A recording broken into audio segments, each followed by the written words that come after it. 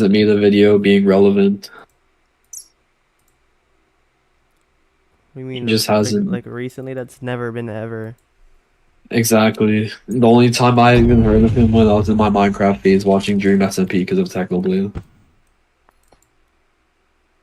Oh no, tasty And we cheese. know and we know that's probably both true for like both of us, that we both only heard of him during Technoblade shits. Yeah, I saw him because he's like I'm a prison guard. Yeah, ha ha. Like Like shut shit, your no one bitch ass cares. up, bro. I'm a fuck and you're also a virginity guard clearly, bro. You're going that shit with your life. Like Librarian, Turbo Warts 1. everyone else probably has a wife. Like, no, a girlfriend, and they're waiting for marriage, and he's been dating her for like 20 You didn't years. even read chat. You suck. You suck. You suck. You suck. You suck. I'm not in your chat.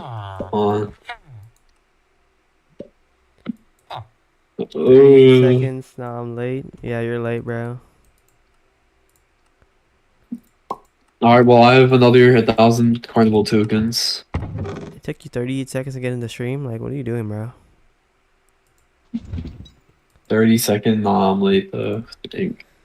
Should I get? Okay, wait. Do I get professional gifter too? Do I get 10% more coins and skill XP from gifts, or do I get trick or treat into the enthusiast? Definitely trick or treat for now, right?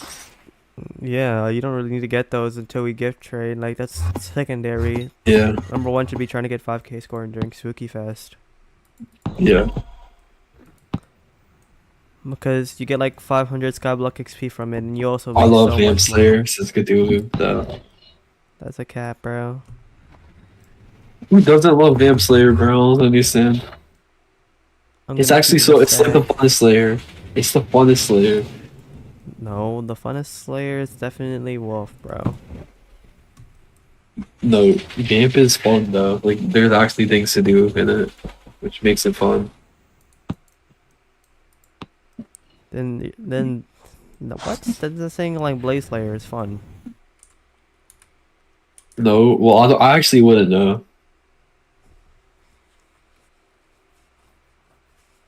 Why do I have 0 carnival tokens? New area discovered. Did I not do it on this profile? Hmm? I didn't do it on this You profile. just said area discovered. Why do I have 0 carnival tokens? I don't know. I didn't realize. Well, another free Oh, I finally 1.5k, got a I suck guess. ped. For real? What do you mean for real? Nice. What the heck? Wouldn't believe me. I didn't. It's only like 500k for this one. Oh, it was 500k for this one. Yeah, because that's a minimum you can sell it for. It would be like 300k. I leveled up farming. Did you? That's good. I'm more excited about leveling up farming. Well, I would be too. You definitely get more coins from it as well. Yes. Yes, I did. Just gonna leave this guy my thing. I don't care. Oh yeah, I gotta go do my e-table after I do this.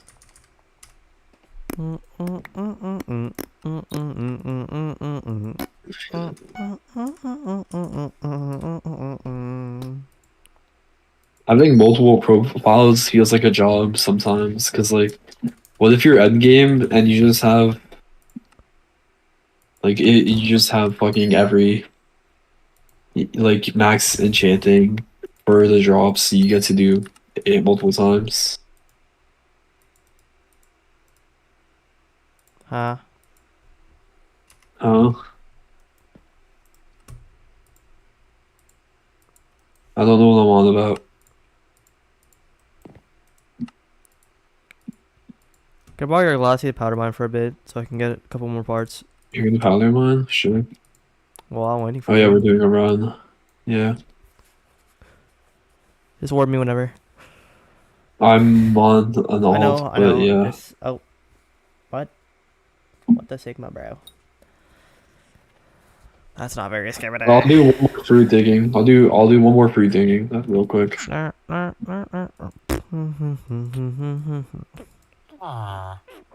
Apple X1, Apple X2. Can I get an Apple X3? No. I'm so close to a hedgehog pet, bro. But man, I'm so self-conscious. That's why you always see me with at least one of my watches. I like how I refuse to like spend money on shit that I can get myself if it's easy enough. I know. Hedgehog, glossy. What else? Skater. Skatha. Is that it? Somewhat, yeah. Alright, I guess on this one I'll buy myself a bag. I'll finally buy the bag. The ding ding ding ding ding. Ding ding ding ding ding. Ding ding ding ding ding. You trade Can you trade that to me? And I'll give you my glossy. It's a good trade. Ding ding ding ding. Octua? Question mark? Can spin on that thing? Hi, that seems logistically sound. I'm gonna give it to this guy right here. Fuck, I wasn't fast. That hurt. And then the twin claws sound has been engraved. Yeah, I didn't even see that. Why? I didn't even Yeah, see Kurt's probably. message. Yeah, it was held for review because he cursed. I gotta fix that. How? How did you give me this? This item can't be traded. What? Please tell me how you gave me this. Please tell me how you gave me this. Please, I adore you. Please tell me how you traded me this item. If I just can you just sell it and then I don't know. Here, just give me a. Oh no. Oh, it contains items. That's why. Huh?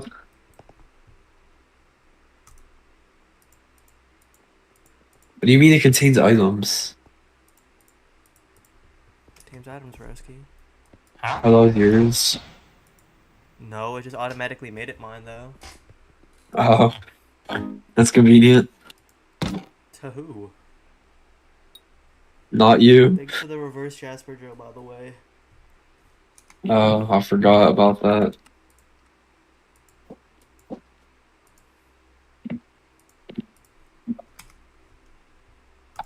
To sit here mainly put them back in because this guy just can't spend. Oh, so you don't want to borrow my glossy?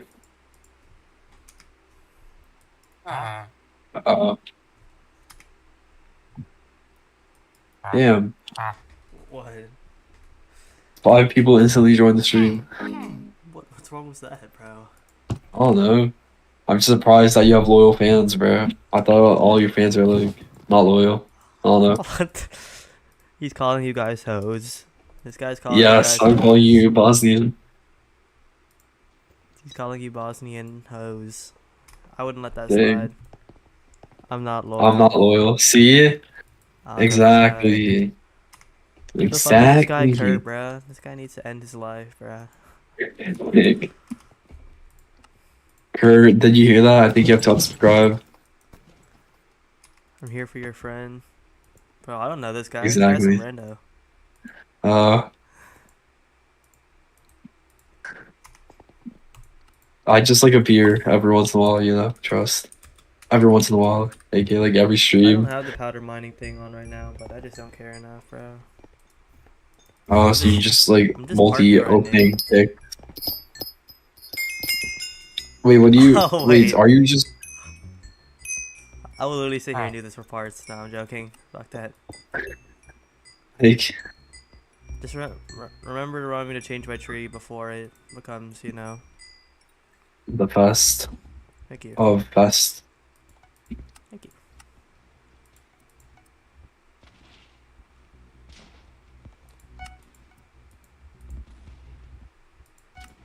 Honestly, Vamp Slayer might be my fastest money making method. It's honestly so good. But after the Rift update release, the prices went down so crazy.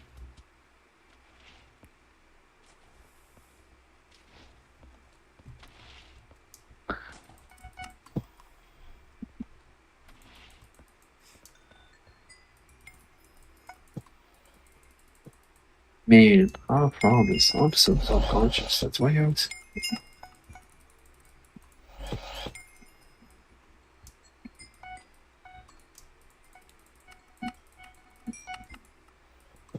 Oh, I just forgot to pop a redstone lamp. sold because of that.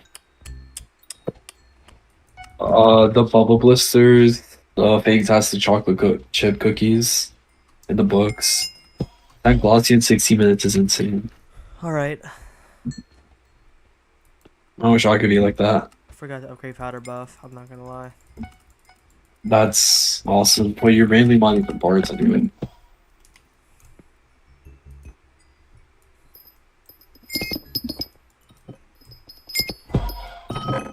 Only there for like 30 minutes solo. I got like 25. No, I got 26 last Fiesta, but I was mining for an hour. So I woke up halfway through. I got 0 last Fiesta.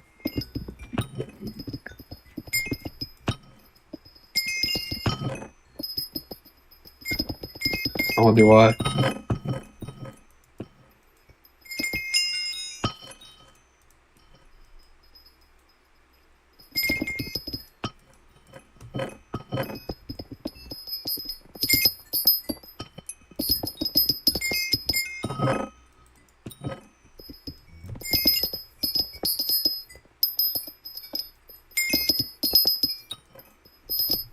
Oh yeah, what did I saw the ping in Discord. What do you mean you finally understood how to do it? I thought I was like telling you exactly how to do the boss. Like, Yeah, I remember vividly during stream and telling you what to do for the boss.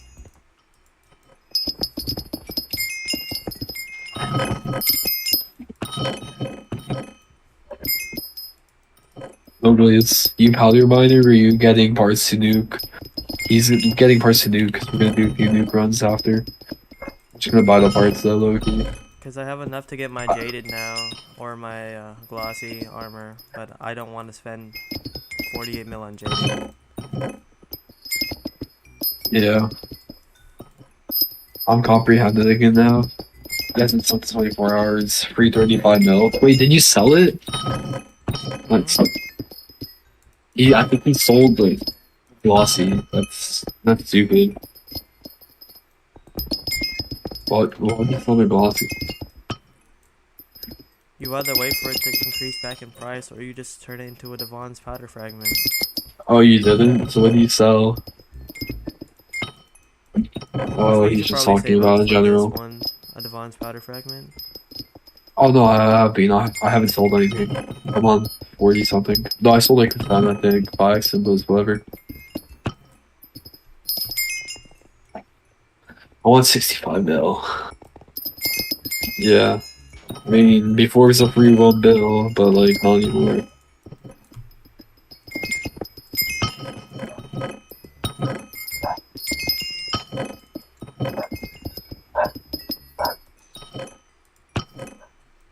I'm already scarred from nuke runs from last time. Why? Because we were sitting here for a while, and then nothing good turned out. Yeah.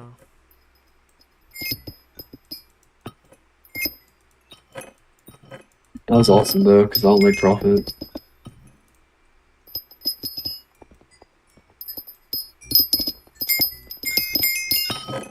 I did make profit, fortunately, but it wasn't that much.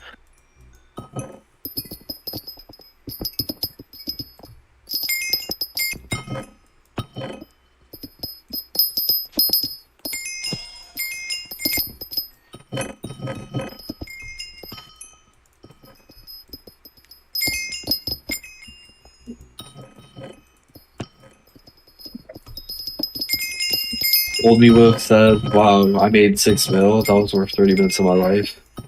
But now I'm just like, damn, that was stupid. You know what you should do?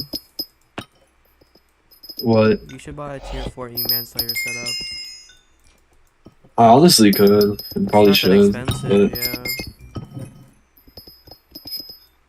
but yeah. You can grind it yourself, not have to pay like 200 mil for carries.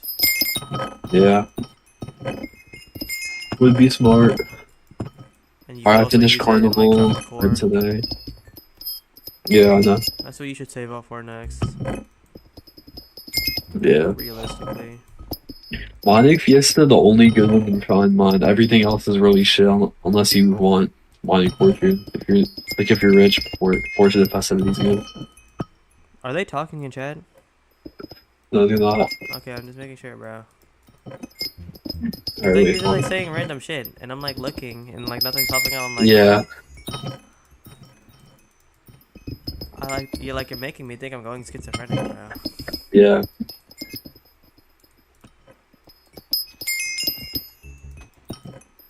Check YouTube, go to YouTube Studio, go to settings, community, defaults, and then you have to uncheck hold potentially inappropriate chat messages for review and turn that off. Alright, so where do I go? Settings, community, So no, wait, go back to the beginning, go to settings. Oh, from where? Where settings? YouTube settings? From YouTube Studio. YouTube Studio.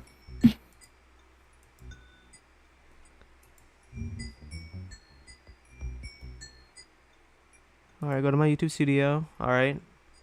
Go to settings. Farming is better than mining. That's crazy. Settings, okay. Community.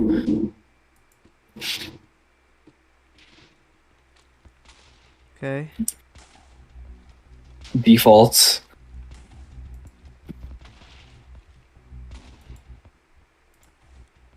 Got it. Yeah, you got it right. Yeah, but now you're gonna have to actually mod if somebody says a bad word. No, I won't.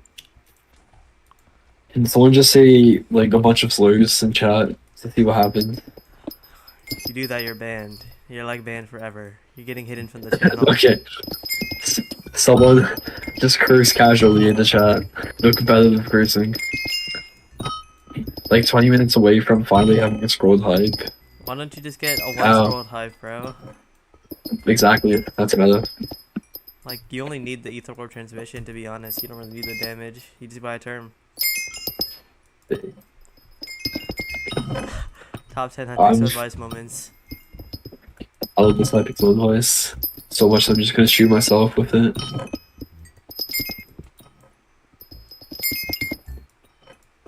I have a term. Hey, come on. You only need a one scrolled hype, bro. Unscrolled hype. He has an unscrolled hype. Why would you buy an unscrolled hype? You could have used that money to invest and make more money. Because unscrolled hype was maybe he's Iron Man and he manually grinded it and he's grinding the money to open the chests right now.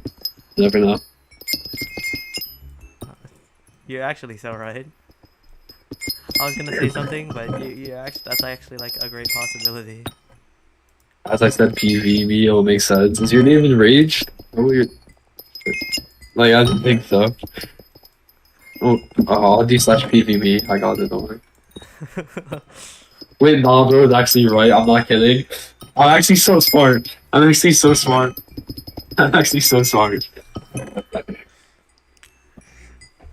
God, like, I wasn't even thinking about that. You're actually a genius, bro. I just was thinking, bro. I put on my thinking cap. What's your the one username? time you actually use your brain, bro. I lost it. Not all the other times, though. But this one Clearly time not. specifically, that was pretty cook-worthy, bro. I'm not gonna lie. Exactly. What is Rainbow 3 even about? Huh? Alright, I'm gonna set up the nuke runs while you do that. What is what even about? Rainbow 3, like the book from the Fiesta from a while ago. Like the year 300 event. Oh, it makes sheep, rainbow. That's very necessary. I gave mine away because I could not care less. Oh, 540 of them. Yeah. Which shows why the prices are just so low. Yeah. Let me add you both. I'm nearly at 100 pages of friends. Damn. I had 90 from when I played PvP, but I removed them down to 6. I'm not gonna add you, bro. I'm like Mr. Brown type shit. Hey, Mr. Brown, what's the quote of the day?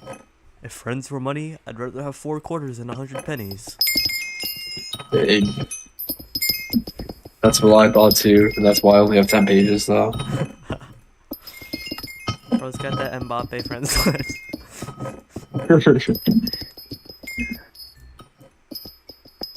My name is Green Chocolates. My name is Drake Kid Fiddler 68. Oh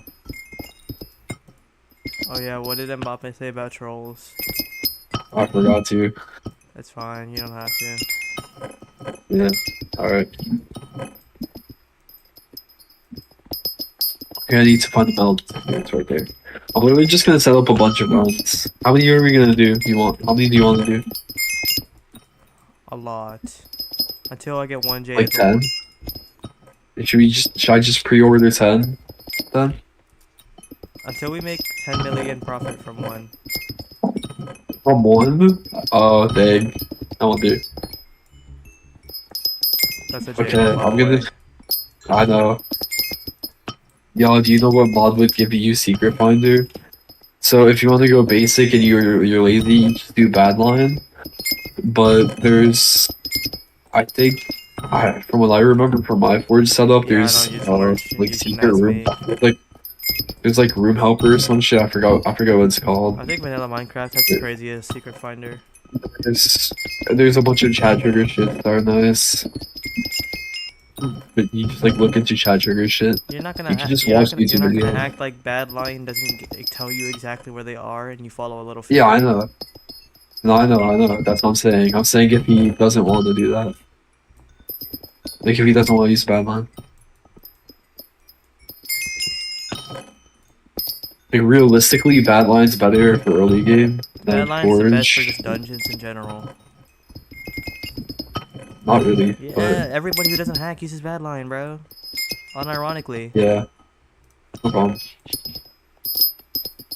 And people who hack are just maggots with an F. Lunar client, best client. I used to be a Lunar main even on Skyblock, I'm not gonna lie. That's because you're weird. Exactly.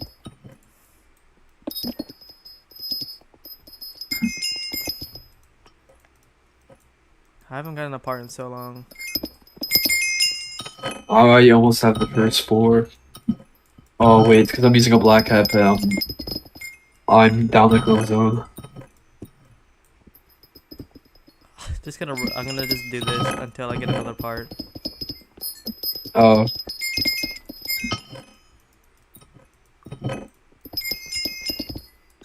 The Lunar does have Skyblock map. Do they really? I mean, they had some when I played, but they had like nothing. 1,047 today? He's not doing 1,047 today. He's at 990 today. No, you didn't. You not hit 1,000. That's the most outrageous shit I've ever heard. I've ever heard, bro. Actual, like, outrageous statement. How many did, like, how long does an F7 take? I just realized. 5 What? to 7 minutes. So 5 times 1,000. There's not 5,000 minutes in a day. Oh, hitting 1K today.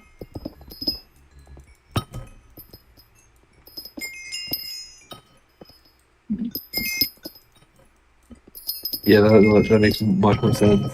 I feel like in my life.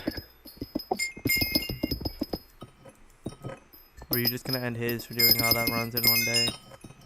Yeah. He's like, alright, it's 12 a.m. Get ready, party. No downtime allowed. No TT. Their sack has like 1,000 pieces of armor. I haven't gotten a single piece yet. Today, bro, said Sheriff. Why is he wanted it so badly? If I get a Devon's alloy, I got you, bro. Like, we'll wait for you and shit, you know, trust. We're gonna wait after he gets in the Von Alley. Nah, he's just gonna have to be there, bro. If you miss it, that's on you. Where? Same thing with the Skatha. I screened when I got a Skatha. You miss it, that's on you, bro. Exactly. I like how I've unironically been there for almost every single Skyblock stream you've had. Even the ones where you weren't here. You were still here. Exact. No, like, half of them I genuinely was, because I was just sitting here on the phone. Not a single part is blasphemous, bro. What the fuck? I've only got one part. This is so sad. This is genuinely sad. I thought I got a part on the ascension rope. That's Just warn me, bro. You can have your throw back. I'm done. Fuck this shit. for real. Wait, let me set up some more runs, bro. You just like come take your shit real quick, so I can set up some runs. Yeah, sure. Does this one have key? Key Guardian? Does it have all I of them? don't At think least? so. I haven't checked yet. Loki, should I check? I was just setting up runs in this lobby. I didn't really care. I just went to the Valence.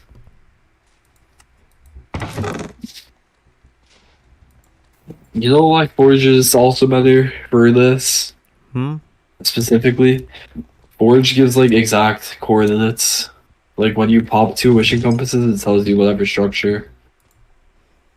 Oh. So like that's like Skytails, what you were seeing. When we were queuing with Frederick, yeah, that shit.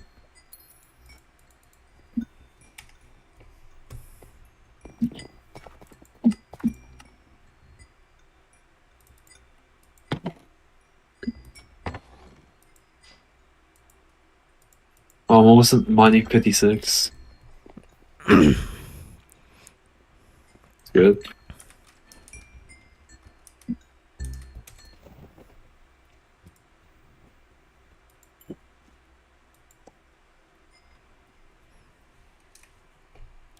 I only got enough parts for one run. That's kind of annoying. That's. I mean that saves you a mil. No, It's got a ton of dupes though. that's good.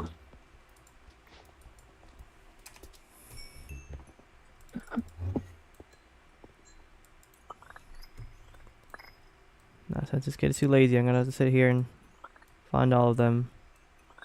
I'm doing it right now. I found Precursor. You died and lost 604 million coins, Curse of Green. What? No, he didn't. That's just a lot, right? No, he didn't.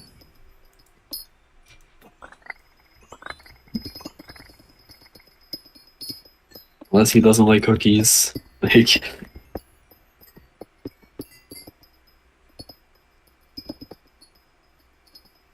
I screenshot. If you have screenshot, that's just sad. That OCX low-key is value. sad. You have what we're building towards just lost in the void.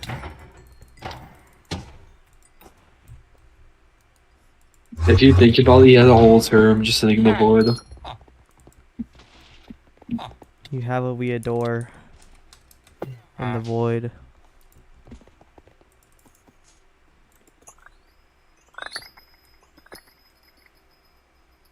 Should I just kill myself at this point? Oh, Spooky's back. Honestly, if I lost 600 mil, I'd quit. But I'm also broke. Bro, 600 mil is 600 mil. What the fuck? Even rich people would kill themselves after 600 mil. Yeah, I know, but especially me.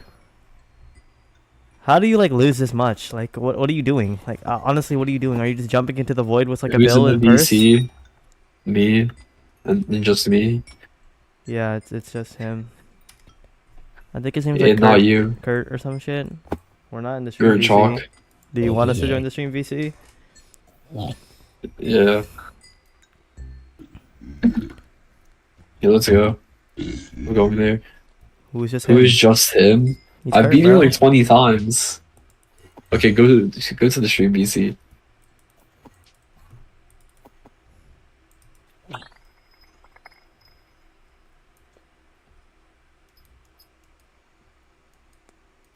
I dropped my Devon into Ghost.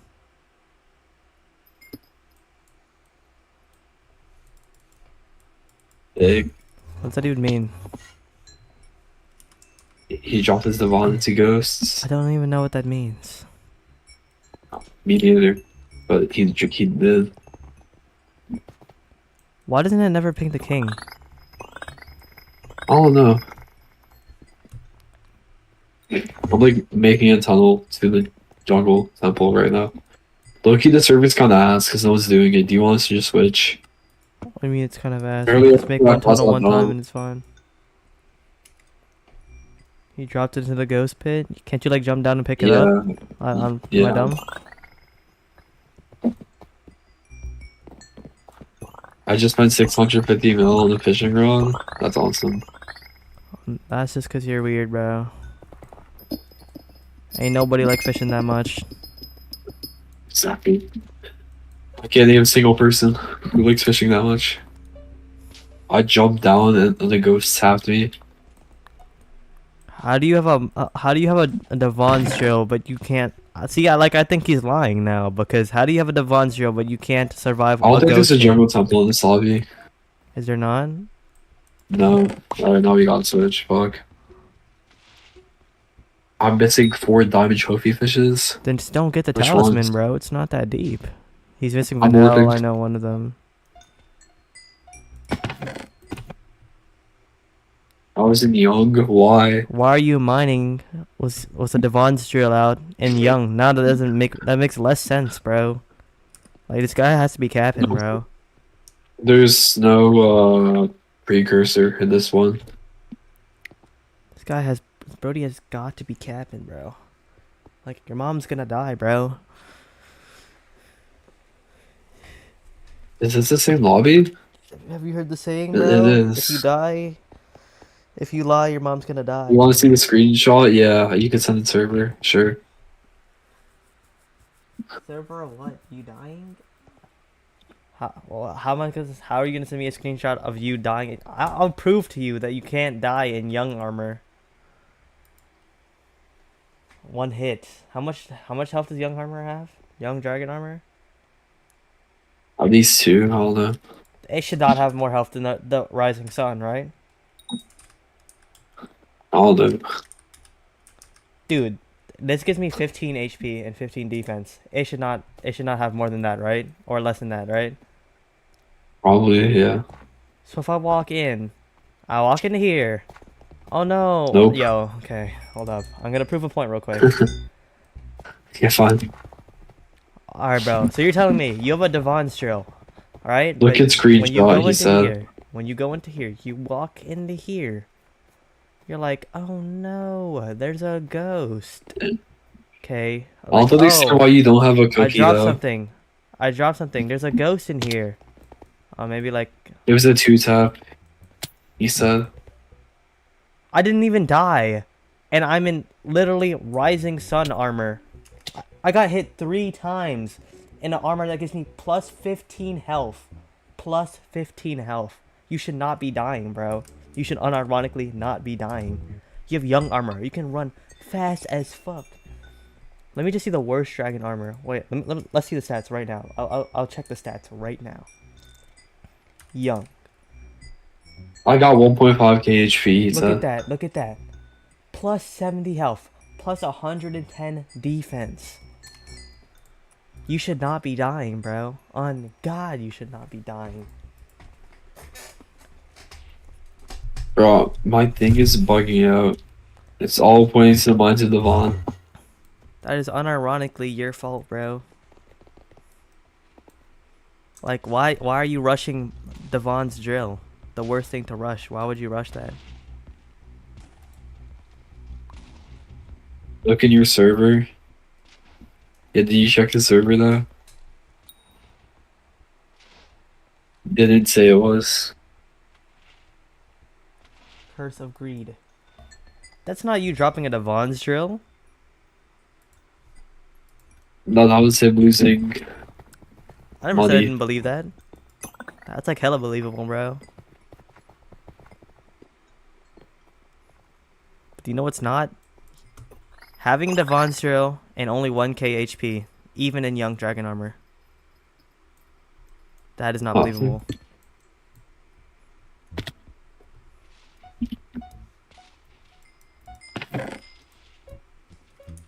Are you gonna tell me that sounds believable, bro? When I took 3 shots in an armor that gives me 15 HP? Like, are you gonna tell me that's believable? Unironically. Are you gonna look me in the eyes and tell me that's believable, Levy? I'll do. Are you still doing Mine to Devon? Huh? Are you still doing Mine to Devon? What do you mean still doing it? Weren't you doing it last time? Yeah, Earlier? I have to continue. Uh, I have everything in this lobby so far other than goblins and bow. You can see my armor and the SS, my HP. How do you have 700 HP though? Oh Like god, how do you have that much HP in Young? Young gives you like it. Young literally gives you 400 HP bare minimum without growth. I'm more concerned how he has like even in no armor that little HP. Like, did you IRL traded the Von drill? I don't understand. And 1 billion coins. No, because unironically, if you dropped an alloy, you would still have to have a titanium XX5, bro. So, like, did you IRL trade? Your stats should not be that low. I want to know how you got a bill of coins first of all, nonetheless. See, Kurt thinks it's suspicious as I do. See, Yeah, see, exactly. see. He dropped an alley 1.7 bill. Yeah, 1.7 bill. See, like, I'm not crazy. I'm not crazy. Another bill in your Thank you, purse. Kurt. Yeah. Please, thank you, Kurt. I'm not crazy. Please tell me I'm not crazy. Thank you, Kurt. Oh my god, thank you. No, you're like, I was like, I don't know. A 500 mil coin drill took out the 1.7 bill Yes, drill. that's what I'm saying. Yeah. Oh my god.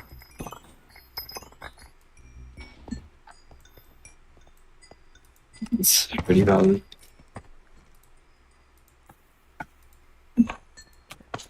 And this Alright, guy just has I'm fighting Val 400. This right guy just now. has 400 HP. Oh, you're fighting Bell? I'm about to. I'm like, Alright, I'm fighting him. go ahead. He's towards jungle, I think. He's like on the jungle somewhere. And you bought young armor, not superior. You got 1.2 bill. I mean, to be fair, some people do use young armor for shit. Yeah, but the But fact with that that he has much money to use max 400 sword, health though. without young armor, that does not make any sense, bro. Please tell me. Yeah. Like, make that make sense for me, bro. I forgot to refuel my arrows. I'm dumb. I'm at his core. It's 450, Do you not see me 54, right here? 350. My bad. Oh. You deserve to lose 600 mil for poor money management. On some real Yeah. shit, bro. Like, I literally thought I was going crazy, thinking of, like, that should not be possible, you dying there. Did you hit him? Yeah, you did right. Yeah. Making sure as I beat him.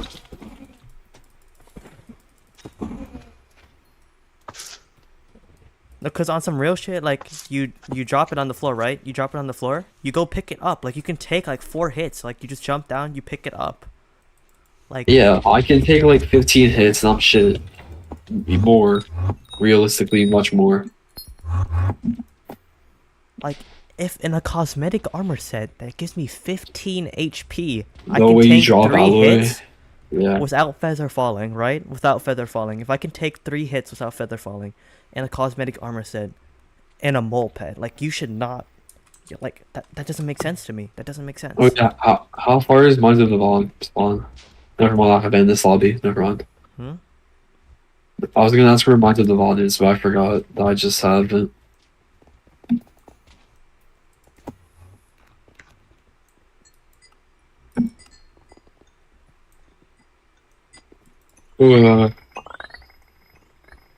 What, we just exposed the guy for IRL trading. Well, you already lost all his shit anyway. It doesn't matter. Big. There's no point in IRL trading if you can't use half the stuff. Yeah, that's true. He's using like Frozen Blaze Dagger or some shit.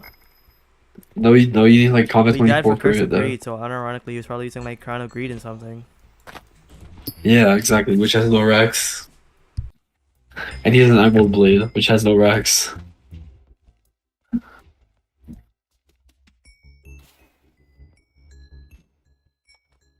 It's kind of suspicious. Not gonna lie. That's PB server. Let's see.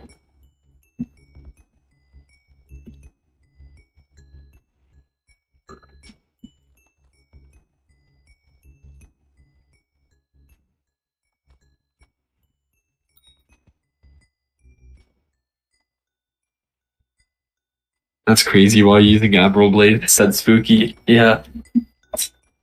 In the Discord.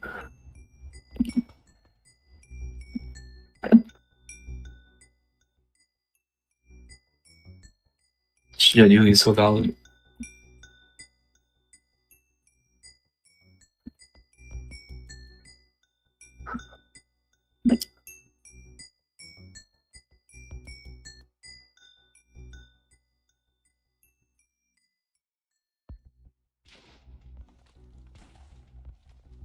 Okay, Goblin hold out. Woohoo. Oh, Queen's on spawn. Exactly. I should have asked for his username. If you're still here, what's your username?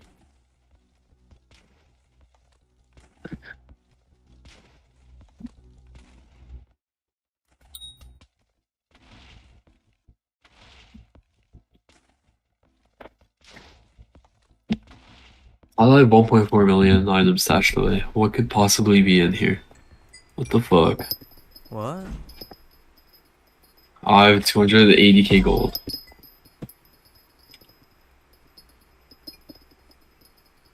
Bro, a Dark Claymore does more damage than an Emerald Blade.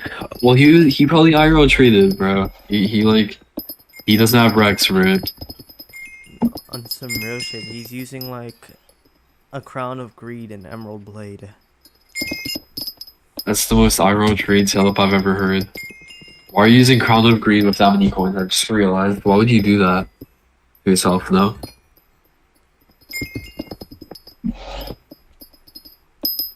should have asked him for his IGN, bro. That's what I was gonna say. Bro, even IRL traders have more IQ than this. Oh. Alright, first run, I got nothing. Hey, this is a good lobby though, I can speedrun another. But people say GG. Did you drop an alloy? No. Someone dropped a prehistoric egg that turned into a common armadillo. I'm doing bell again, by the way. Oh, never mind, you're doing jungle. Oh, I'll do that too.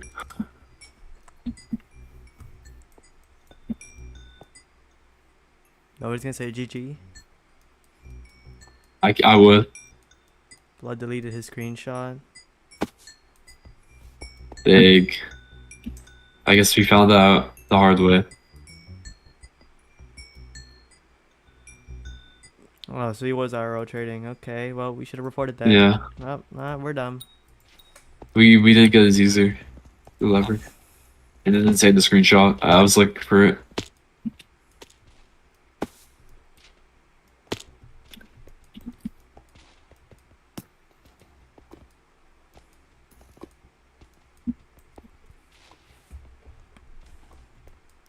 That's insane to me. What? How an IRL trader goes in here, says I just lost 600 mil. Maybe like research anything, it's a Skyblock. I think he's more upset that he lost like, what is it, 100 mil for Like, $5 or something like that? What did they usually say in the hub or the housing? 100 mil for 349 around. So what do you lose? Like 1.7 bill Like plus 1 bill. $16. No, he bought like 3 bill around. Well, yeah, he bought like $100 worth of it. 1 bill for $30, and What the fuck? We're playing this game all wrong. exactly. I'm switching my playstyle, guys. Switching my playstyle. I'm gonna sell wooden hose on the auction house for and get 1 billion. All billion coins for some reason.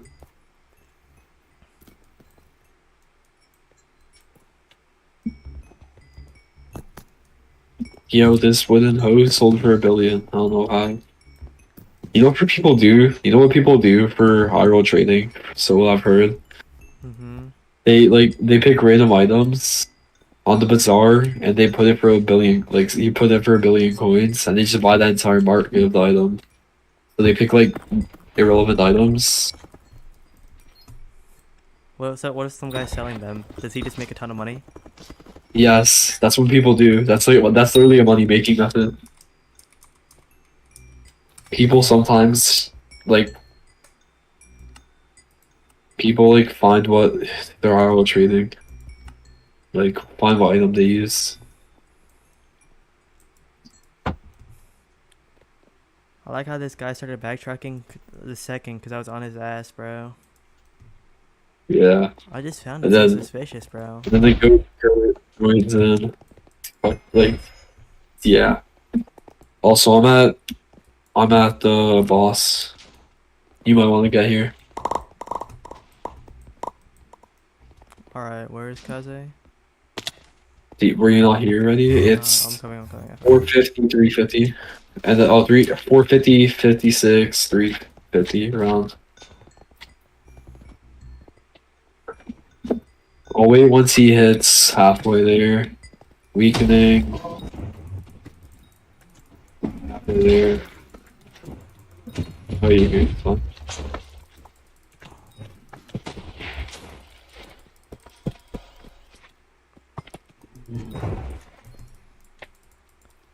I just don't understand how this guy wouldn't think that a pro such as I would, like, recognize IRL trading. Use your term, he said. Yeah, why don't you use your term? Oh, you forgot to buy arrows. I remember he said that. I refuse to buy arrows.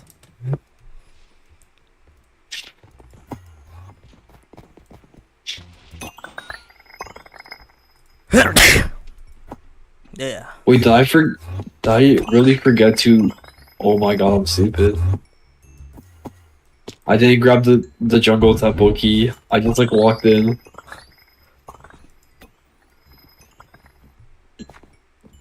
You might be the goat. I might genuinely be the goat. Let's see if is the door still open? Yes, it is.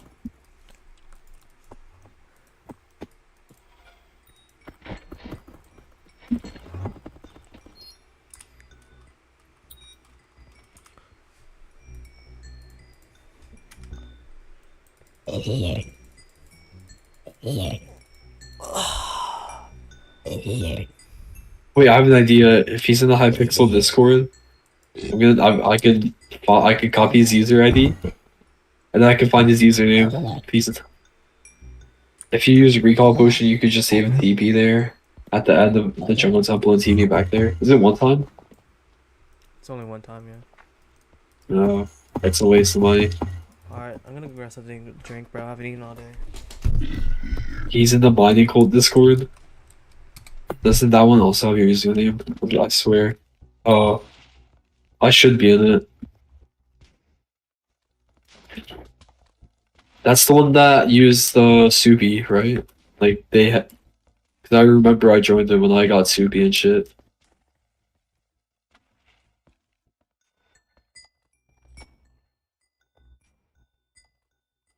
I'll check. It's made by Blue. Yeah, I feel like I remember that server from when I started installing like all the chat trigger shit.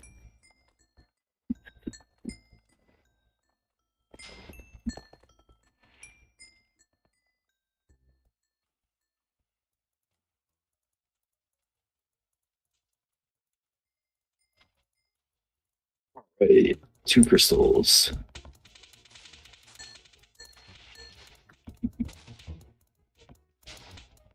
Alright, well, he's be right back. I'll check.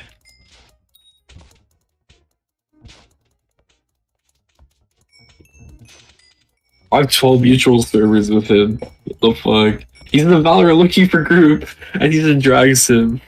Ragbot, Skyblock extras. The Ragby. Yeah, he's in Soupies. Mining Hold. Ragby. Okay, Ragby. Dutch PV, Ragby.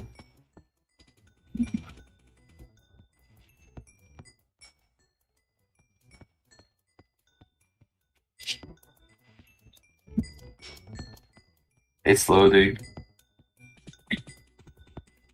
Big Hackbook. Somebody will be right back.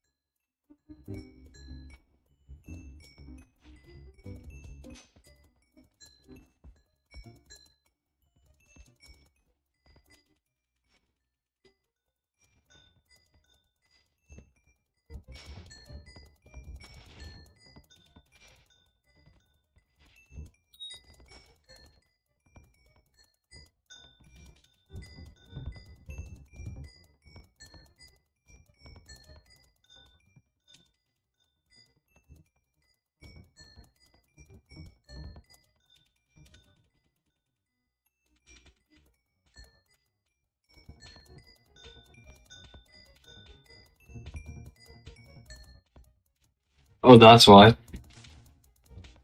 You found his profile, not the RO trade one. Rag B. Yeah, I couldn't find it. It load. 1.2 billion was.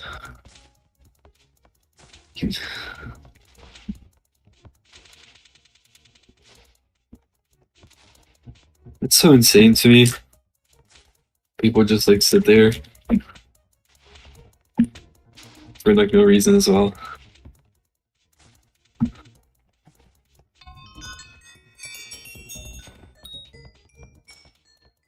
I lost 620 mil. I wonder why. He's on right now. Is he? Oh, he is. It's on like 57 minutes.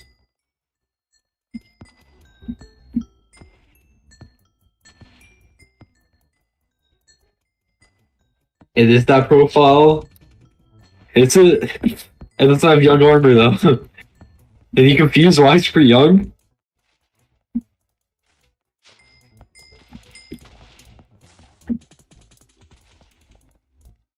Wait. It's PV Rugby. Go look at his purse. What are you on? Are you on the /PV or is it? Or are you on like Sky?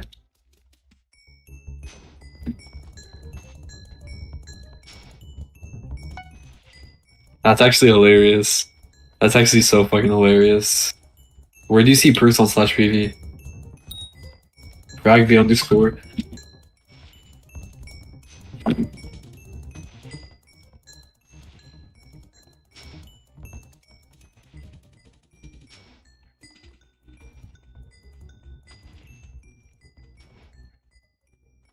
That's actually so funny to me.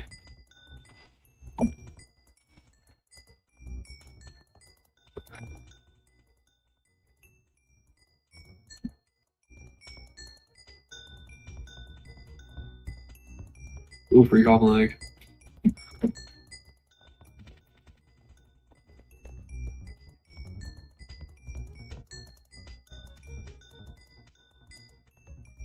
Actually kind of hilarious.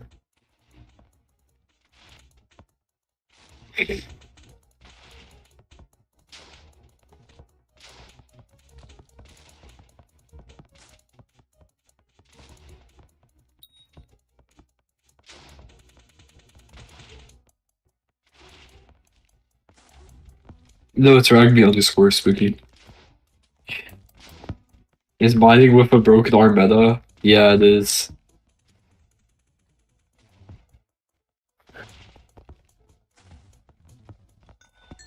I mean, it would be better if this guy came back, but. Ooh, Devon frack.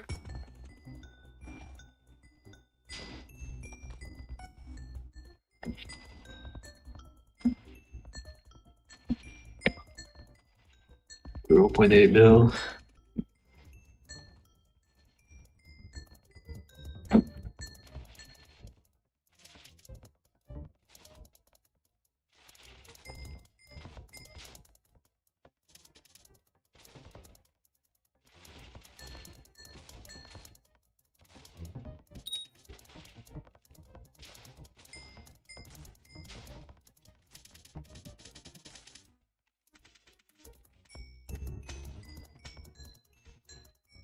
He's muted.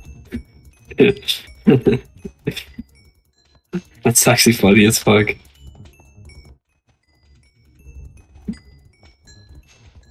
I'm also muted, but that's besides the point, you know?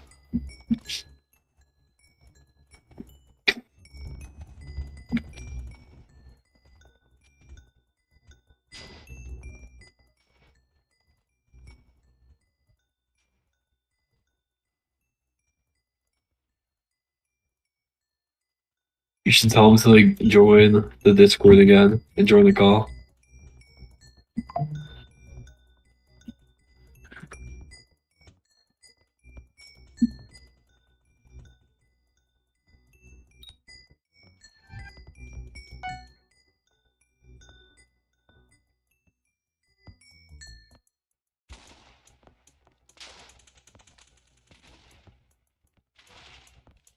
Because it's funny. I don't know.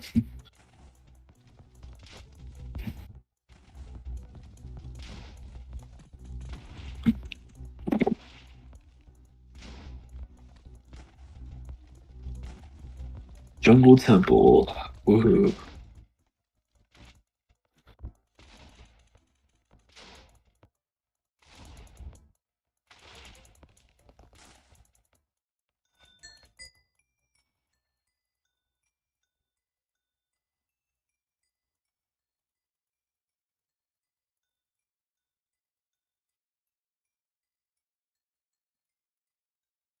Hi, hi. Yo, what's up? I, li- I like how the streamer is actually just AFK. So I'm just like calming. I don't know where he went. He always does this, but like he'll be back eventually.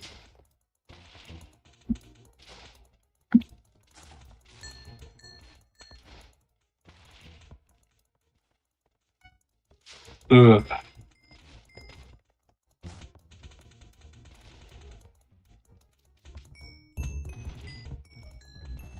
Yup. We're doing nuke runs if he was here. So yeah. He's trying to get Jade rolls for his fucking glossy mineral armor. Because he just doesn't want to buy anything for it.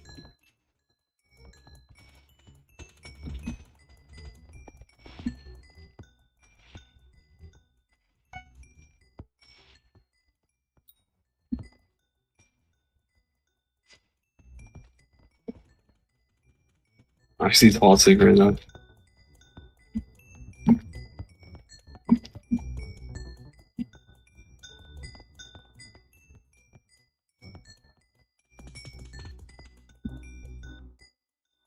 Uh,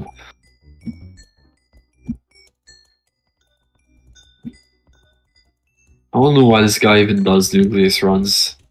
Like his luck is gone. He dropped the Devon's alloy at 7 runs and he just hasn't got a single thing ever since.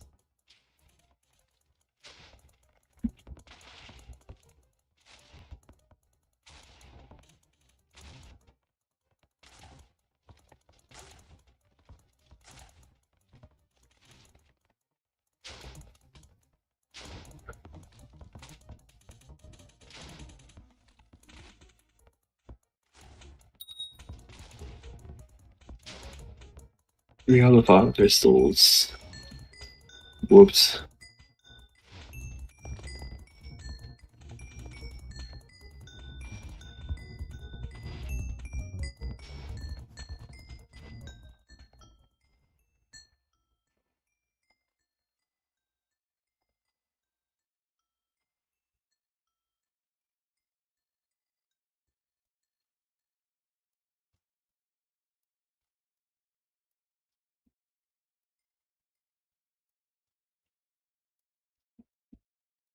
Yeah, I'm just Diamond Axe. Woohoo. I love this.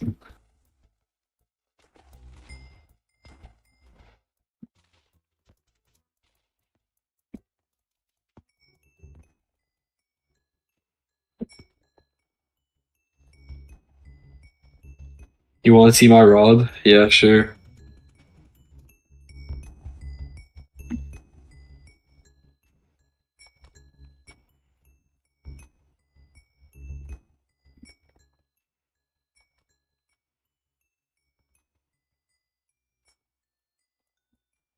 Visit, alright, bet.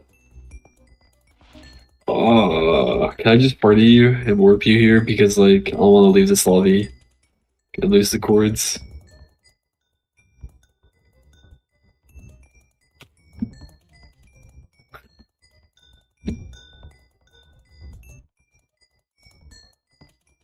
I forgot your username. Not gonna lie.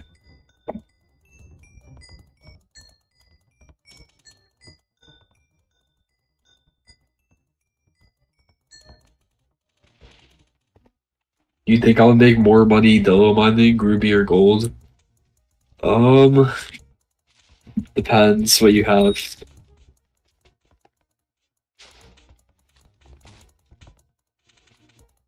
Like, what's your setup? Oh, Cthulhu's here. Definitely not Max Fortune. Then, wow, nice flash one. Oh, damn, you have a dollar roll on it too. Full Devon, Jaded, just pristine slot 555. I mean, yeah, I know that's crazy. What the hell? Flash one. Where's the gemstone slots? Oh wait, you don't need WC creature. I forgot. Yeah, I'm stupid. Epic Scafa. You should probably powder mine for a bit. And do like you should do the next Fiestas for glossy mineral armor, and then you can gold mine 100%. And also get a goblin. Wait, where's my rod? Mine's peak. Trust. Oh, you have glossy? Yeah, you should probably just like I don't know. Oh, you should have another one. That's awesome. Goblin? Yeah, do you not have one? You better have one. Like, I'm just naming shit you need.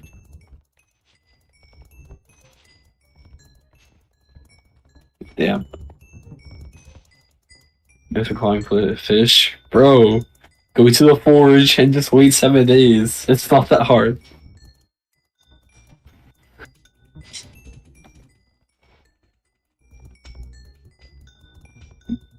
It's all luck. How is it all luck? Are you on Iron Man? Like,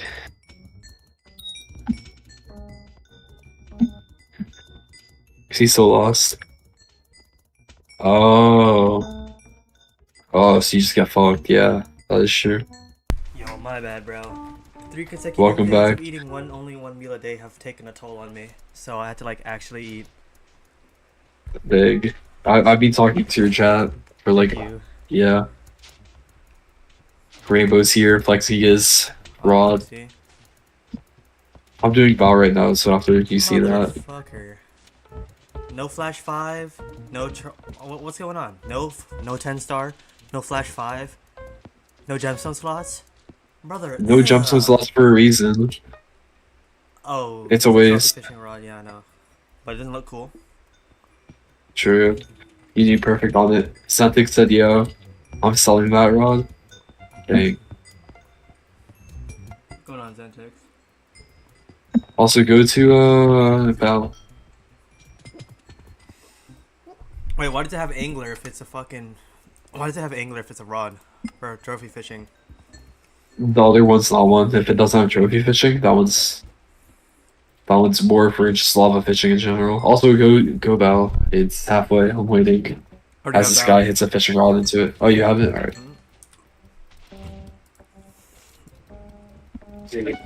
Yeah, because people love fish in general as well. It's not just trophy.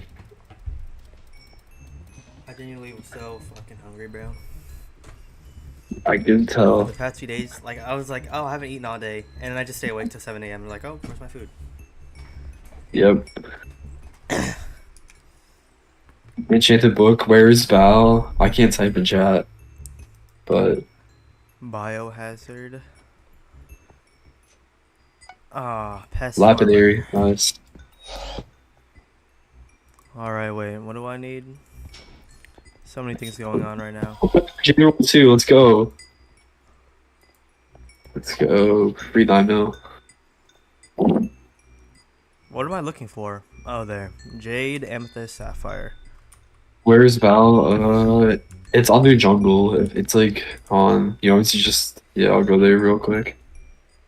You're gonna have to like listen, because I'm muted for telling Ambros to kill himself. Why are synthetic hearts so expensive? What the fuck? I don't know. Chords are 432, 50, 357. I never said they weren't profitable. They've just been hella nerfed to the ground. So it's like mad unfortunate that you're getting into it now. What do you mean it got nerfed to the ground? What happened? The drops, like they became lower. Like Oh, slugs used to did be they? 15 mil, yeah. You used to make profit from a normal slug, dude. Damn. Now you don't. Now it's worth to just go to George and sell it because it's the same amount of money. 500k is an insane amount of money. Not trust.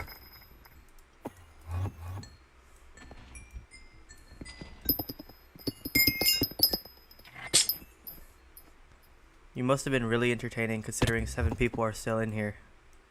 Yeah, it's Skyblock You for must have like been. yeah, You unironically must have been super 7. entertaining, bro. You're 7. Like when you came back, people left. I think you just need to leave. Oh, my bad. Yeah, You leave my own fuck stream. the streamer. It's just me. Yeah, Oh, my bad, it's bro. because we were doing.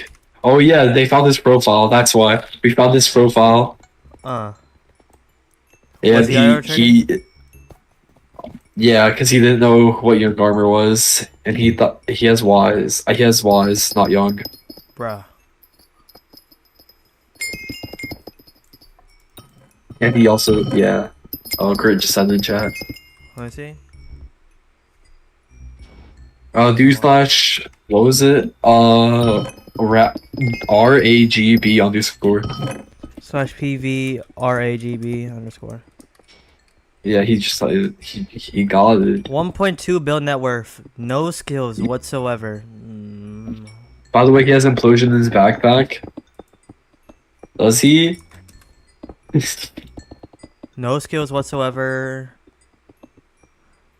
Mining was a mithril drill. Okay, he's doing nuke runs. With 0 of 7 done? You know what he's been doing? You know what he's been doing? He bought a divine stroke thinking it's the best drill in the game. He couldn't use it. So he's doing nuke runs to level it up. The hot M. Oh wait, that's actually insane. Because he doesn't know how to properly level up hot M. Like, commissions? Yeah. No, he's been doing nuke runs. Yeah, because he did like a single one. And then he dropped his then divine he didn't skill, get- so I don't know what he's doing now, but... Jeez, I mean, retarded. he is online. No, he's still online, right? Yeah, but I told you, he bought around like 3 billion coins, and his net worth is only at 1.1 now, because he lost half a bill, and he lost his Devonstro. So yeah, he literally just bought 3 bill. Probably. Bro wasted $100 on Skyblock, the fuck? For the job. Wait, actually, he probably has a job. It's just like No, he if doesn't had a use his money well. No, to get hired, you need some sort of intelligence, bro. Even to be like a That is cashier. He bought a crimson set too. Did he? I didn't even see that. I told you, bro. He's an IRL trader. Like, I'm just that guy. I snagged it out instantaneously when he sent the chat message. Mining 27, which is the easiest skill to level up. I was like, wait, why is he using a crown of greed? I'm like, so I caught on instantaneously. Like, why are you using a crown of greed, huh? Because people would use Warden Helmet if they're that rich, you know? Like, what? Yeah. Also, he has combat 24 on the dot. So that says something. Damn. Because a lot of shit you need username, 24. Bro. A 4-letter username. No, 5, because that's underscore. Well. 4-letter usernames aren't bad. I had 4 accounts with them, and then I sold them for like $100 in total. Those crimson boots. Are they god roll? Let me see. Yeah, Spooky's asking you to PV him, and look at those crimson boots. Oh, you already got it. Crimson Owl lowered to 22. Did they?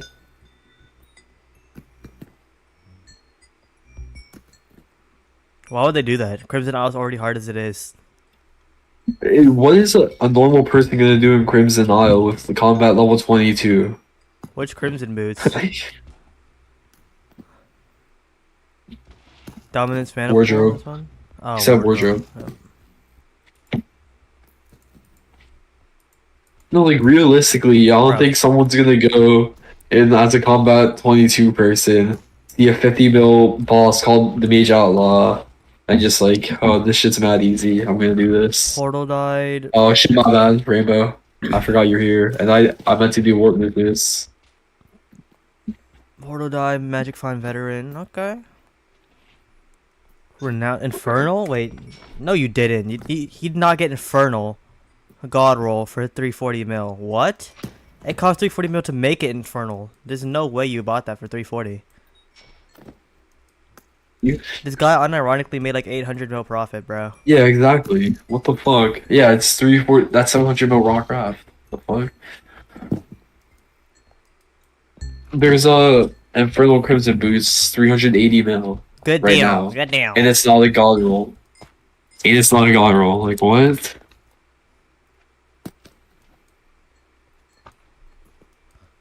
I'll give you 350 mil for those boots, bro. So you'll make 10 mil profit on some real shit. I think that's a Big. steal, bro. 10 mil profit, like greatest low ball of all time? Question mark.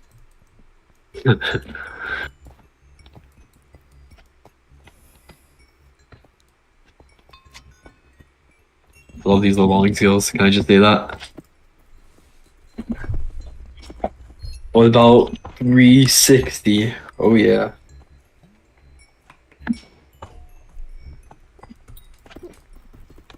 Do you even have 360 to your name, bro? No. Of course not. Oh shit. Should we like report that guy for IRL trading, bro? Probably, yeah. I mean, do you want to? Probably. Slash WDR ragby underscore. Cheating hacking. Oh no. Oh my Jade Old's finally sold. Right. Oh, you got one? Yeah, I told you that. I just wasn't weren't listening. listening. Yeah. Yeah. He's hacking. He was hacking. What's teaming? Bad skin stats Why would boosting. you waste $100 Yeah. on a game just to not be good at it? I don't understand. He's also chat muted, by the way. Yeah. I current partied him earlier. It's kind of funny.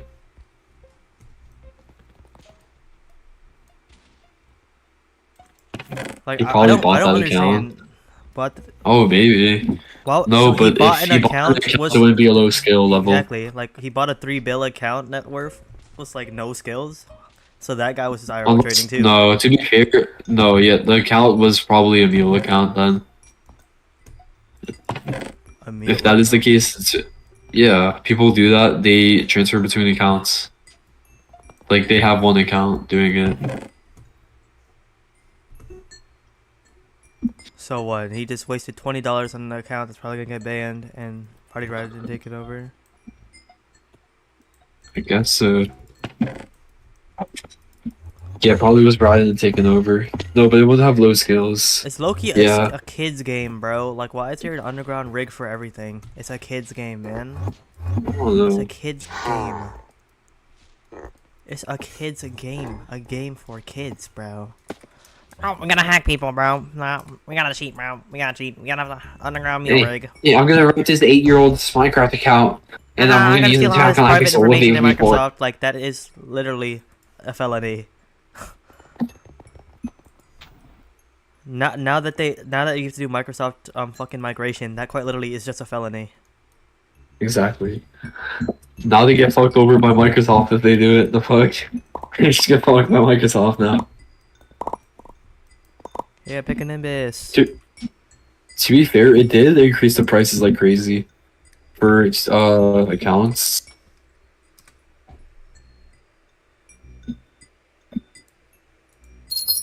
Like, I remember I bought like 6 accounts for like $2, $3 in total. Damn. Not full access, but still. What do you mean not full access? So they give you, like, there's 3 levels. There's like semi-full access, non-full access. Like, non-full access, you don't get email, you just get password and name of the account so you can log in. And normally they're shared with other people. Semi-full access, I'm pretty sure you get the email but not the login to it. And it's not shared. And full access, you get email, password, username, private account, like all that. You just get a whole up Minecraft account. Huh? You just get a whole ass Minecraft account. Yeah, for like $4. Back in the day, it was like $4. I'm not sure how much it is now, but yeah, Why would anybody ever just buy Minecraft then? exactly. Because most people who buy Minecraft are kids, and they don't know about fucking underground Discord fucking RAN operations. Not even Discord RAN operations, there's sites, but they're not gonna find it, you know? Huh. I mean, if they were smart, they would. Like an adult probably would.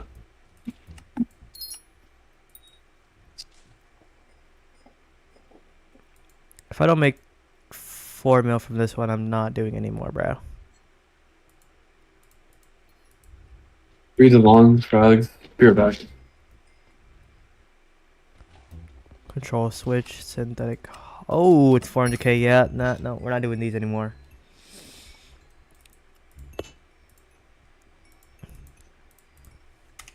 Do I even have a key?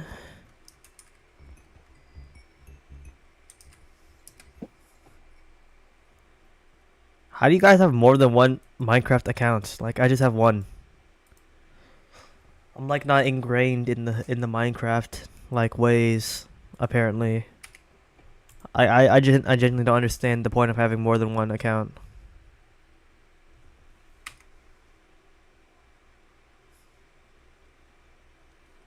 You mean your 200 mil purse is worth it?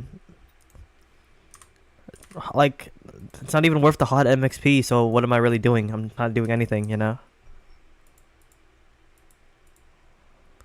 And I grinded for this 2 mil purse, like a G.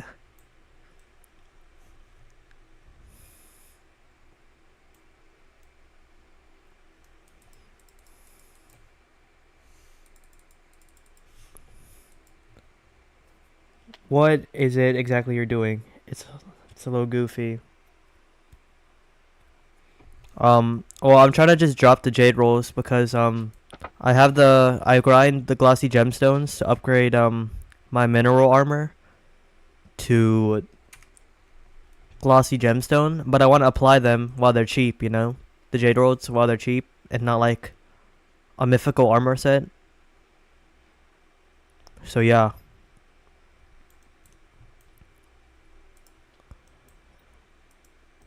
But that shit costs bandos. Jade rolls are like super expensive right now. They're like 12 mil per. I'm like, fuck no, I'm grinding those myself.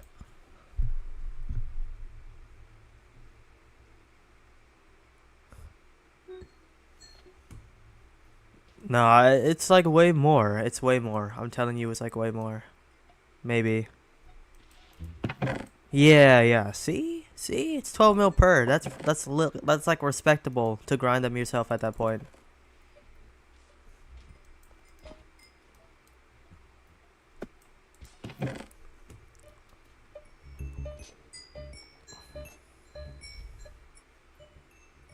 It's 9 mil. Did they drop?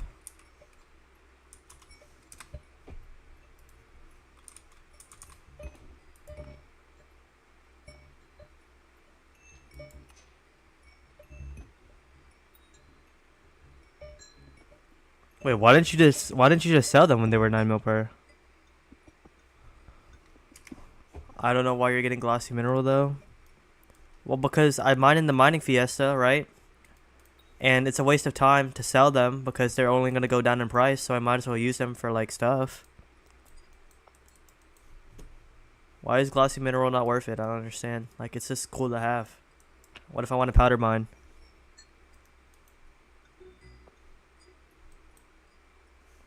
Who said this is about the money, bro? I could easily buy a set right now if I wanted to.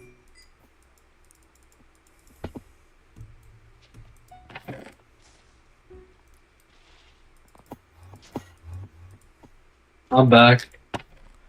Gemstones make more for you. It's gonna get classes, so it's about money. He thinks I'm doing this for the money, bro.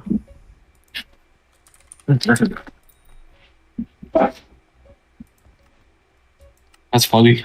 How many of these do you need for the armor set? What do you mean? I was 24. Oh, wait. I think it's 32. No, it's 24. It's 32, yeah. It's 4 mil. Should I just grind them myself during the event? Do you want? No, I think I'll just like grind normal glossies and then buy it when it's super cheap. Yeah. How much are they? Like 170k per. It's like 4 mil. I don't want to waste 4 mil on that shit. Exactly, it's what the Skyblock is, bro. During Fiesta, they were like 150k per. So back down you to got 9 that. mil, so I might just buy it now. Yeah, because I sold. I was fighting someone. For one. They sold offer. I'll do it after this one. After this run. Okay. This guy's saying like jade is not worth it, but like, what do you mean it's not worth it? I need a powder grind still for 40 mil powder. Like, that's gonna take forever. Mm-hmm. And also, I need a gold mine eventually. Like, what? Yeah, eventually you need a 100 mil collection. Mm-hmm. 40-year-old power does not say that one. I mean, Bro's like, yo, 40 hours is not that long, bro. 40 hours is not that long, guys. I got I have a 900k life. without memory armor at all. You know, like when my arm heals, I'm gonna have a life to live. You know, like Exactly. it's Like not right now, right now. I can afford no lifing. But right now, I'm only playing Skyblock as he is. But once his arm is back, we're probably gonna like do diversity again. W diversity higher. Yes, bruh. How much playtime? I don't know. I got an 11 bill net worth and like 900 hours of playtime, so you can suck it if it's less than that. Like 600.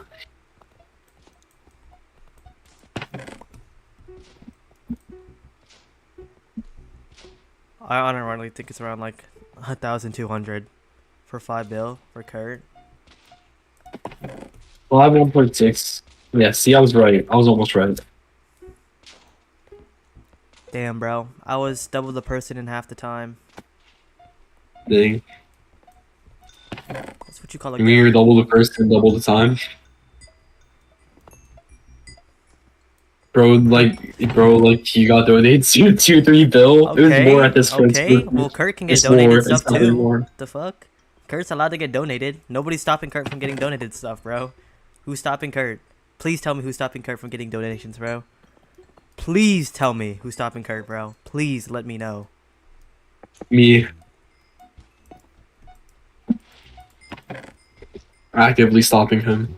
You're actively stopping Kurt. Breaking his girlfriend off. Why? What? What's happening in Hypixel chat? I have 4 bill on Iron Man with 400 hours. It's kind of sad. That's like saying I play Skyblock. I don't know what I'm on about. I'm not gonna lie. Where's all the hate coming from? Where's the hate? I'm just sad for you. I feel bad for you. Like, if you're gonna try hard a game, and maybe a game that makes, like, you know, like, money, like CSGO or something. No, CSGO is like, I don't that's know. a different story. I don't know what makes money. I'm just saying. Like, Up on, I'm gonna make you very happy. League of Legends, bro. Yep.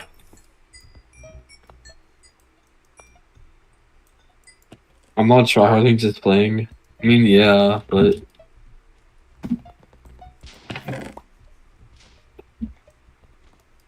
I don't know who you're trying to lie to. There's like 6 people here. It's fine. Like, what? in my opinion, Hypixel Skyblock isn't like that fun. Like, I only play I've because had this all guy's a 4. broken hand. I only play because it's the only game I can play. What are you gonna play when we can? I don't know. Find out. Yeah. Honestly, Roblox games are really good. No, I enjoy they're not. Roblox more than He's capping, guys. I'm so sorry. I'm so sorry that you had to hear that. He's just capping.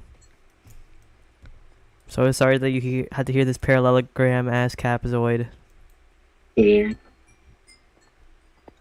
There are some good Roblox games though.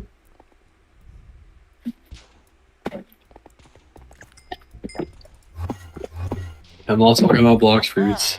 And also, wait, he's talking about that. He's talking about, oh, you got donated that. Bro, most of Swiffy's net worth is contraband, bro. Like, Most what? of all the streamers are Contra.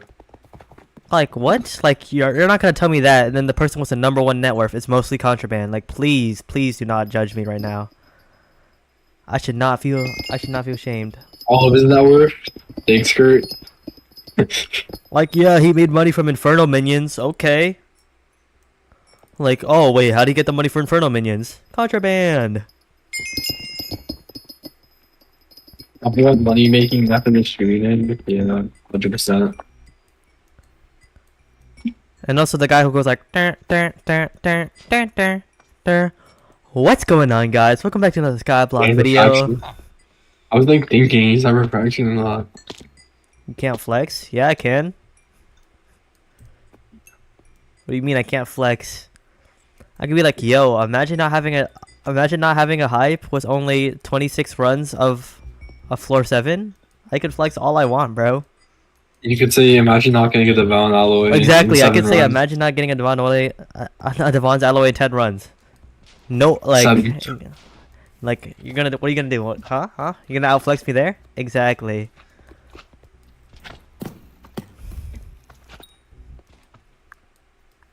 Like nobody's gonna flex. Nobody's gonna flex on that. Let's go alloy for alloy, bro. Huh? Let's go run Yes, for run. I can. Let's go run for run, bro. I got implosions on my 757. Okay, Yeah. is implosion 1.7 bill? Ooh. I have 2 functional Wait, 2 functional arms, arms and you still can't drop a Devon's alloy in your 10th run? Ooh. Ooh.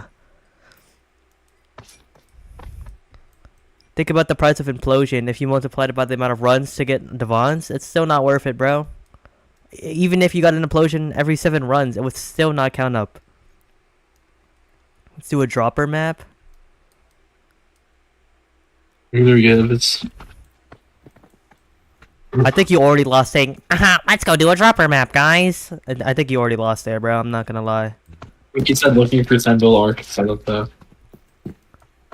You already lost, Kurt. I'm so sorry. You can flex on me however you want, Suki. You're fucking rich. But Kurt, you're cooked, bro. You just said, let's go do a dropper map. Let's go do a dropper map. You're cooked, Kurt. Really? Really? That's like going band for band and you're like, haha, look at this pack of rubber bands I have. Like what? Like, bro, really? I'm not cooked. You're not cooked? Why are you lying, bro? Please tell me why are you lying. Why are you lying? That's literally going for band and you're like, haha, look, I have a pack of rubber bands. See? See? We're going band for band, buddy. You're the type of guy to go like, somebody says fucking kindergarten and you're like... He said. In Valorant? Yeah, give me 2 months, bro. And I would still beat you. I'm fucking prodding that shit, bro. I'm prodding that bitch.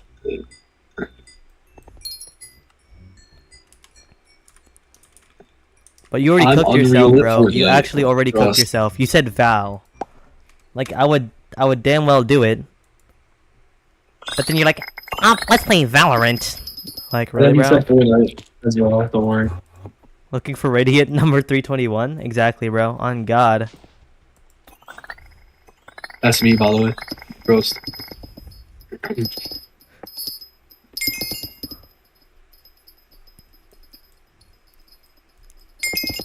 You know my name is Curry Val. I mean Sam Curry Val. That's me. They call me Jay, bro. I think my friends call me Jay, bro. Like, Jayoma? Jayoma? I'm a stripper, bro. Like, let's go. Let's go pull for pole. GG's. Let's go pull for pole. Let's go lawyer for lawyer. On God. That's what I thought, bro. Yeah, but Jay Croc, you're arguing with a brick wall on the map. Huh? Who, Jay Croc? Jay Croc in the chat. What's happening in chat? I don't know, and I don't really give a fuck. I know, it's just like funny to see, you know. I thought that said your penis and then value. My lawyer saw My Goodman. lawyer is talking. My lawyer is a stripper bitch from KKG.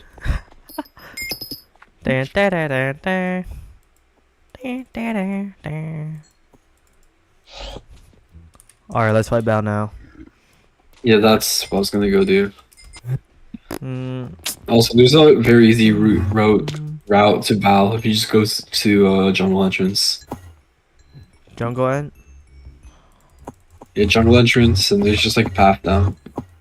Oh, see it. Yeah.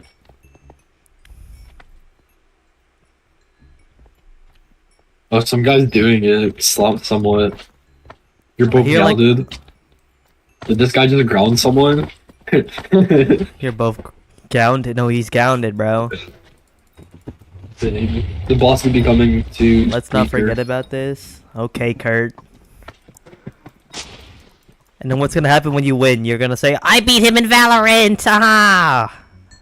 Like, and I'm gonna be off in college getting a degree. I didn't earn the crystal? What the fuck? What do you mean? You want to come back then? Yeah, just come back after you place them. Yeah. We cheated book and Fortune? Legendary? recall. Please don't be please don't be fortune. Fuck. Let's not forget typing NI. Okay.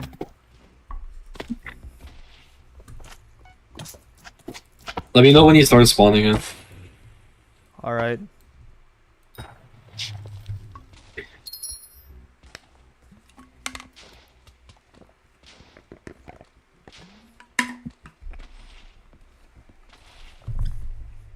I got diamonds on my chain. You would tell him how you dropped 3 left books in one run. I heard. Acted like it was nothing because it was nothing. It's like 10 mil profit. The fuck?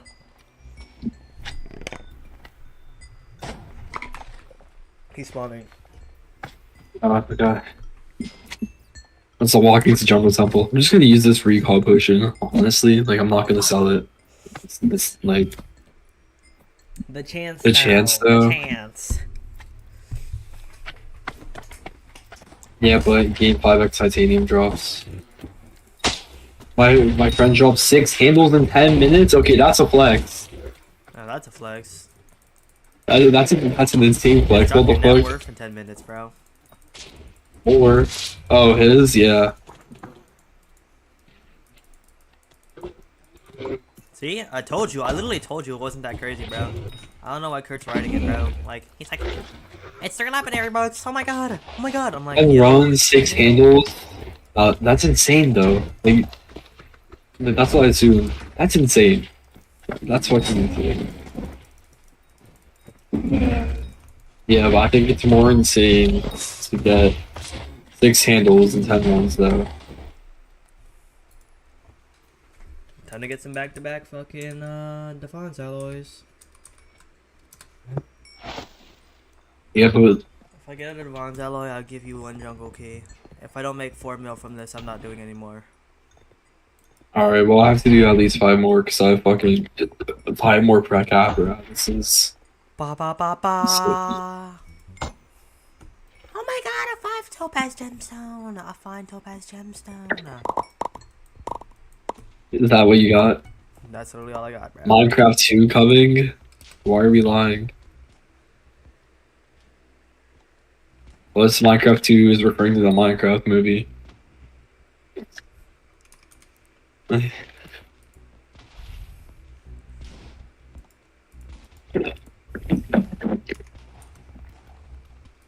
I'll do 1 more, bro. Alright.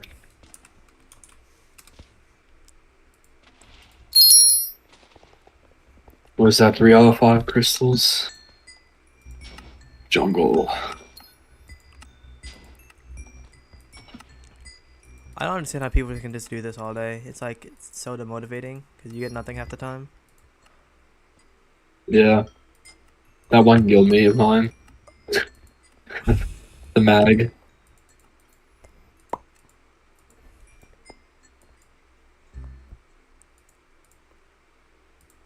Well, bro, it's not the main character. You guys are arguing in Minecraft chat. I don't know which one's worse.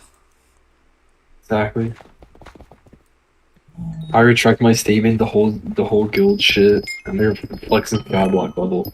He has Skyblock in his name! Holy shit, get a job! Holy shit. Holy shit. That's like Matt the Cuber levels, bro. Like,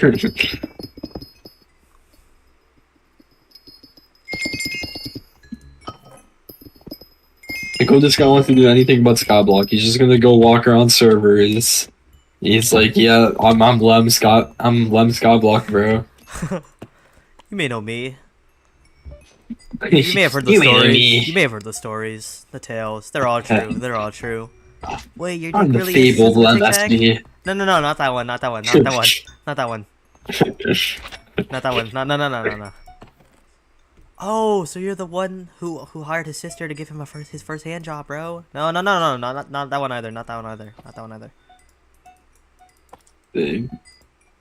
He's like, yo, bro, these are some crazy tales, bro. You know what else is a tail? What? The high one. Huh? Oh, hightail. Yeah, what did I just join in on? What is that I supposed to Decimal be? Crayon. What is that supposed to be? Like What do you mean? MMORPG? Like what was Hytale supposed to be? Yeah, yeah, something like They that. already had Skyblock though. Well, yeah, that's probably why development stopped. Well, they gave up. No, but like they might as well.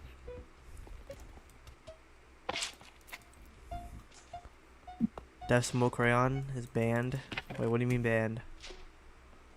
Why is he banned? I don't think he is.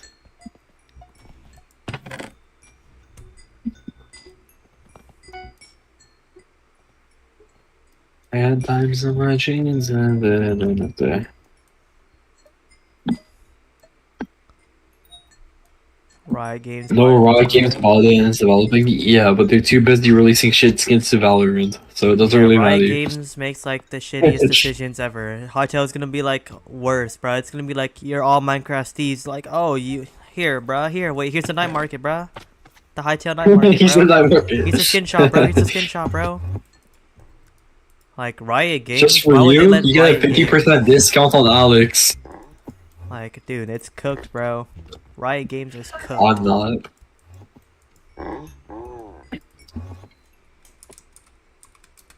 You say what you want. You can rep it all you want. Riot Games is fucking cooked.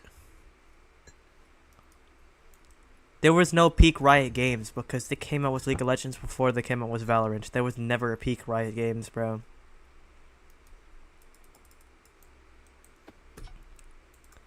Peak Riot Games does not exist.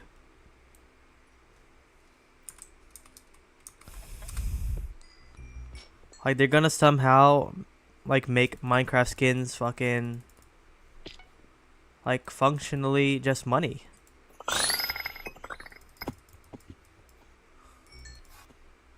They're gonna commercialize fucking Minecraft skins somehow. And I'm just gonna be sad.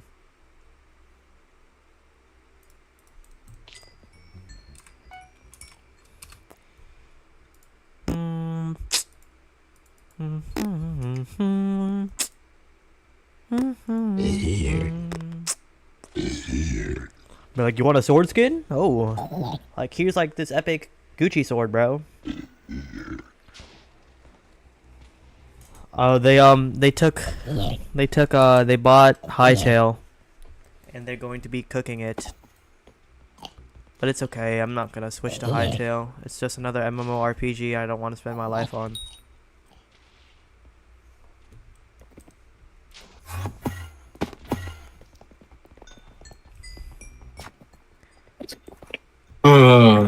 First shot However, streaming accuracy is a lot for of now. bows. Yeah, bro. It's gonna be a 5v5 like. It's gonna be a 5v5 like PvP arena, bro. It's gonna be crazy. It's gonna be so awesome.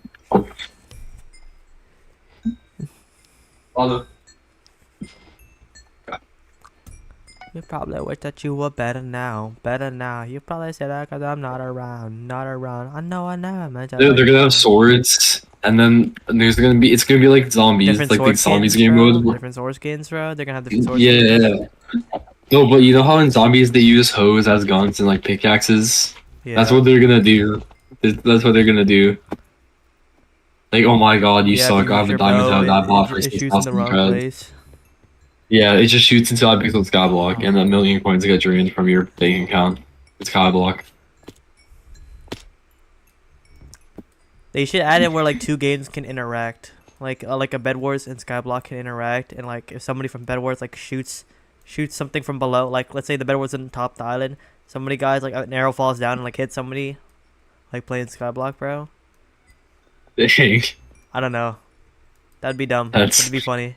Yeah. Like this whole Skyblock world was interconnected. Like in the hub, there was like people playing Bed Wars on top or like Sky Wars on top, of the hub, and you would see people like fall down once in a while if they get knocked off. The The map or only something. problem with Skyblock is 2 events and these different maps for game modes.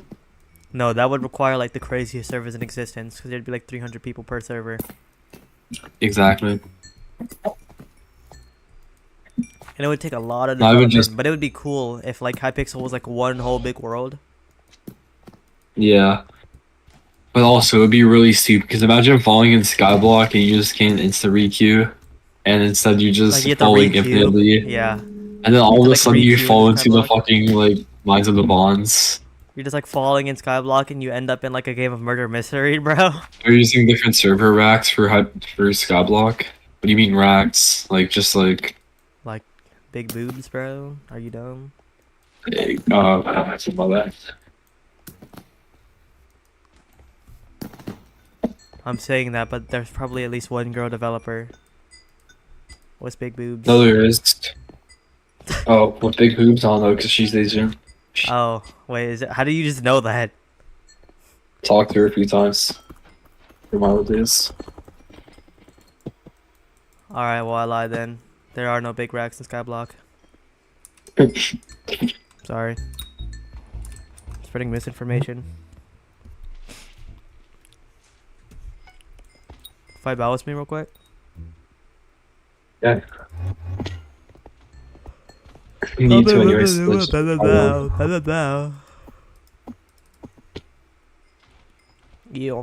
not bad of a lobby. It's just a little bit annoying. No. The only thing annoying is Jungle King. Temple getting there. No, the King is easy. Jungle Temple's pretty far, which is annoying. Ah. Medium is AO premium. medium is premium. That's not about it. You say what you want about that, bro. Well, like, would you rather have a fucking nasty ass chicken thigh, bro, with a ton of fat and shit, bro?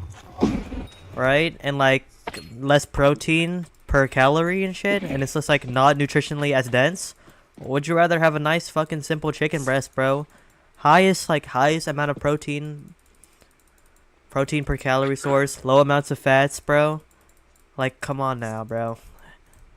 Like, I'm not saying anything, bro. But like chicken breast, bro, it's like low-key just it, bro. Well, I don't want the land whale.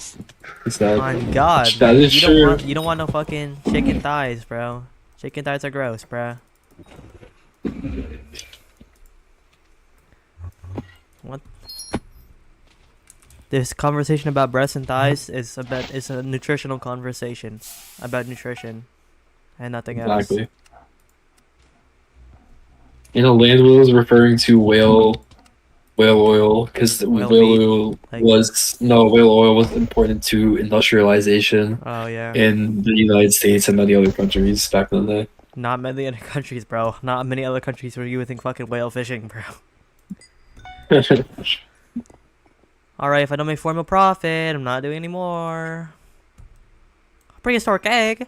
Oh my god. I didn't realize I had a Jade Emerald. Did you get one? Got a prehistoric egg. Got it. Valid in reverse. I'll be 2 mil from a gemstone, make sure. Why don't you use the... Oh no, that's stupid. I was gonna say use your fucking... Use your RNG on it if you really want it, but that's kind of stupid. You could... I have 52k XP, I could only get 2. Ay caramba, bro. And I spent 40 mil on recoms?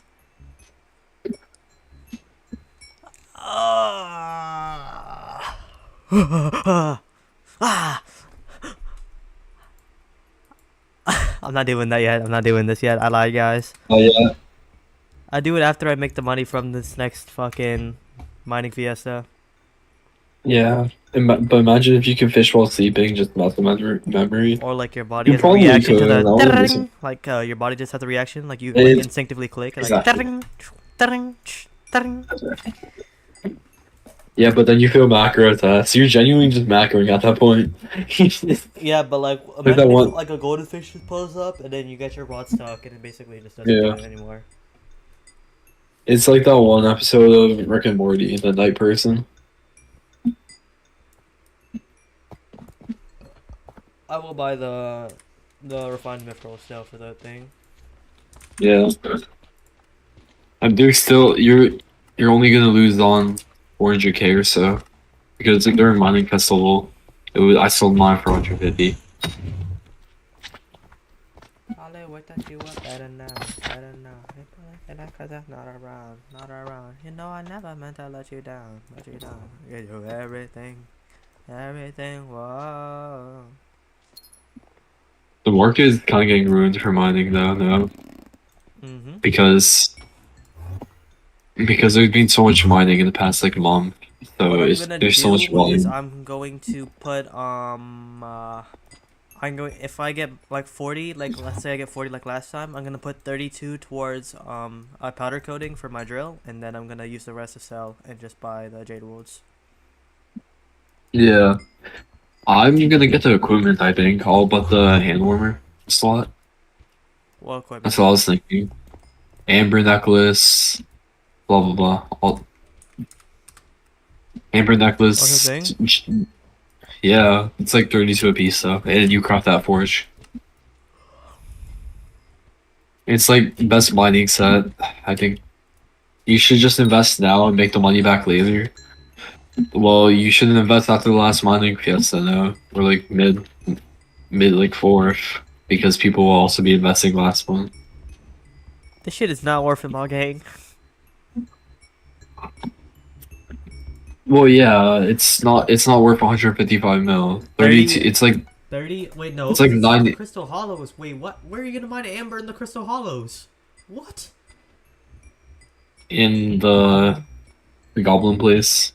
Oh, amber's the fucking gemstone. I'm thinking of umber, bro. I'm retarded. Dang. 30 mining speed, 10 mining fortune. Our gear right now gives.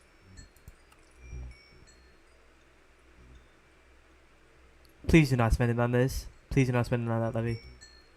I'm not. I know. I'm just saying that's the only other thing I could spend it 30 on. mining speed. We already get 30 mining speed and 10 mining fortune. You get 1 plus rarity, bro. You get plus 1 rarity. That's it. Exactly.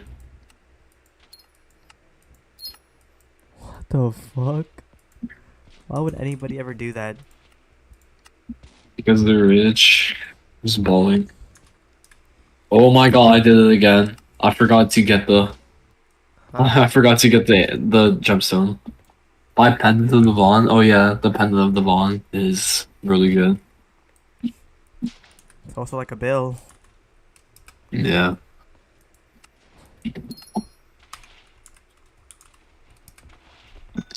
That's where you put the gemstones in it, right?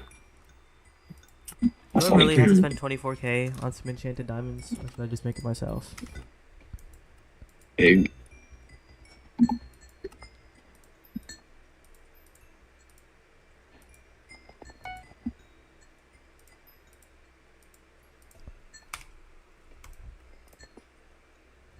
Boom! We bring the boom! Am I I stupid? hate how you don't spend money on like actual good things and then you buy multiple sets of dyed armor. Am I dumb? Yes. Also, Bible increase for me in the last 2 weeks. Damn. I wonder how much my net worth has gone that long. Let me check. I've quadrupled my net worth in the past month. 1 to 4 bill. That's actually really good.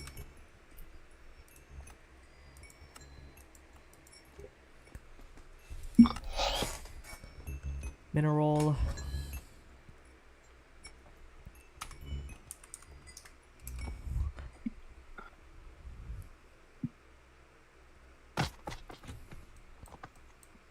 But you were better now. Better now. What network should I get a hype, do you think? Net worth? I like 4. Well, I'm at 4 almost. Oh, you're not? Yeah, I'm check. I'm at 3.7, 3.6. Then maybe like 6. You're right, yeah. I mean, that's when you got yours around. Oh yeah, I got mine way earlier than I should have, but...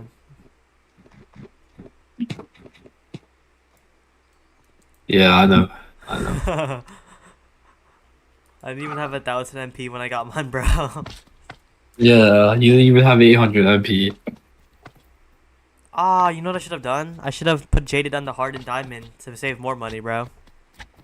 Oh. Shit, should I craft another set, bro? Just, like, give somebody this one? What did you get someone it? I'm joking, That's how bro. you save your money? I'm joking. Yes, bro. bro. No, do it, do it, do I it, will do like it. craft That's another smart. set, bro, and sell this one on the AH. I'm not gonna lie to you. Okay, that's just stupid at that point. Because taxes. Oh, he said hype. Get hype as soon as you can. You get hype as soon as I can. You won't do that much damage, but it's okay. It's a hype. Like it's only a hype. You're fine. So like, should I tell a bunch of shit then? Like, slash PV me real quick. That's 32 mil, bro.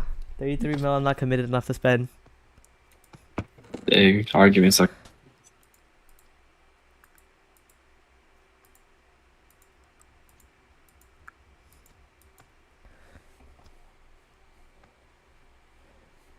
Don't liquidate. He already left Spooky. He's online right now, bro. The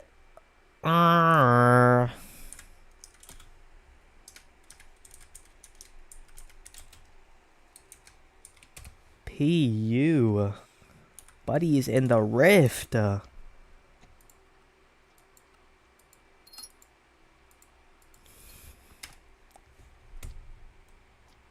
on my way to work. I can't PV.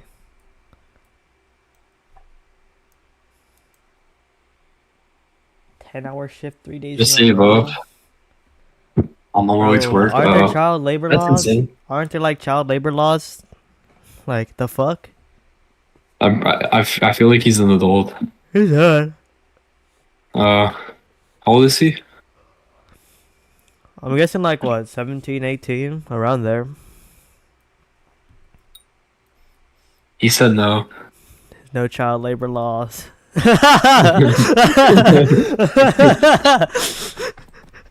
Where do you live? Like Austria, bro? What the fuck? I forgot where it was. Oh my god, wait, it was like It was was like 19.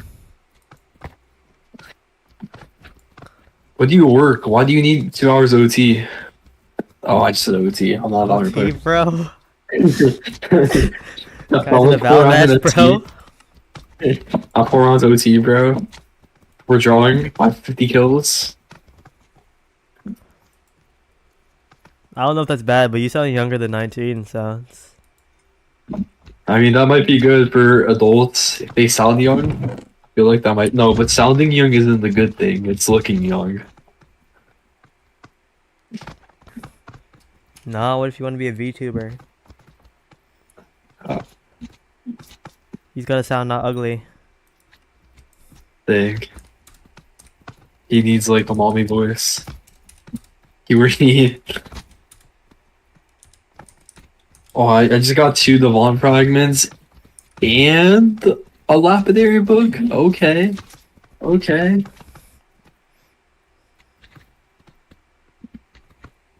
I'll remember how you sound. I've called you like one time.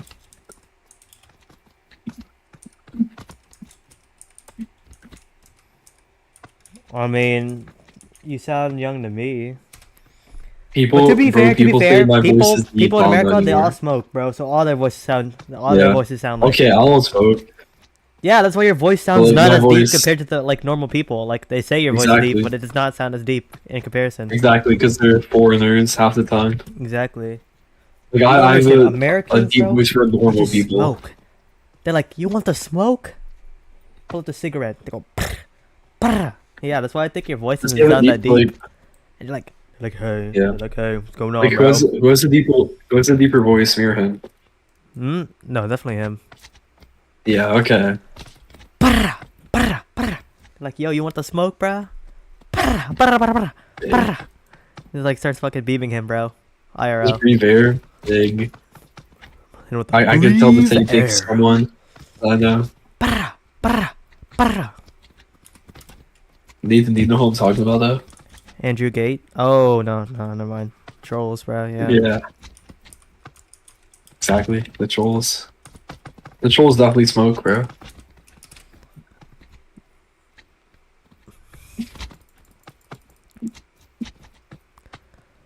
Pablo, what that you were? Alright, I'm doing Bal. Butter Oh, you're on your now. island. No. Oh, it's just 16 garden, as always. I give up on Bell. Or on runs. 2 grunts. I'm up 14 though from them so far, by the way.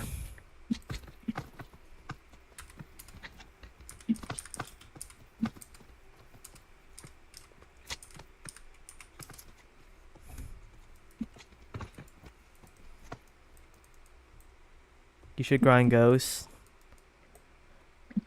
Nothing Why else would better to anyone do do. that? There's nothing else better to do. I would just grind ghosts. I don't Here. give a fuck.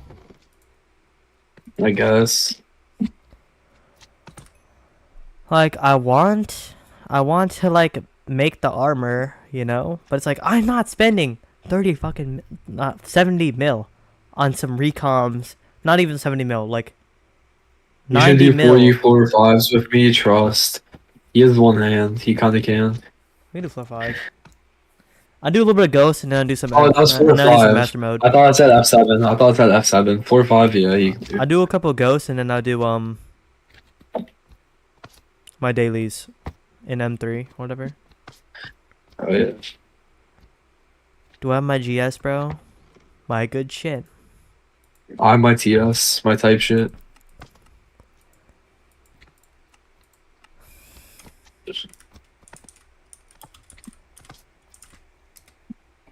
Four D 4 5s is a Should I lot put the for a combat whole lot XP of on my nothing. G-Drag or should I leave it as mining? Wait, what? Should I put my combat XP that I dropped on my G-Drag or should I keep it as mining? I mean, you do mining much more, so in my Mine opinion, was my I'd say G-Drag ever leave it. though. That's the thing. You don't do it anymore? I used to, then, but then yeah, I've I just been guess. leveling up pets, you know, and it's not. I'm not gonna Yeah. do it until like what next derpy. Yeah. I would offer you to try Infernal Crimson, but I'm not home. I can't even use Infernal Crimson, my boy. Oh, yeah, we both don't have wreck. I do my dailies as well. Or did I already do them today? Oh, yeah. Oh, yeah, and I gotta do my. Wait, why do I only do I gotta do 700k? my, Oh wait, rental. have a phone. Don't say oof. Don't say oof. Legal. No. It was just Abaphone type shit. You might be talking about Crimson, and you can't use it. Oh, well, But, yeah, just that too. I like played the game, not as that much. Like what? Hurtful. Is there any way to get the thing I'll do then? Daily missions. Killing bosses. Oh, yeah, I forgot about that. Too bad. Alright, now let's see how much damage I do. I'm gonna kill myself, I just fell. pleb. Haha, I don't even have to use a want Mithril to Golem upgrade? anymore. I don't even have to use a Mithril Golem anymore. You're a Oh, yeah, pleb. you can rock. Nyaha, you're a pleb, you're a pleb. Imagine dying to these plebs, bro. Couldn't be me. Wait, why would I You know who it walk? could Wait, be? why would I walk extra slow? Why would I walk extra slow in a Warden's helm when I could just do the same damage in a Necron's helm and be fast? Big. Oh, look at this guy. Pleb needs a Warden helm to one-tap them. No, bro needs a Warden helm. Look at that, look at that. Ghost level up No. your G-Drag. Ghost level up your G-Drag, he said. Look at him. Ah, No. he needs a gold. He needs a Warden helm and a Mithril Golem. He's poop. He's poop. He's poop. Are you rocking the G-Drag? Yes, he's poop. He's Okay. a doggy. He is. Alright, fine. Yeah, I can always buy a new mining XP boost. Where is he? You see this guy? Do you see this guy? Yeah, Look at he's him good at the like a game, never pleb heard. using a Warden helm. Able this better thing. Blood is doo doo. I'm not putting Fabled on it, bro. This is my backup sword. This guy is actually buns. He needs a Warden helm, bro, and a Mithril Golem. Oh my Imagine- god, I just lagged and died. I'm gonna kill myself. Imagine needing that to kill ghosts. Look at this guy, Crimson. He needs a Warden helm. He needs a Warden helm. You're literally in Crimson armor, buddy. You don't need a Warden helm, bro. This guy's dog. Bro's like, speed? What's speed, bro? Not for one-shot damage. That's what I'm saying, bro. This guy is poop. Was grinding dead around 2 years, bro. I'm just gonna grind for the next combat level. I'm already close anyway. Yeah, yes. You don't Then even I'll get go 1% a hit, though. I mean, 0.1%. You don't get 0.01% a hit. It's fine. And then after that, I'll go do some dungeons for my dailies.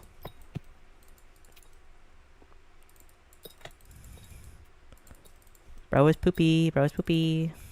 He said bestiary, I think. My ghost bestiary is already quite high though. Doing F4 or M4 at boss make more combat XP than this goal. Exactly. Oh, fine, fine, bro. Let me just drop one RNG drop then, real quick. Am I not allowed to flex on this? Like, that's pretty funny how these guys need a Warden Helm to be good at the game. My bad. Bro, you couldn't even one-tap a ghost without a Warden Helm. Okay, then tap. I can one tap it with a wooden helm. Can you? No. Well, I need 850k now. that's because you gotta get the Hurtful, bro. I'm telling you, you need Hurtful. Well, Well, literally everybody in my chat tells you you need Hurtful. You don't listen to them. no, they don't. Why is someone reading the chat? Because he's good. He's busy beating his dick, so Yeah. he can't read chat. He's my chat reader, bro. Is it so Oh, wrong he to have a needs a chat high reader? pitched voice. He needs a high pitched voice to read my chat. I got you. Oh, my bad. Doing F4 or M4 at boss make more combat XP than this semicolon skull semicolon. Sadly. Yeah, that's so much better. Thank you. I'm feeling so much better after you made my voice sound like that. Thank you, bro. I was even trying to make it sound like you. I just like. Muchas gracias, por favor. Wow, I think I can leave my tuning as crit damage though. If I use a skeleton. Probably. necklace. Yeah, probably. Oh my god, I wasn't even using combat equipment. Nah, those guys are cooked. Wait, actually cooked. Dog, that isn't worse than him. What do you mean worse? Where's my Wait, which way worse? Which way do you mean? Which way do you mean worse? Because mine, since since it sounds like that, at least sounds like soothing. Like it's not like it's one consistent tone. It's not like Just not like ear rape. yeah, exactly. Like it's consistency, bro. Consistency is key. on Yeah, this kind of but- shit. You put semicolon skull, semicolon is his signature. So spookies. My bad, bro.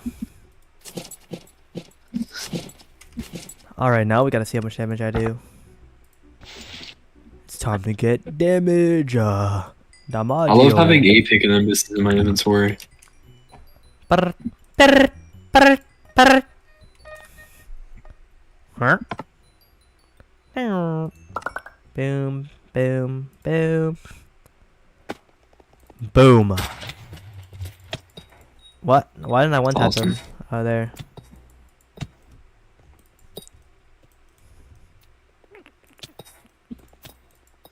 It's like 100k Is more. the guy gonna reading the chat for 10 hours straight? Yeah. What?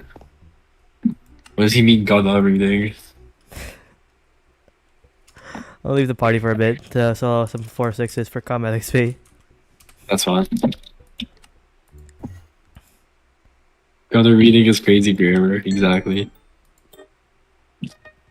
Don't cook him, guys. Explore. Wait, can you party Explorer Drill 357? Of course. I partied him. Did he join? I'll tell you. Adding risk. Dang. I shouldn't be laughing. I'm going to hell. I'm He didn't join, by the way. He's an IRL trader, by the way. I'm just want to put that out to you. Oh, I need that. Oh, I made a sorrow. 200k. Let's go. I got the fallen fragment. Profit. I love What profit. the fuck? What?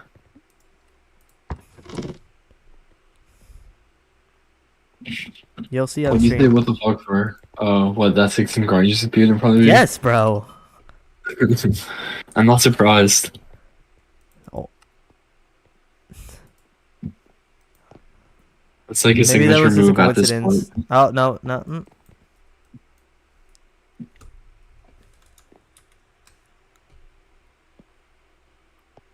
He didn't join, unfortunately. Minimum wage job makes more money playing this game. Dang. It literally does. But doesn't get the Nice combat XP. Alright, yeah, I'm just gonna solo this floor. Fuck that. You're not going for S. Like you're missing on like at least a single not RNG drop. Oh my god. You're missing Wait. out like on a Necromancer Brooch or some shit. I have to do my dailies first. Oh yeah, you do, or else you just get fucked. Kuja makes $1 an hour. M3. That's actually funny as fuck. M3. M4. $3 an hour. What? How much do you make an hour? I'm gonna pull out my trump card right here. I wonder what the trump card is.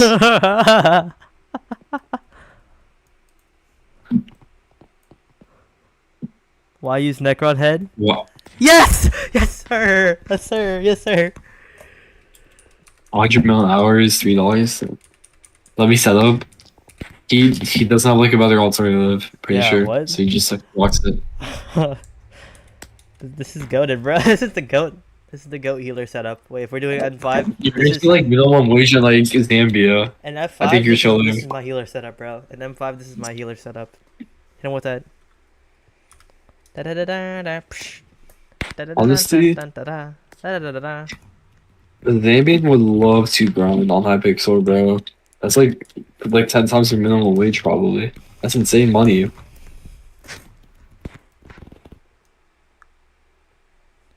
Look at this, bro.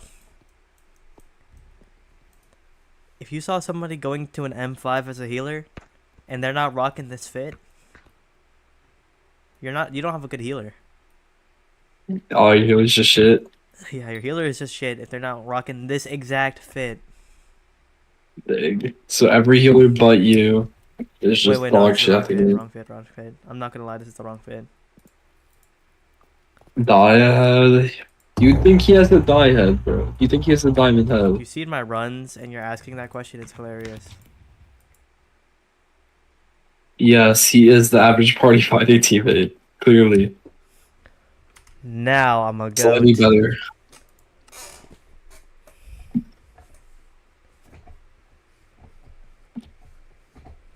Can you stop asking them if they're furry?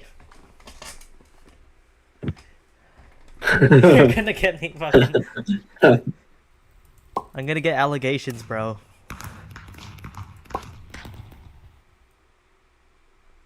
Yeah, but looking for Grotto will pay big money.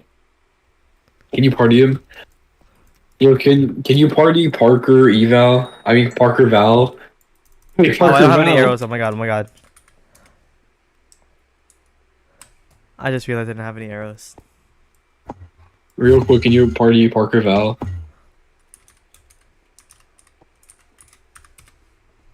It's very important that you do.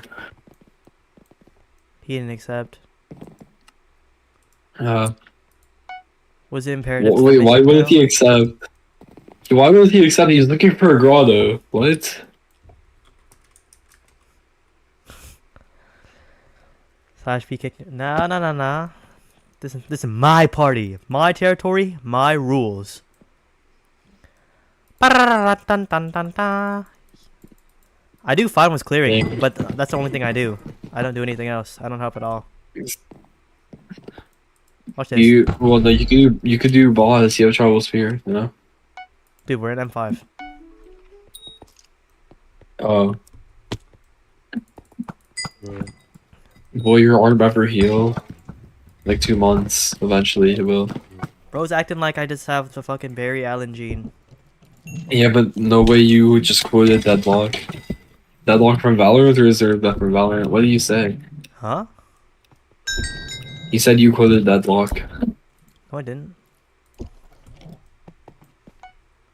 Unfollow, ignore at it. Wait, how do you know that then? Wait. Hit him with He the... definitely watches Deadlock Valorant porn. I know exactly where you are. Think. It's easy Steam titles. Yeah. Sub 1-1 death, is that your new PB? PB? Yes, it is. It's new PB. Oh, Ego Trust. died. She's poop. Now I can't be blamed for this run. Do I have 100 CC? Check. I do. Oh, So yeah, I don't have to use why are you marrying, the bro? tunings in dungeon.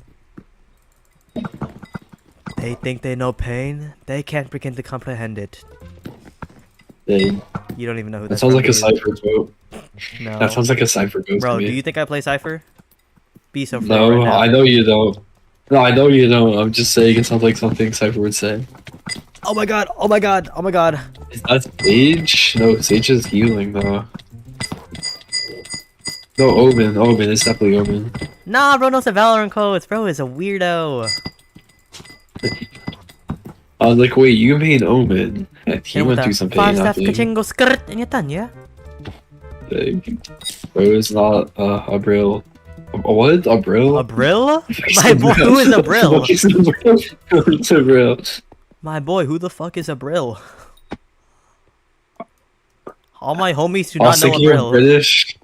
I was thinking of British and like Bro drill said, rap. yeah. Bro at said, the yeah, same bro. You know a time. Brill? A Brill?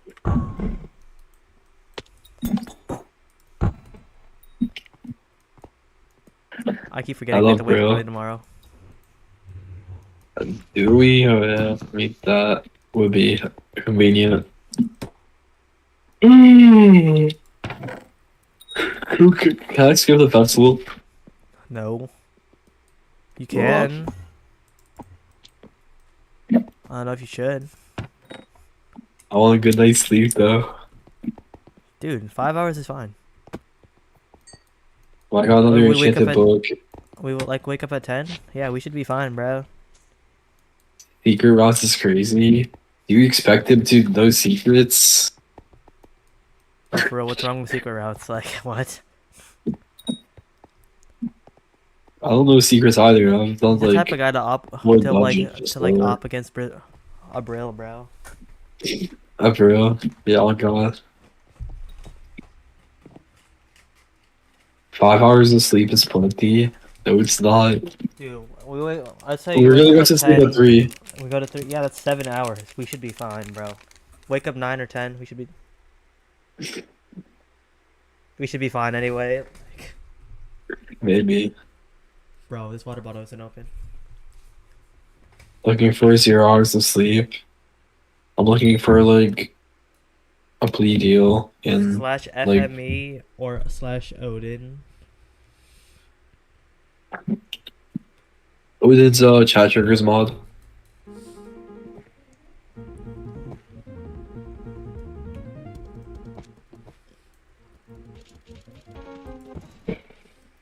I know what these things are. Odin's Yeah, take- Odin's mid though. What? Yeah, go there, tank. Odin's kind of mid. I had it like Odin's mid. Oh, they called you mid. They called you mid. FME. I haven't used FME before. I think. I this haven't guy is even just heard mid. of it. I think our healer is just mid, bro. Aren't you the healer? I mean, our mage. What was it gonna implement something to make FPS go insane? I'm on 1K FPS, I don't really need it. Whoa, they're attacking me now. So nice. Why does he only have 14k in Storm? Wait, this guy is just the worst fucking. Sleep under 6 hours a day all the time, it's not that Oh my bad. god, this What? guy's the worst LCM in existence, bro. Oh my god. Dude, this I guy's sleep like a baby every night, bro. I get my 9 hours every day. Yeah, I wouldn't be flexing about sleeping less every day. Can you turn on secret aura? Yeah, where's your secret aura? What's up? I don't know.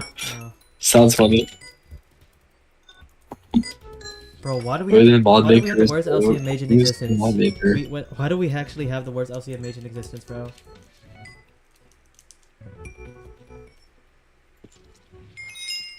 Who did make Odin? Because I used it, it's just like... Bro, it's I used it, Oh, and a then I recall didn't was enable mid it. profit. Worst W. scuffed run in existence, and I still made profit. Less sleep Echo. means Let's more go. time to play Skyblock. Odie the king. I remember going to his fucking GitHub. Not Oh GitHub, my god, but it's like my fault. He's blaming the mobs. tank. Like, the fuck? You got wished and you couldn't even. You did like 2 damage to the guy. Actually, so poop. See, you're saying average party finder. At least I don't go around advertising I'm an LCM and being absolute dog shit.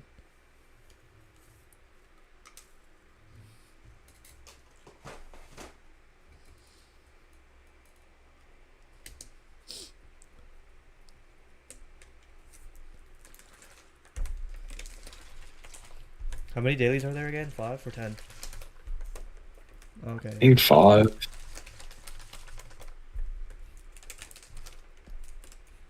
I'm gonna go LCM after I get my die trophy. Yeah, LCM is super easy.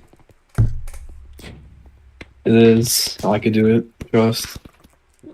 You honestly could if you want a storm helmet. Yeah, I guess. I'm not even I was joking, by the gagging way. on that chocolate milk.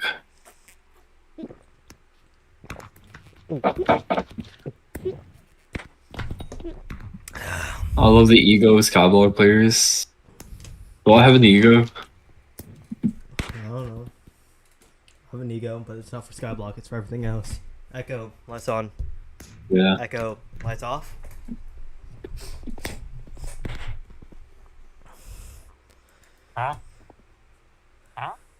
You can have a sorrow. 200k for your troubles. No.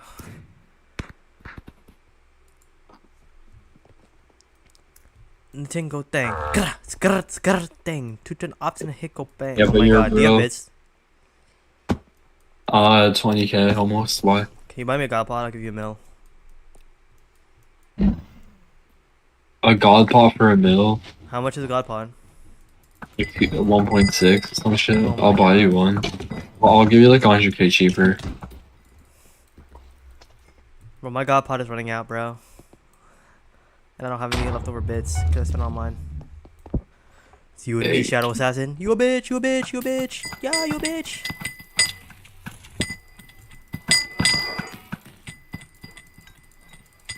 Poor guy. He's just like lurking around his home, and all of a sudden the guy with a bow pulls up and just starts calling him a bitch, and you're dead. He killed him. Is God plot that important? Not if you're doing dungeons, but like overall, yes, pretty important. I will buy a booster cookie, bro. I'm gonna buy another booster cookie, bro. I don't need it. Mine ends in 20 hours anyway. I'm just gonna buy another booster cookie. It's fine. You should Mastiff Wish. Is that still a thing? Bro, heal the essay like the miner in Clash Royale, CRL, Clash Royale League. Just use a god pot every dungeon. Oh, on some real shit. Exactly. I wouldn't be surprised if I saw like with like 56 MS do it that.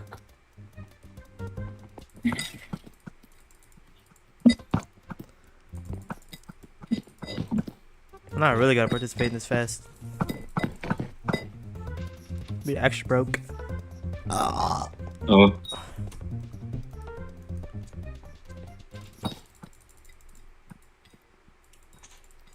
mean, personally, I made like a good chunk of change from this.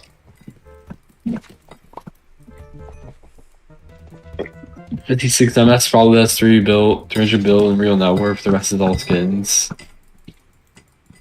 No. Yeah. His Inferno setup is way more than No. 300 bill though. What do you mean? Oh, that, yeah. And his Terra as well. I bet. He has a whole Inferno and Terra setup as well for minions. Yeah, on his alts, like on his other profiles now. Has to be worth something, bro.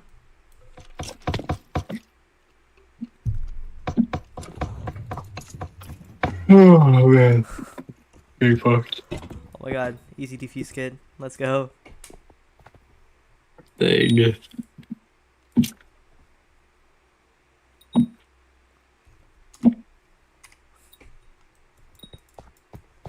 Alright, this is my last nuke run, unless I get like a Jade roll. Has to be Jade roll or better. So there's three jobs that I could get. Or just had no profit, like 3 lapidary books. I'm just helping a lot right now. What you are? I'm really hoping that I have a spirit pet when I die, A. so we only lose 1 point. Well, I only made 4, no profit. Sucks. Be right back.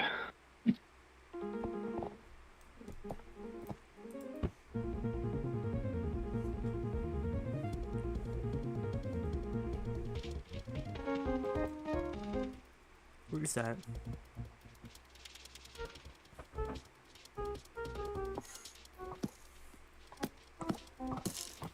That guy's a pleb.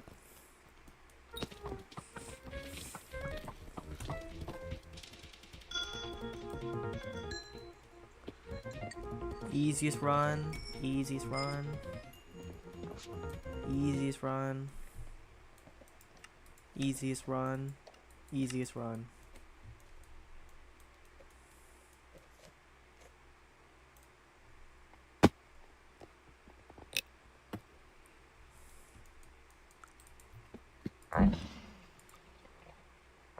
I'm at a mil XP so far. Not bad. Not bad. Quarter of the way there. What's that Steve head in your inventory? My Necron's helm. The texture just doesn't load. I don't know why. Probably because my computer's poop. But that's okay.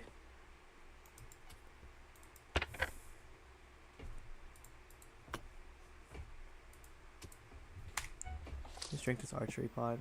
1 potion? Oh. Oh. I accidentally wished. Oopsie. How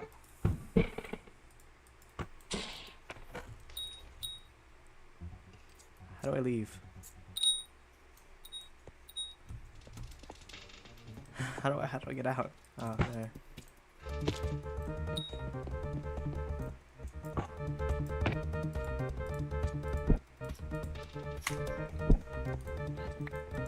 That's at least 3 secrets right there.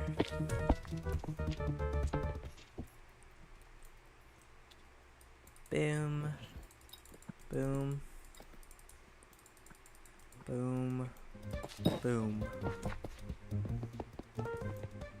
Go here. Boom. Epic clear syndrome. I know the mage in my team. You know I'm joyful. That's cool. I guess. I don't know what you want me to say to that, but that's cool.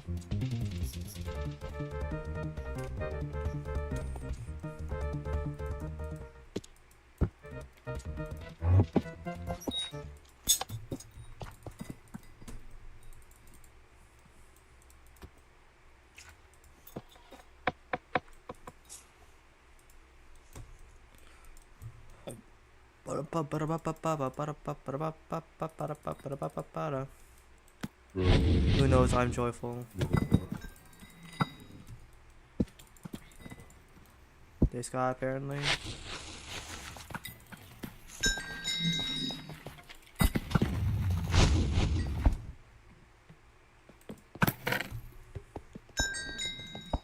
Why is bro infamous?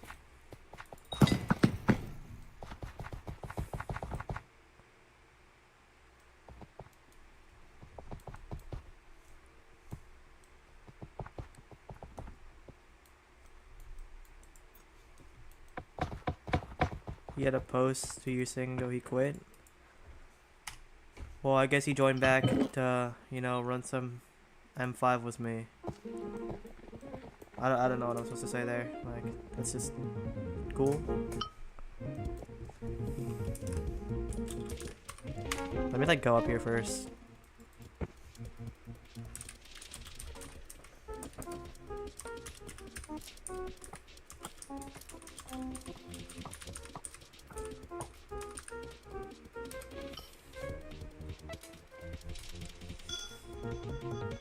Good for him, bro. Oh, he's in your guild.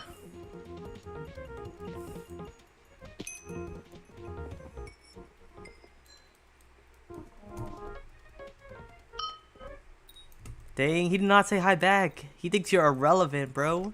He thinks you're a waste of space. That's devious, bro. That's devious, bro. He actually just like ignored you, bro. He really said, I don't know this pleb, bro.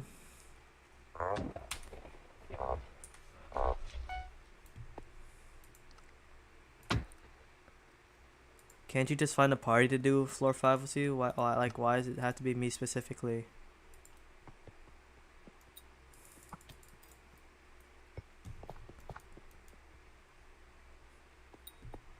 I don't understand. Do you not want yeah, but do you not want score?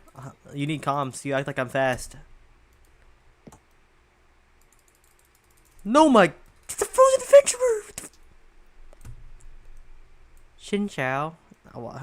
Doesn't that mean like love you? Why would I say that? Why is he chasing me? Why is he chasing me? Why is he chasing me? On God, why is he chasing me?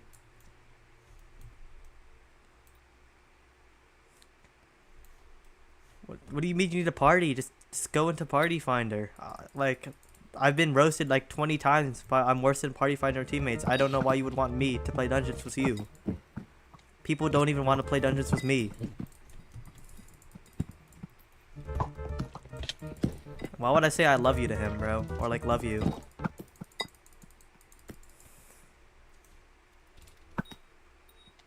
It's hello, Vietnamese? No, it's not! I'm literally Viet! No, it's not! No, it's not. Why are you lying? Bro, please tell me why you're lying. I'm back. This guy said, yo, say Xin Chao to him.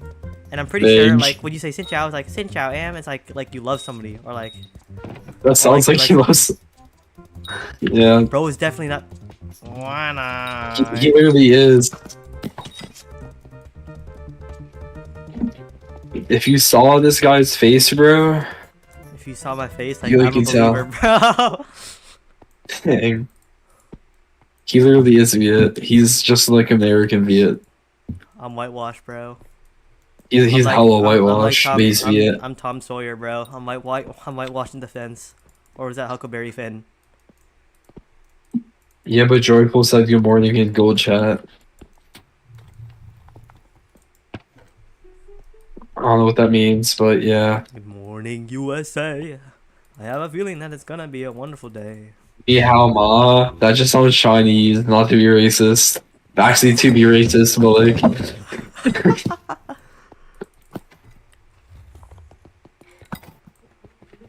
The only thing I know how to say is the stupid shit. Like, I don't want to understand a little bit. And I just want to say, oh, man. Like... I definitely know what that means. I'm on that last nuke run, by the way. I'm on my last nuke run.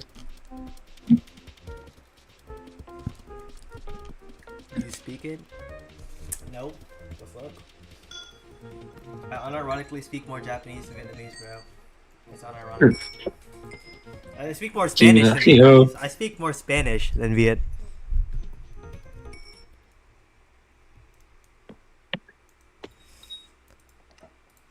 And Xin Chao, that's just not how that works. Like, that's not how that works. Xin Chao in Vietnamese is not hello. It's like a... It's like when you say like...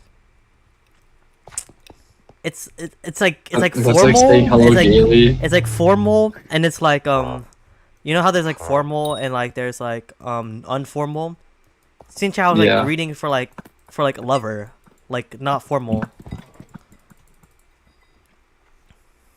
Because when you want to greet somebody, you just be like say you want to greet your grandma. So what's like, hello in Viet then? It's like greetings. It's like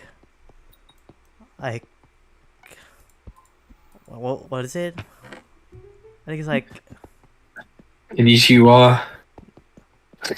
well, it's like aunt and uncle. It's like I think it's like Oh yeah, so it's like, let's say grandma. It's like "Tua banai kue hom." It's like that's like hello grandma from mother's side. Wait, no, "Tua," no "Tua banai" is like You say hello from Tua? grandma's side, and it's like kue hom is like how are you doing, or like are you doing good?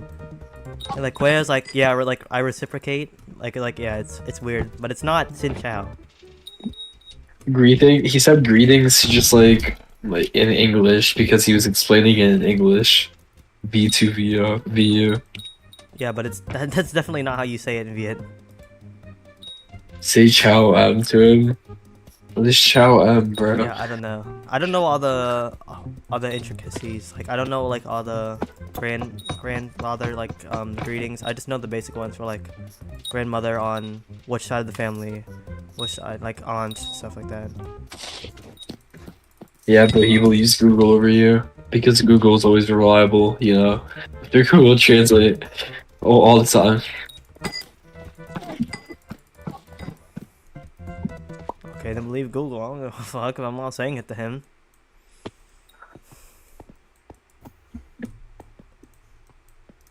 You can believe whatever you want to believe. That's what makes you a sheep, bro, and it makes me the herder. Ooh! Are you from the South? Ooh, got him! I got him, Are you from bro. the South? I mean, he's from Florida. South Florida, Honda has it? Like, the fuck? I mean, Florida is kind of South, no? I mean, it is the most south you can be. Like, Yeah. what? I mean, we both already said you're whitewashed as hell. Like, I don't know why they're asking.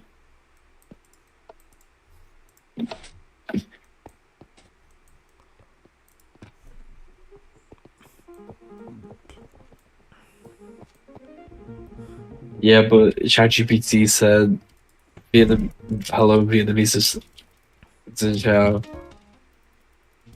Where are your parents from? He asked. Where are my parents from? Vietnam. Yeah, but like south or north. Bro, I don't know. I'm whitewashed. I don't So ask that's about the honestly heritage, and they valid. just don't care that I don't ask, because they don't bother to teach me. They're like, it's fine. I'm American now, bro. I'm Bobby. Dang. Do you understand that joke or no? Somewhat, I think. I might.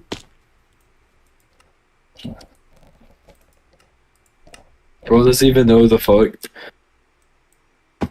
Hey there, Star. My mom is Belarusian. And I don't know where she's from. All I know is she's from Belarus, bro.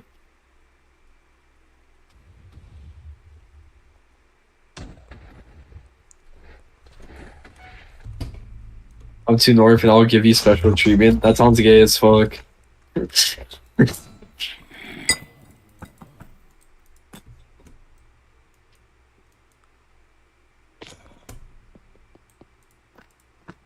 Like I'm watching new M5s and one NYZ.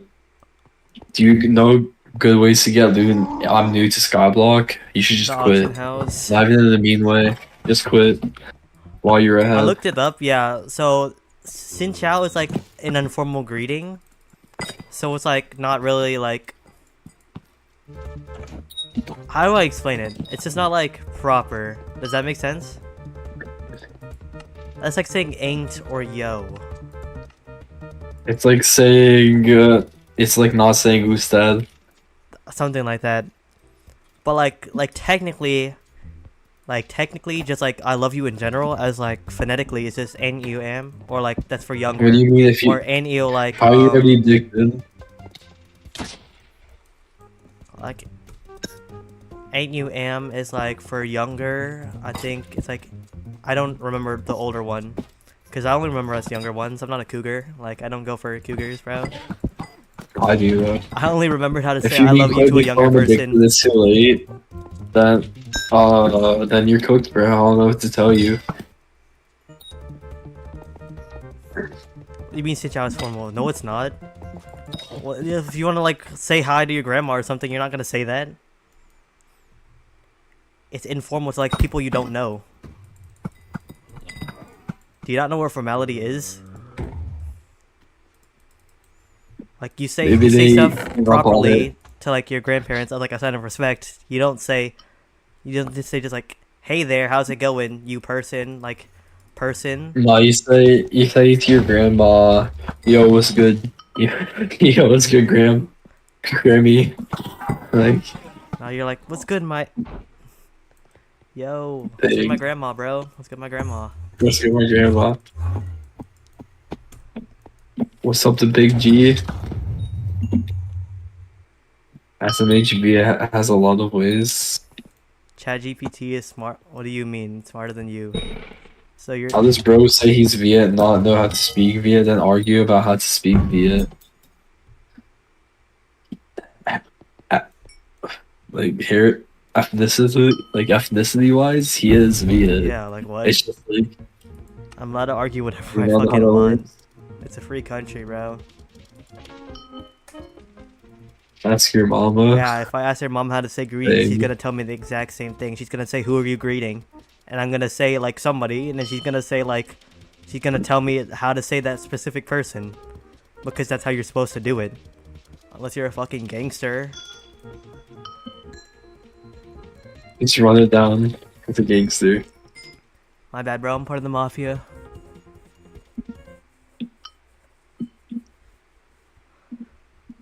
I unironically feel like this guy is rage baiting because there's no way this guy's this retarded. Yeah. So on my card, I have an loot of my best loot. What's the next best loot? What do you mean end loot? Like dragon armor or like ender armor? No, Under Armour, 100%. Sword wise, like, not even know. I'm not a Actual big AI, skip you're right asking now. ChatGPT, bro, which learns from people in America. Like what? It doesn't learn culturally. It learns from people using the search engine. Free country, but everyone has a gun is Vietnamese locals are crazy. using ChatGPT? I unironically asked you that. Do you unironically think You're- Vietnamese locals are using ChatGPT? That's what I fucking thought. Sorry, what sword? What sword do you have? Oh wait, what does that even mean? Free country, but everyone has a gun is crazy. Yeah, I mean, that's yeah, how it works. yeah. They brought a gun to my school. Like what? You just bringing guns and shit. Guns are cool, bro. I love taking finals and being threatened to like end my life. That's like awesome. A threat to my What sword existence do you for have? years. Art? If he has a voice word, then I would just save it for like what? AOTD. Yeah, but AI is a multi-billion-dollar business. Okay, this guy's retarded. I'm just gonna ignore it now. This guy, no way. He just said AI is a multi-million-dollar business. Billion. You mean Question mark. industry? AI is not a business. It's an industry. Like what? And also, you said you use ChatGPT. ChatGPT learns off of people using ChatGPT. Do you understand that Vietnamese locals don't have fucking access to ChatGPT? Are you retarded? It's gonna give you what Google says, because it's gonna learn off of Google. Yeah, but I have max void sword. And then when I hit level 18 combat, I'll have an aspect of the dragon. You can't really do much until you get like level 24 combat, I'm not gonna lie. Like, honestly, you might want to just do round I don't know why you're twos. typing that in chat. You act like people in other countries don't have access to computers. It depends. I Sometimes feel like they this don't. guy is genuinely retarded. They have phones in Vietnam. Do you think they are openly using ChatGPT? Like what? This guy is rage baiting, bro. There's no way. He has like he's either rage baiting or he's this retarded. Oh. Bro, fucking my relatives in Vietnam have to get their medicine shipped in from fucking America. Do you unironically think that they're just gonna have access to ChatGPT? They have fucking Samsung phones that are like $2 off. Like they're like $2 that have the worst GPUs in existence, bro. That's like me going to an African American country or like a Native American country, right? Was like no, it's nothing. They have nothing. Like they're literally like still, they're like Neanderthals basically, right? Like one of those islands, secluded islands, and going like, yo, bro, what the heck? You don't have a machine gun, bro? What? You don't have nukes? You don't have the proper infrastructure for a hospital? Like what the fuck? He said, "Nah, bro, stuff whitewashed like we did to them like 15 times." Like, you guys Oh, have to man. be dumb. I unironically think you guys are stupid. Bro thinks Americans only use ChatGPT. No, I just said I don't think local Vietnamese fucking people do. Like, what?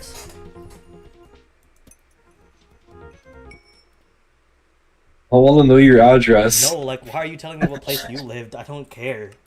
What does that have to do with AI being a quote-unquote company? Like, it's an industry. AI is an industry. Artificial intelligence is not a business. It's an industry. Businesses are people who capitalize off of that industry. Like, yo, I have a farming business. What? No, it's the farming industry, and you have a business in it. Like, you guys just sound dumb, and you're arguing with me over, like, he's whitewashed, though. What does whitewash have to do with anything? That doesn't have to do with anything. Oh my guy. Oh my god, one person's whitewashed. That means people. That means, like, fucking Neanderthals can use ChatGPT. Like, what? That doesn't mean anything. You guys are just dumb. That's why I unironically think you're rage baiting. I'll fall for it, though, because I don't care. I'm just proving a point. You guys sound retarded. And you're like, ah, bro, it's literally cooked. Oh, bro, I'm cooked because I don't know a language. Neither do you, so I don't know why you're trusting something that's made by, like literally Elon Musk and white people. Yeah, but you actually sound pretty dead. I don't know what to tell you. Zero facts and evidence. This guy puts. You know what his evidence was?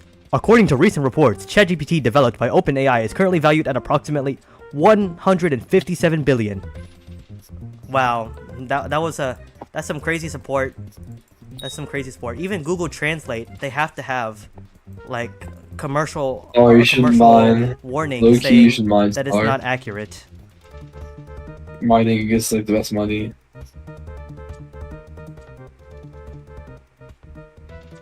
Viet people definitely don't have access to ChatGPT. Yeah, they don't use it. How does he not understand that?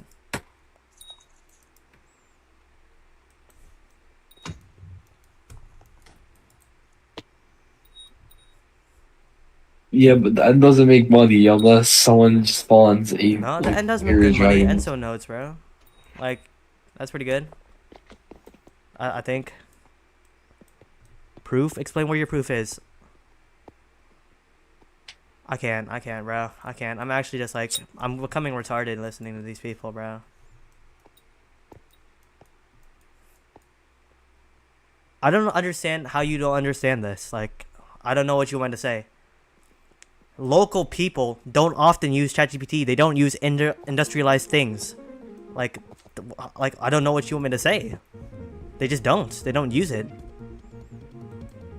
Or that's not reliable, my grandma, though. like, it's like not a even gamble. my grandma. People, like, literally, all my relatives who live in Vietnam, they don't even use YouTube to sign in. They don't have Google accounts. How are they gonna use ChatGPT? They don't use it.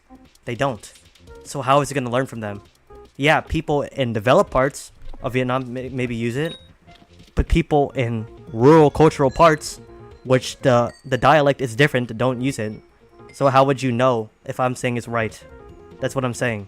And you're just like, your proof? Your proof is that your mom and your grandparents and generations of people who live there are telling you otherwise than ChatGPT. Like, oh dang, that's my proof. Millions of years of evolution. Aw, shit. Like, what? This guy is, like, actually retarded. Your proof is from actually people who live there, bro. Like, oh.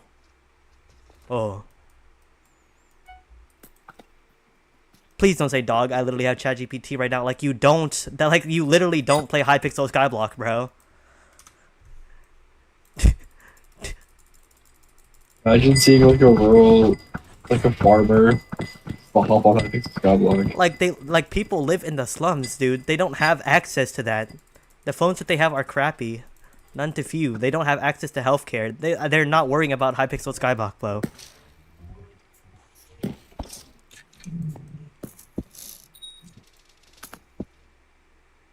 Fighting dragons worth it? No. Please never do that. Please never do that. Why don't you just agree to disagree if I sound dumb, bro? Like, I don't understand why you care so much. You're not even Viet. Like, if you want to suck Elon Musk's dick that much, bro, go be like that guy who, like, camped outside SpaceX, remember, and wanted a hug from him. Like, go be that guy, bro. You can go be him. He got a hug, didn't he? Wait, did he? Did he? Am I dumb? I think. See, he got his hug, bro. You can get your head, bro. Like, just hop off my meat. If you really trust him that much, like, you know, it's called a disagreement. Like, you don't have to agree with everything everybody says. But this guy's pulling up, oh, of course your grandma doesn't use ChatGPT. Yeah, but my grandma and also every other one of my relatives, huh? Who lives in Vietnam. What is that? What is that, huh? Like, yeah, they don't live in fucking prosperous situations. They don't even know what TikTok is, most of them.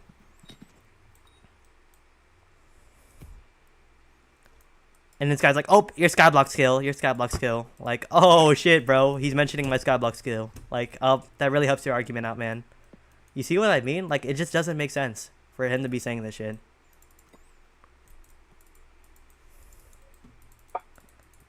I kind of dragged you into that. That's my bad, bro. It's just so annoying, bro.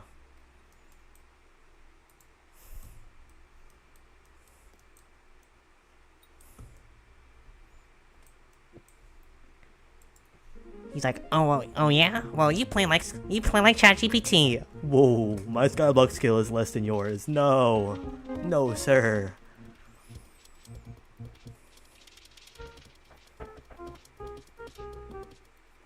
Bro is anti-Elon Musk. What do you mean? What he's doing is fine. Is the end really useful in early game? Yeah, it's really useful in early game. Because summoning, eye grinding, even technically even Slayer, yeah, for Juju Bell. That's technically early game, yeah. But yeah, it's pretty useful for early game, I would say. But you need money. Zealot grinding does make money, but you need to go get the Zealot perk in the shop if you're gonna be Zealot grinding for money.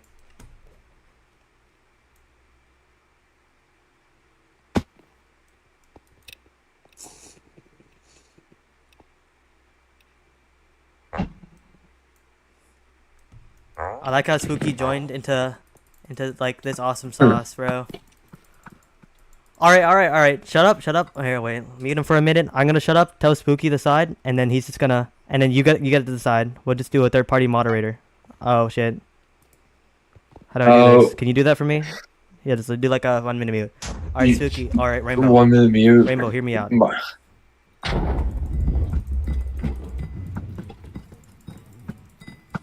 You can just sit there, it's okay. Alright, so Suki. So this guy is saying, yo, ChatGPT is like 100% accurate, right? And it's like very ingrained into culture. And I was like, well, no, it isn't. He's like, what do you mean? Because he's talking about something about Viet, right? And I was saying that's not how you say it in Viet, because it's usually like disrespectful for you to say something like that. Like, it's not formal. You usually say like greetings and then whatever their name is, okay? So like, that's fair enough. And he's like, oh, well, you're whitewashed. And I'm like, what does that have to do with anything, you know? Like, your source is ChatGPT. And he's like, well, I'm trusting ChatGPT because it's smarter than you. And I was like, okay, but ChatGPT, exactly. And I was like, it doesn't know cultural insinuations. I'm like, and he's like, oh yeah? And I was like, yeah, because cultural people from Vietnam, like rural people, Southerners, like, you know, people who aren't prosperous and living in a developed place in Vietnam, they don't use ChatGPT. They don't use like anything. Like most of my whole family, you know, my relatives who live there, they don't even know what like TikTok is, YouTube is. Like they barely know. They don't know that stuff because they don't use it. Their phones are like flip phones. Like they're bare minimum. Everything is bare minimum. You know, it's like. And then he was like, oh yeah, well, that's your proof? You're bad at Skyblock. Like, that's your proof, bro? Your proof is your relatives who live in Vietnam? Like, in rural parts of Vietnam? Your proof is that? And I'm like, yeah. And he's like, you actually sound retarded. So, what do you think? Do you think I'm just dumb for thinking that? That, like, ChatGPT doesn't know cultural insinuations? Like, do you think I'm dumb? Because I'm bad at Skyblock, that's why I'm wrong? Like, what? Please tell me I sound dumb. Like, please tell me I sound dumb for saying that literal, like, not all parts of the world use ChatGPT because they can't afford to. Like, they literally, it's just not in the books. And, like, fair enough. Like, yeah, Vietnam does have ChatGPT users, but, like, what are they going to learn from? They're going to learn from developed cultural people, like, probably speak English, half those, you know? Like, they don't learn from everybody. It learns from just whoever uses it. What is this guy talking about? Oh my god, oh my god. You see? I don't sound crazy. I don't sound absolutely crazy. Oh my god. I swear to god, bro. Cause like, fair enough, bro. Fair enough if I'm like fair enough if I don't know Vietnamese, you know? But it's like, fair enough. And I was like, yeah, it probably doesn't mean I love you, but it's not definitely a formal greeting. Like, I'm not gonna say that to somebody. I'm not gonna say like, yo, what up to my grandma. I'm gonna be like, respectfully, you know, saying a greeting. It's just how it is.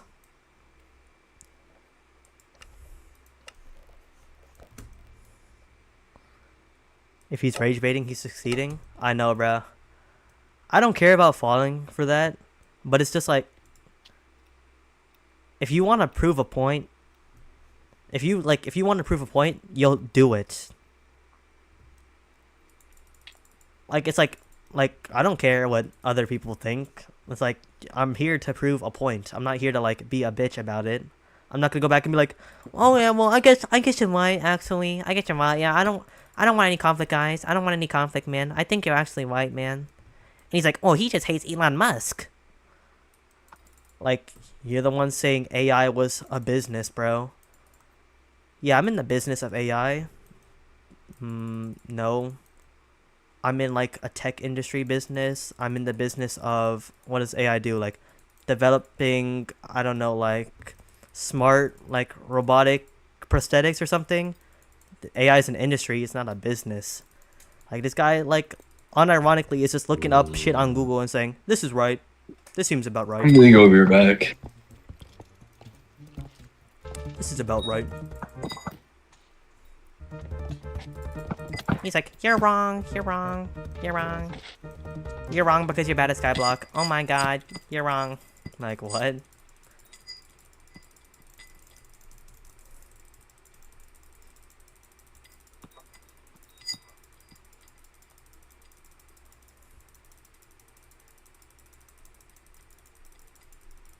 I get as mad as I want, but I won't become fucking retarded.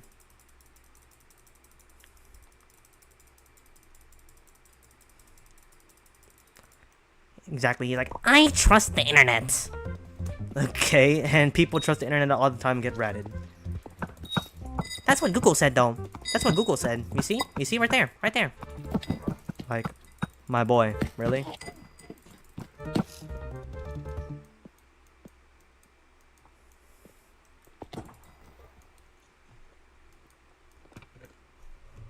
Alright, yeah, that's enough of that. I'm sorry about that, Star. I'm going on a ramble, but it's just like, I don't understand, like, how people can just become so brain dead and complacent.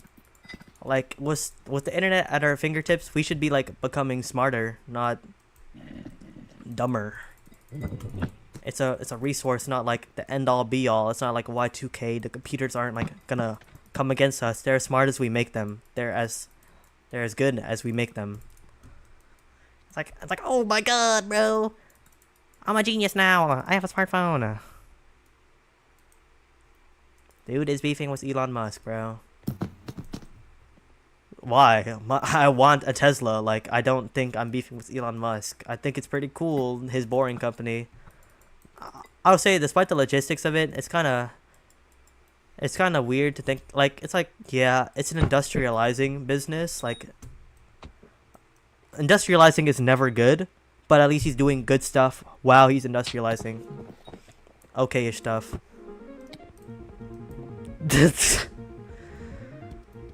That's awesome. But I will say, it's kind of weird how he shouldn't get more power than a privatized company gets. Like, privatized power is a thing of its own. It shouldn't be industrialized into governmental power because you have privatized power. That's my thoughts on Elon Musk. Like, yeah, I get he's doing stuff for like lower communities, but still, like, he is industrializing, like boring holes into like the boring company. Like, yes, he is indeed using that stuff for good work, but it is industrialization. There's always a negative to a positive. So, you know, it's not like I'm beefing with him, but you can't just like dick ride him because ChatGPT is just ChatGPT. If it was as good as you said it would be, we wouldn't even need Google at that point. Like, we would genuinely need nothing. It would just be the overarching see all, and we would also have no rights to like privacy if it knew that much. We would unironically have no rights to privacy.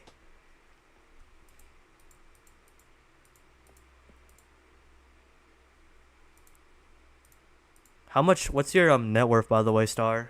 Like, so you should probably know what to go to next, you know?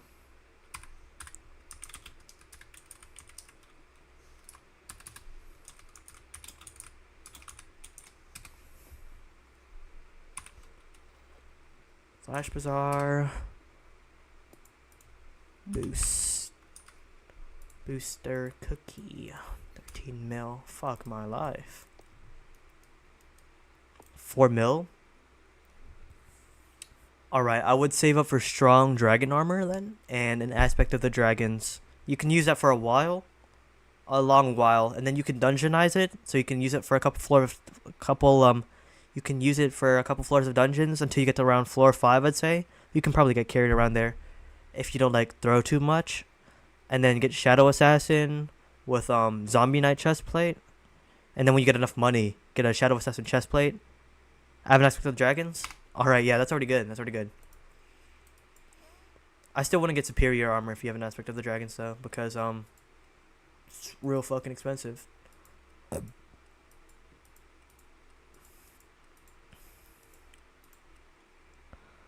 Also English, please.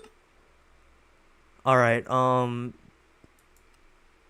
do I explain this?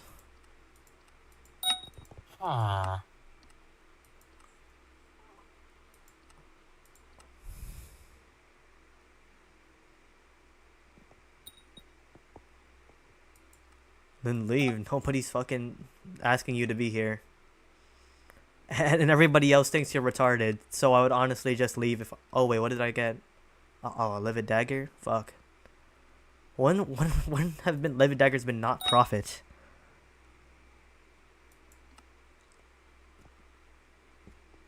Maybe more intelligent, but I wouldn't say smarter. That's just not how that works.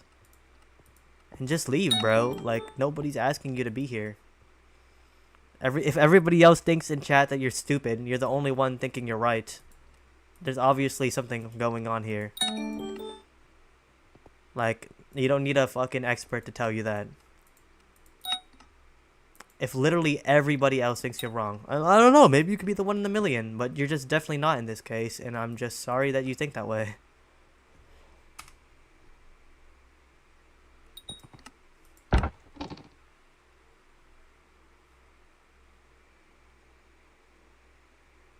Okay, like...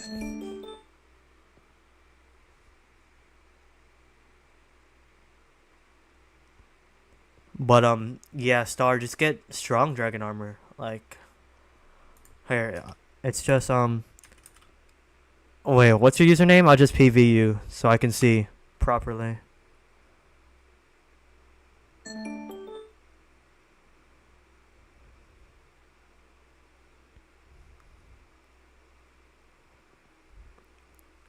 You're an actual droid? I thought you said I was dumber than a droid, you know? So if I'm not smart as OpenAI, but I'm also smart as OpenAI, that doesn't make any sense. Because droids would also use AI. Cause it's different than a robot, which is just outside programmed. Like, that doesn't make any sense. Droids are also for like... Okay. Do you have your API off?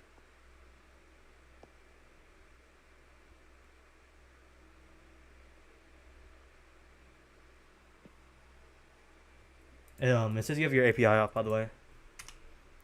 So.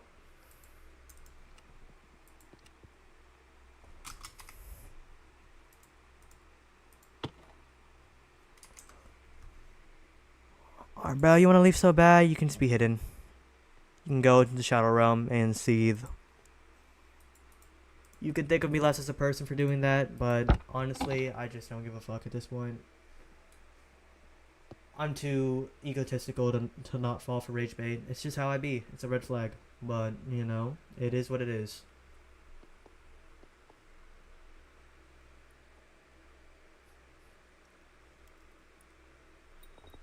Your API star is this right here. It's in settings and it's one of these. I think it's API settings. Yeah. This will just let me see what you have. Like it will let me see. Here, I'll PV Rainbow for instance. Rainbow MC. So if you turn the API on, I will be able to see like what you have, so I can tell you what you need. Like you see how he has this stuff. Why do people need to be good at Skyblock?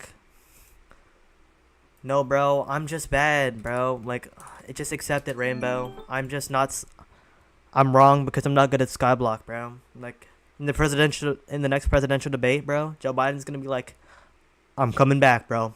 I'm coming back. He's like, no, you're not allowed to run. What the fuck? He's like, no, but I'm good at Skyblock now. I spent my millions of IRL net worth, and I got billions in game. He's like, yeah. They're like, he's like, yo. He's like, you did it, Joe. You really won presidency. How'd you do it? He's like, simple. Hypixel Skyblock.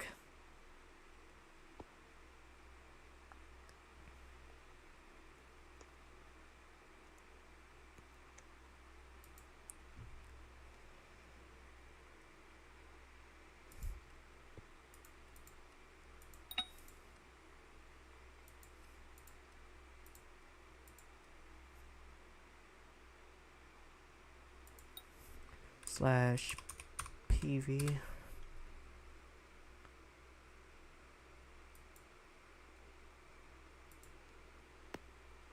Yeah, it says missing data. That's kind of weird. Do you want to visit me real quick, Star? I'll pop my IGN in chat. So I can just like click you to see what you have. Yeah, just /visit me real quick so I can take a look.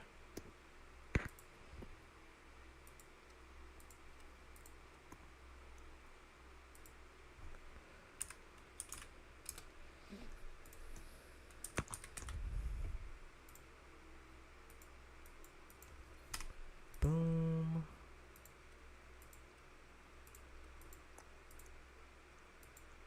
Boom.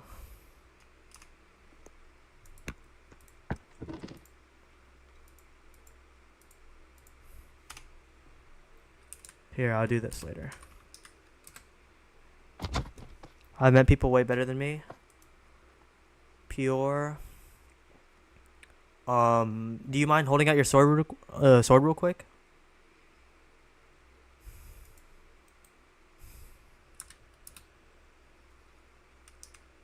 Alright, thank you. You have an epic void sword? Okay, let me see. Not bad.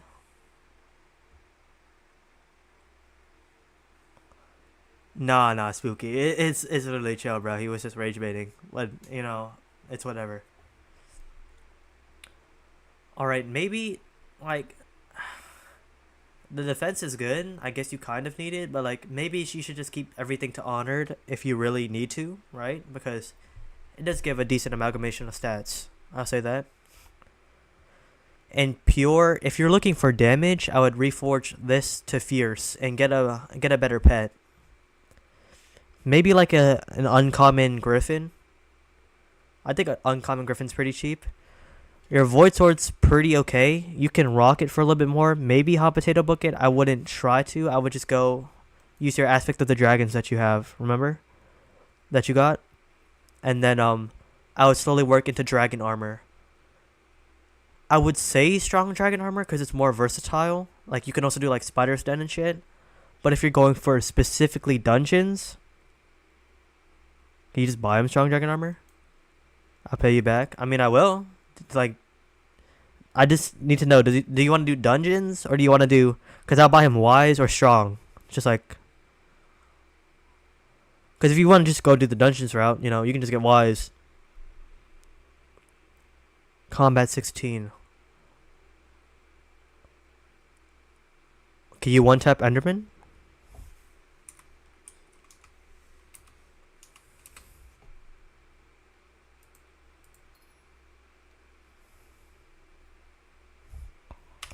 Why isn't worth it? I thought people fucking what is it, progress skip or something? I thought people progress skip was white or something. Just grind zealots till 18.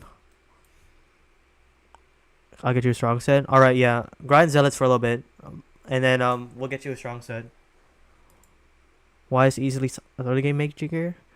Yeah, but if you oh, I forgot if you start it increases the combat requirement or dungeons. Yeah.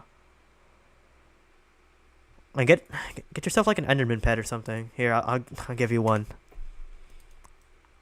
Do I have an epic around here? Until you can get probably like a legendary griffin, I'd say. Here. Can I trade? He can't use it though, can he? Cause you need combat 24.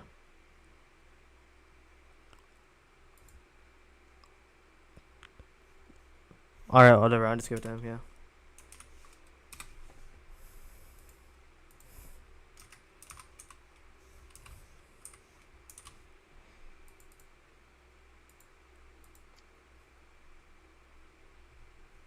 Is it cheaper to craft? Hold up, bro.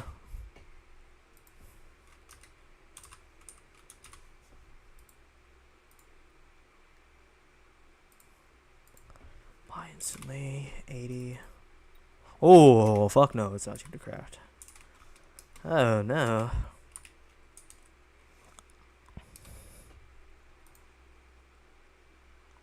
This one's not bad.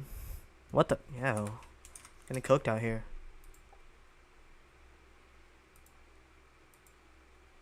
Bro, the leggings are 3 mil, bro. Strong Dragon never used to be this expensive. What the fuck?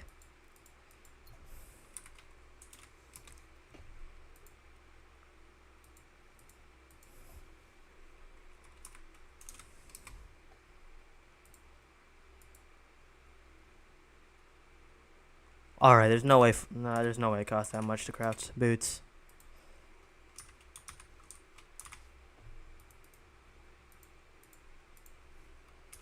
I refuse to believe. 1.9 is cheaper than 2 mil, yeah.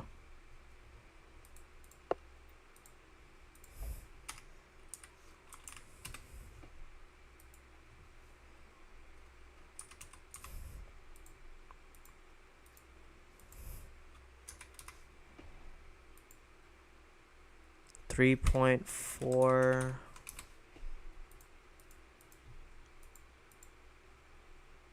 These fucking scandalous individuals. Fuck you.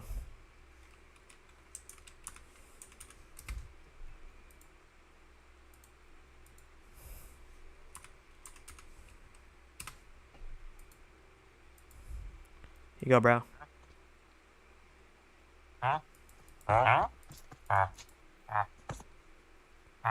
If you, I don't, no, please take this, I don't, no,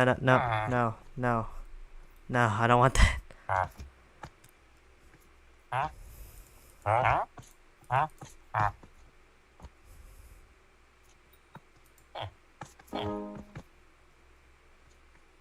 So do that, enchant that, use these, yes, use those to enchant that. Get fierce on it. Get fierce on the armor. Go kill zealots, and then run dungeons until you can afford Shadow Assassin, and then you just work your way up from there. Sounds like a lot, but it's not going to be a lot once you understand it.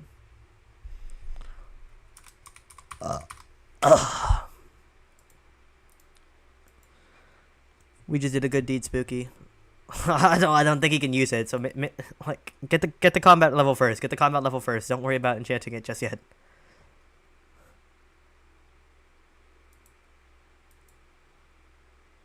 Don't have a key.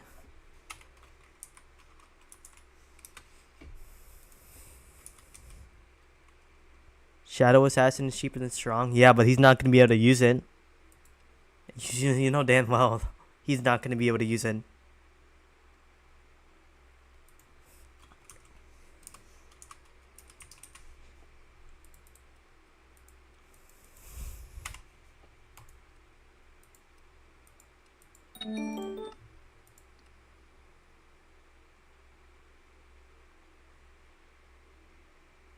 Just so strong.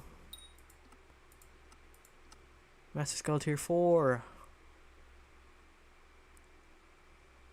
Is that even worth the 50k? I'm gonna like lose more. Yeah, I'm not doing that.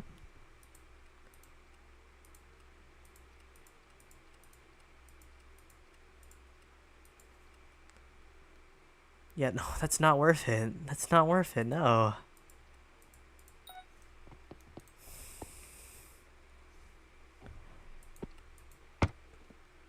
I got 3 of the recoms for my set, though.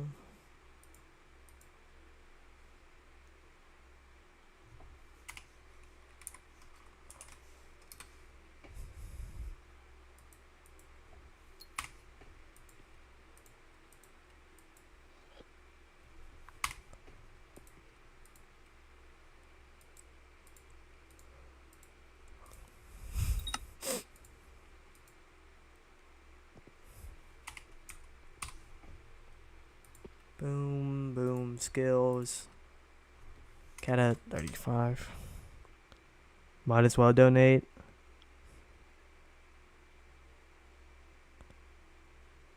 I like to see people having fun.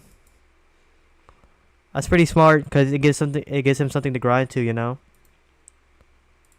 Because you gave him the armor, so now he's like forced to basically grind to the combat, what, 24 or whatever it is you need for strong for dragon armor. I think it's 24. It used to be.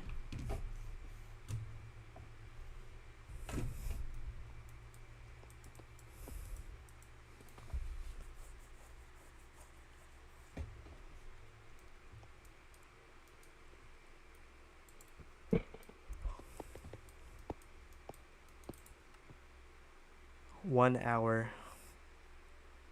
Bruh. This shit devious.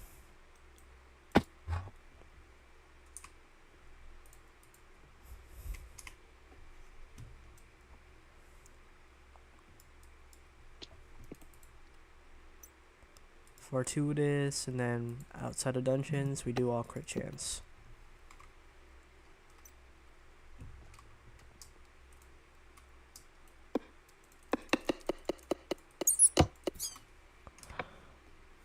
You only need one? Wait, what? They dropped it down that much? Kujo's like dungeons where you leave the chest open, or no, do not do that. No, you have to open it. You have to open it.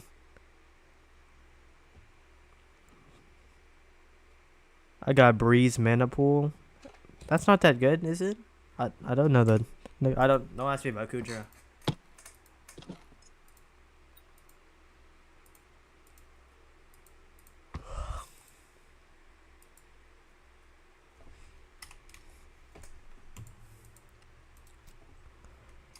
That's right below God Roll.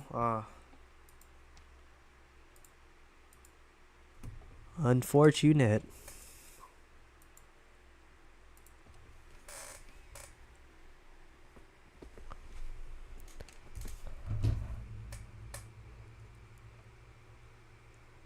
I have some crazy rolls, bro. These are some top 10 Aurora chest plates. Breeze doesn't even work. No, it's a god roll, bro.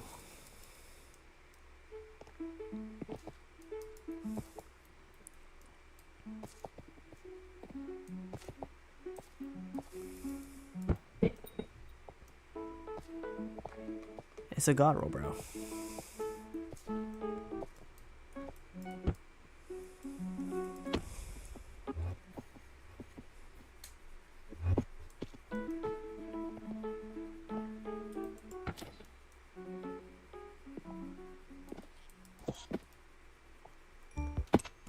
Bam, bam, bam, bam, bam, bam, bam, bam, bam.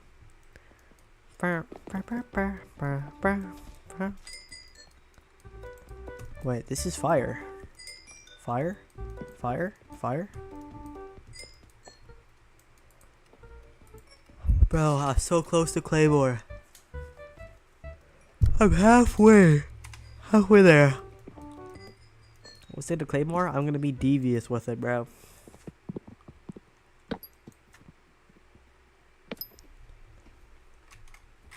This kid fall asleep, bro.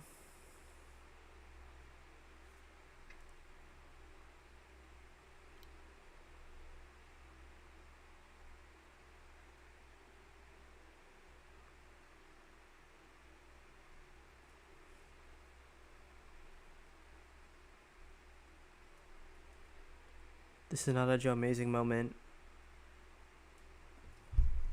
What the fuck?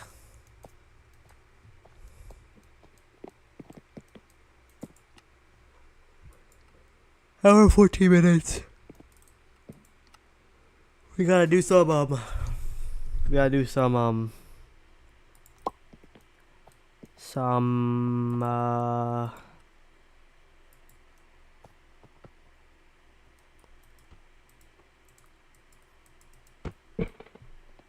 stuff. Some stuff.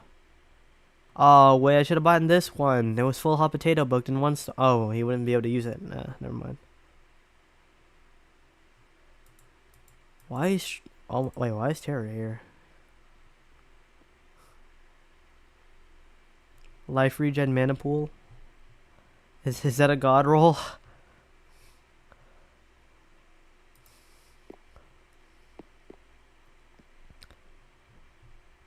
What the fuck are these sets, bro?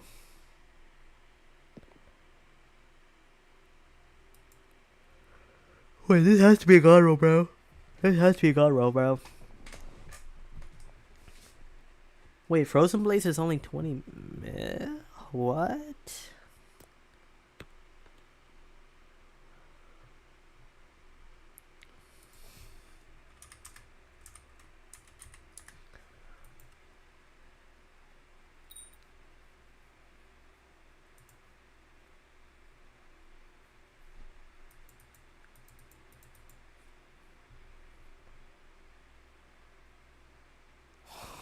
Wait, these are kinda good.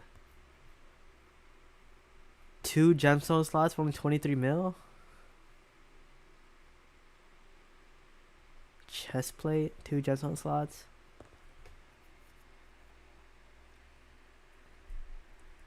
Should I cop Frozen Blaze just to have a set of Frozen Blaze?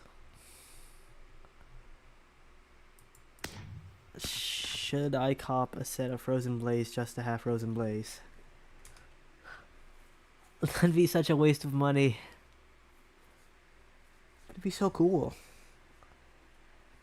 Is Frozen Blaze good for anything besides trophy or not fucking bestiary fishing? Like, is Blaze good for Blaze Slayer? I've never seen anybody use it, but you never know.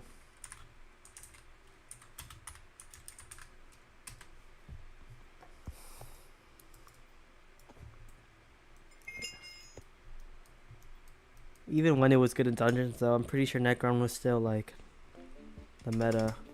Ash Fang, Gazing. I'll do a basic tier Kudra.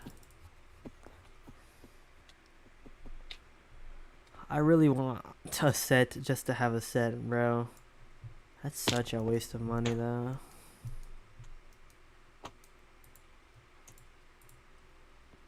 Crimson Grind.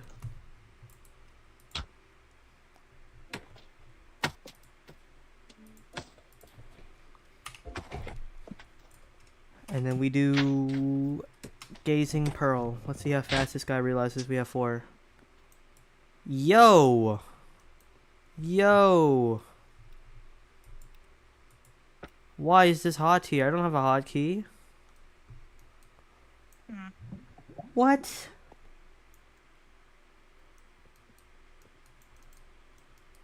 Yo! This is not it, Chief. This is not it, Chief. This is not it. I thought it was just gonna be a chill little basic tier. Not this. I didn't think it was gonna be this. Oh yeah, you definitely need a Hyperkudra. This is some BS right here, bro. If y'all ain't using Hyperkudra, bro, yeah. I don't even know what you're doing. Look at this damage, bro. This is pleb damage right here. I opened, oh my god. I opened the menu and I got cooked. Let's be a support. We'll be the greatest healer alive.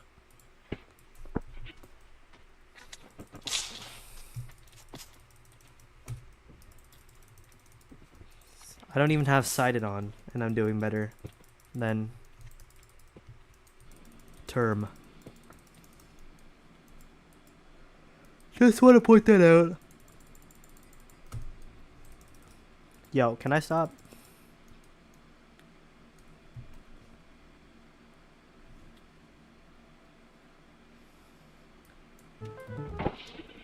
I'm gonna have to craft 4 keys into a hotkey, bro.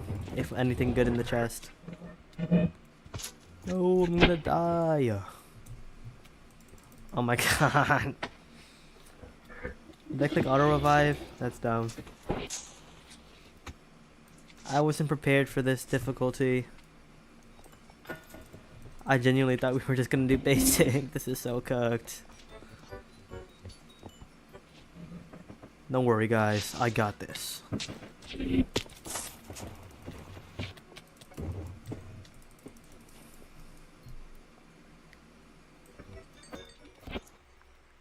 Don't worry, guys. I'm DPSing him. Wait, is that actually doing damage? Oh my god, it's doing damage. Oh my god, it's doing damage. Shh, they don't know I know this. No! Yo. Where'd he go? I'm gonna get diet for finish my nuke runs. Then I'm gonna do Kudra to 1k. Go max Blaze Slayer. At least you have a plan. I don't know what I'm gonna do after Claymore. I'm just gonna like walk around and beat a guy with a Claymore. Well, obviously, Tentacle Die Crimson. There's something wrong with you, bro. There has to be something wrong with you. Like, you already have that Portal Die Crimson. Why don't you just use that and dye the rest of yours Portal Die it, you know? Like, you have the Infernal one you got for cheap. Or are you selling that one? That's a lot of damage, guys.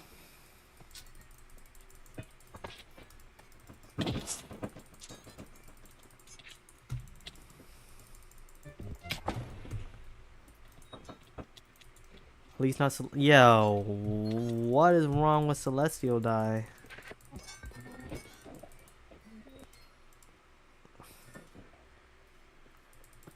Oh yeah, I don't know what Celestial Die looks like. I'm not gonna lie.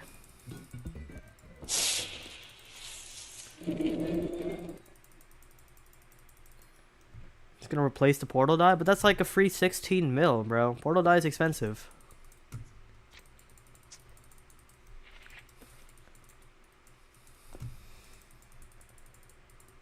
You know what I would do right now for 16 mil?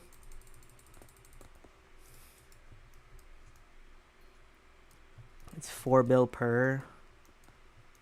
Yikes. Yikes. Oh fuck.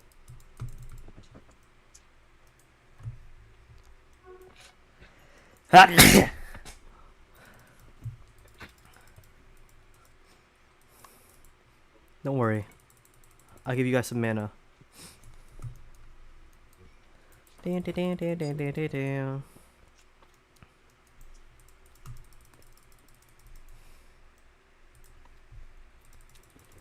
Tentacle die is still like 300 mil per. It's hella fucking expensive. Nobody alive?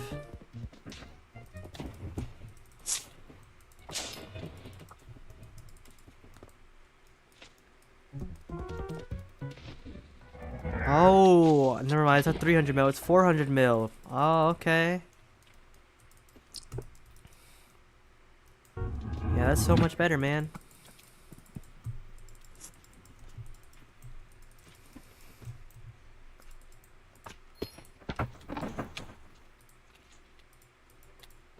Boom.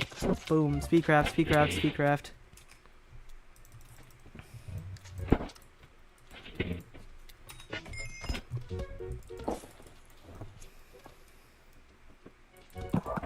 I got you guys. I unironically think he accidentally queued into hot because none of us feel like we're playing hot. Ouch. Ouch.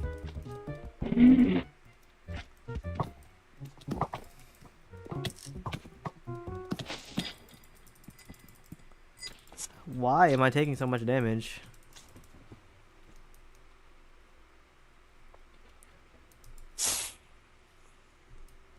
Gotta hide. Oh my god, I activated my missiles. My missiles. My Aurora missiles. For the first time, I activated something. Aurora missiles, go, go, go, go, go. Oh wait, I need to be at 10. Go, go, go. Go, go, go. That did nothing.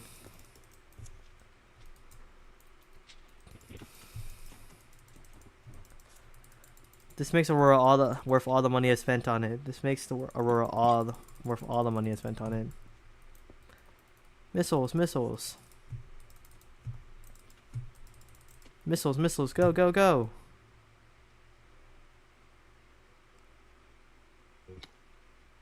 Oh.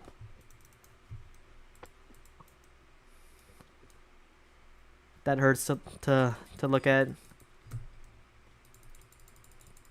Go, go, go. I got you guys. I will exterminate the Wither Sentries for you.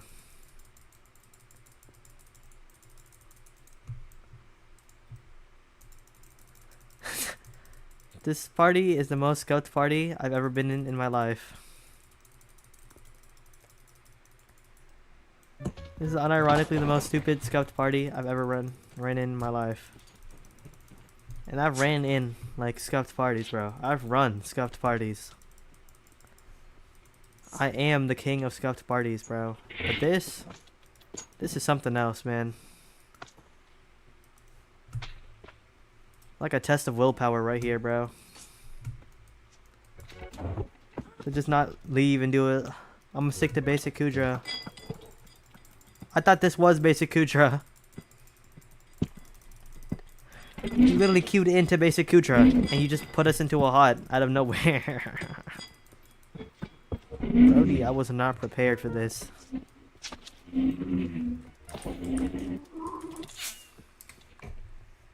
It's okay, I get a god roll here. Yo, god roll.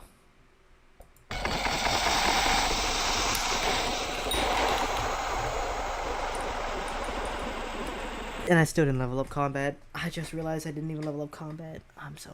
Oh my god.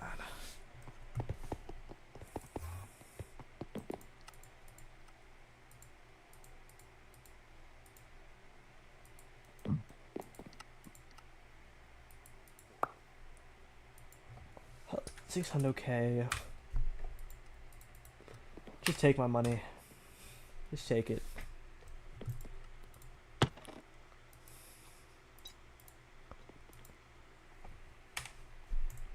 Boom, boom, boom. Alrighty, it's time. It's time to be sublime. did this kid actually go? Oh my god, he fell asleep.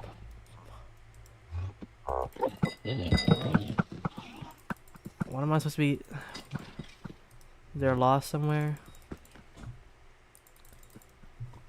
Yes. Huh. Immaculate. Precision. Precision. Precision.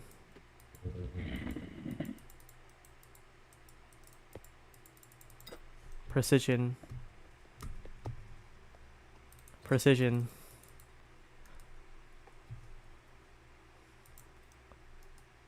Ba ba.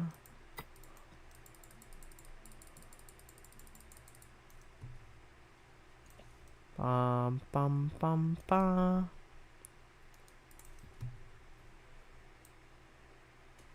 Oh shit. Wait, was he calling me or is that just stupid?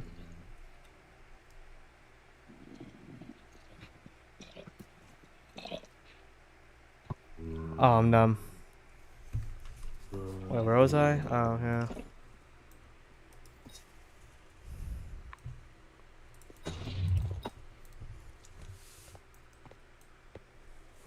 What the fuck?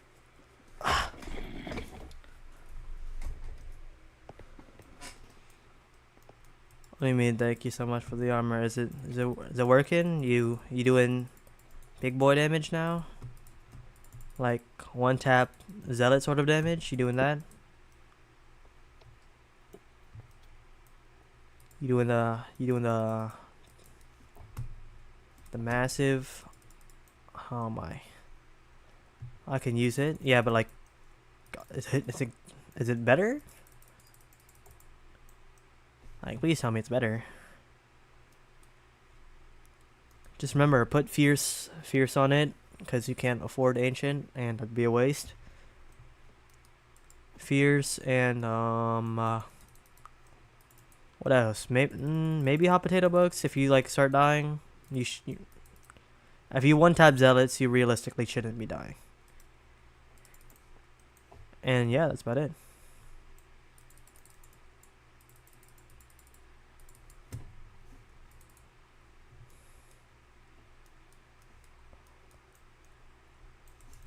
And don't thank me. Don't thank me. Thank fucking Spooky.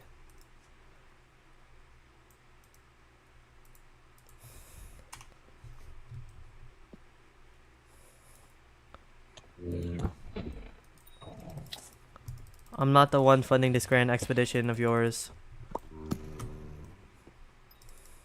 You're gonna have so much fun when you figure out how to grind zealots and summoning eyes. You're gonna have a lot of fun. That was sarcasm. You're not gonna have a lot of fun.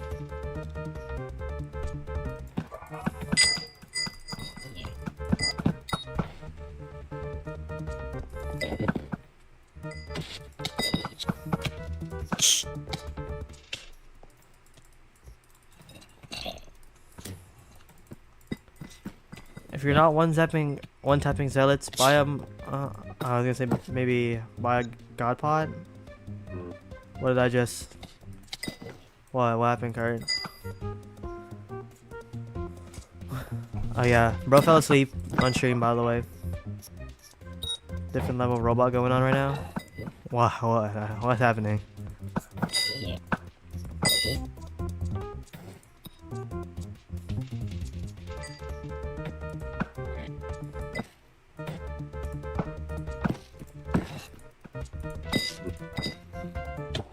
What are you doing? I'm leveling up combat, bro. The fuck?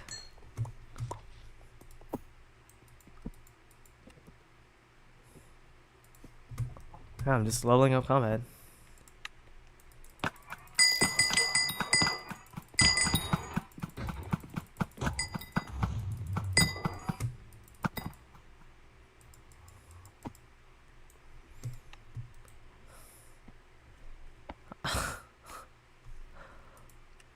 You're making me seem like a bad guy for leveling up combat.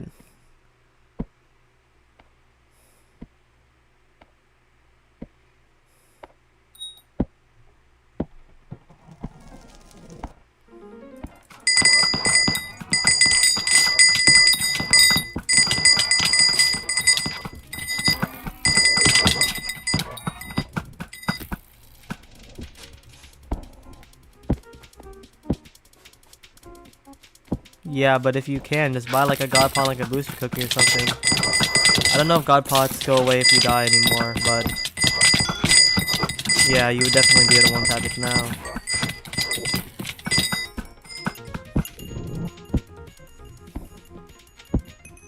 You would 100% be able to buy or one-tap a Zealot.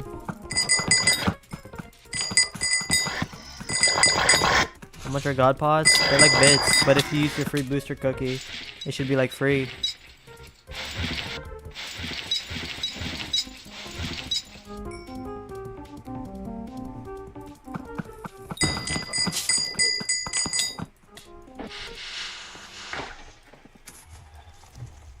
Damn, this low-key slow. Ah! Whoa, why am I playing a healer? What the fuck?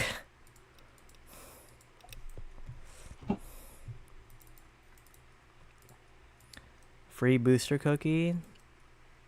Yeah, you get a free booster cookie when you start playing the game.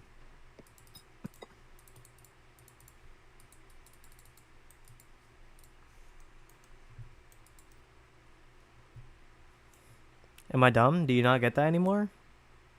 I'm pretty sure they came out. I got one for free when they first came out. Maybe they don't have them anymore.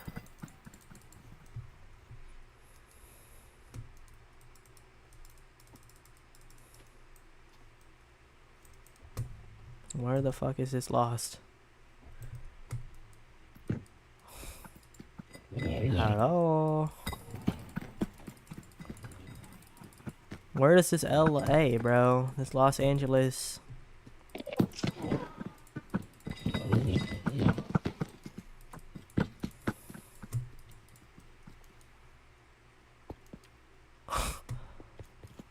Oh, there.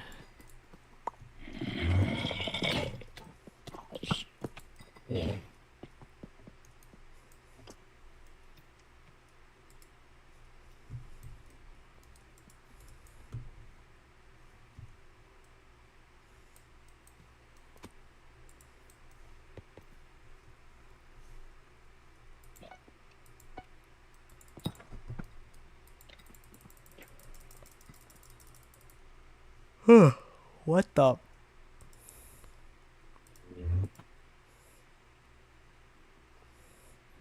Bro, I would not fall asleep. I am getting the money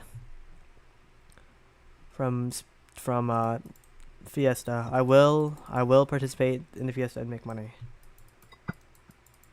For the god pots, you just talk to Clerk Seraphine, the same lady who gave you the booster cookie, and you'll be able to buy them. And they give you basically all the potion effects in the game for like 12 hours, but of playtime. So for 12 hours, you're basically like on drugs. You're super strong for 12 hours of playing.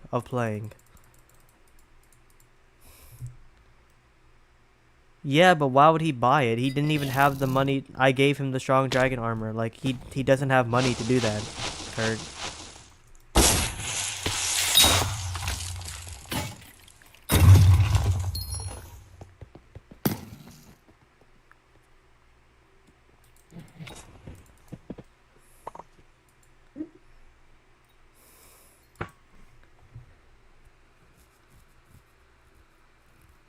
It's not 6 hours. It's 12. And alchemy, it comes into 24. What do you mean?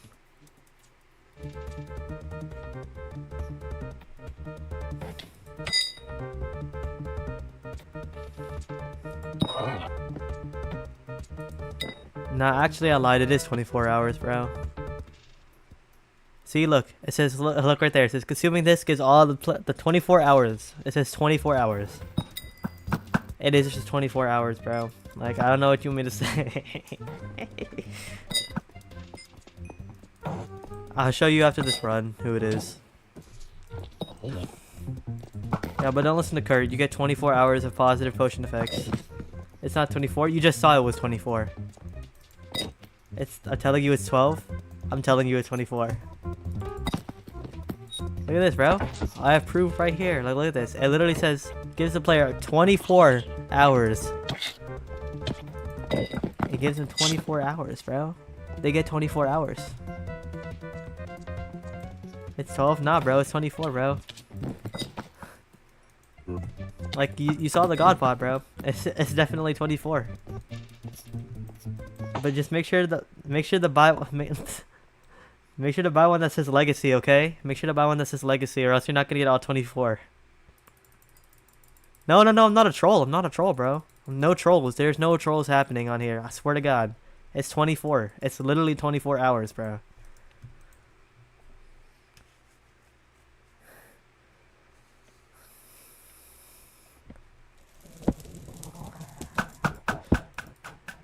See, look, even a normal God Pod gives me. I'll show you after this one. Even a normal God Pod gives me 24. I'm telling you, they're all normal God Pods, but the Legacy ones just sound cooler. They just sound cooler. Like, would you rather drink? Like, would you rather have a sword, like a normal ass sword, or like a Legacy sword, bro? Like a Legacy sword sounds dope as hell. We would all rather have the Legacy sword.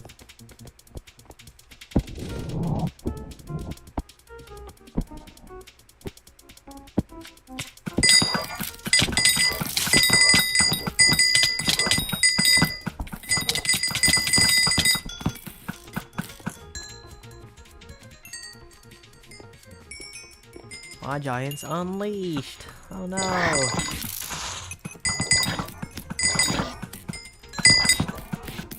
If I don't get enough combat XP, I'm gonna be so fucking. I'm gonna be cooked, bro.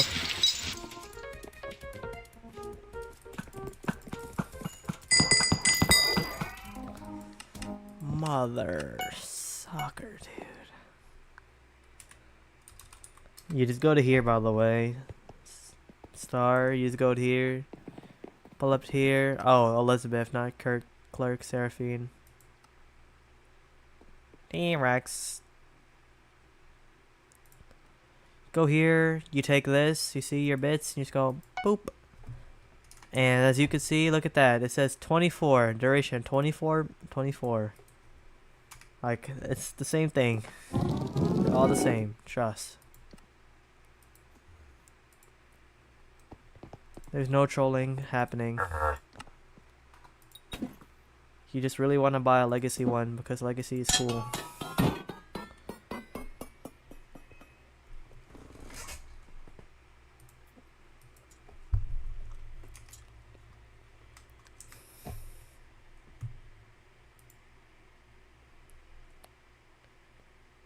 How the fuck did this guy just fall asleep on the call, bro?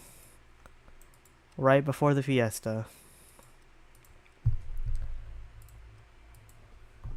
My guy is cooked. 47 minutes.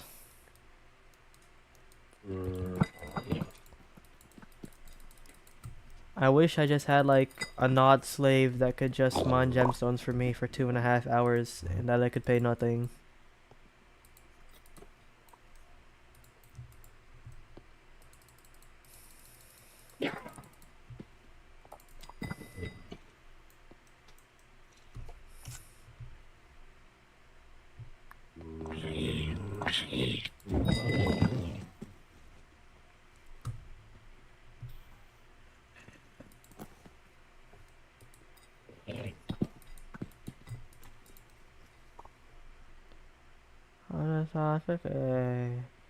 Oh, you wanna play with magic? Oh yeah, Kurd, you gotta pick the theme for today because apparently Poppy's playtime wasn't cooking yesterday. You gotta pick the one for today.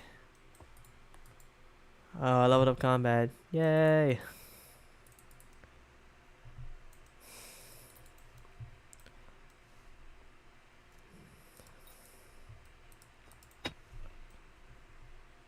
I don't have bits. Did you eat the cookie? Here, what's your username again? I'll party you. I need to see. I want to see your fit real quick. See why you should not be one-tapping zealots in full strong and a void sword. Because you should. You realistically should.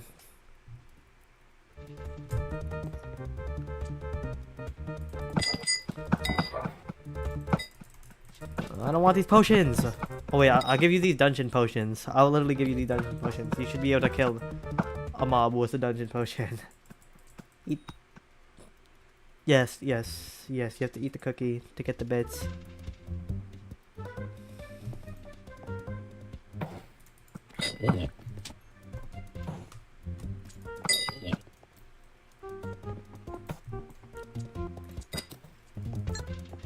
But you won't need God Pots if you get an uncommon Griffin, because it basically just gives you regen and strength most of the time. So it's like, it's good for like, I don't want to say brokies, but you know, people who aren't as prosperous and can't afford getting a booster cookie and God Pot all the time.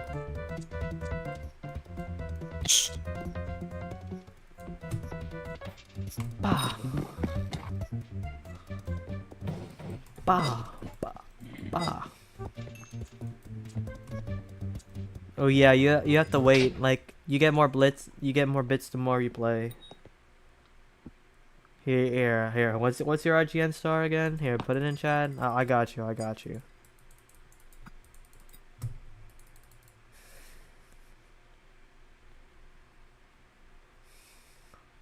I'm pretty sure you can drink these outside. I'll tell you a super tech, a super awesome tech on how to just like, it's not really a god pod, but it's like, it's cheap. Ish. But when it's Diana, get an uncommon Griffin, because they're gonna be way cheaper during Diana, right? I'm pretty sure. No, I think, yeah. I think to craft one, it's gonna be cheaper during Diana. And that's when you strike. But like, you have to know the dips and shit. You have to know when. Know the when. If you're like an expert stockbroker, you might be able to know the when. But if you're not, you might just want to look up on that one Skyblock website. I don't know the name of. That tells you like the dips and shit. Because I don't fuck with it, bro. I don't fuck with like taking the easy way out.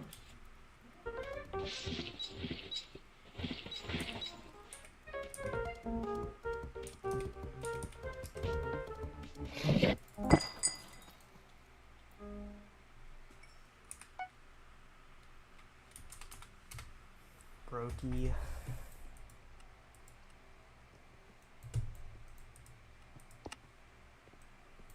You're just cooked, Spooky. You just cooked Rainbow, I'm not gonna lie. Alright, come here. Where? Let me have a cape. The Badlion cape. Huh?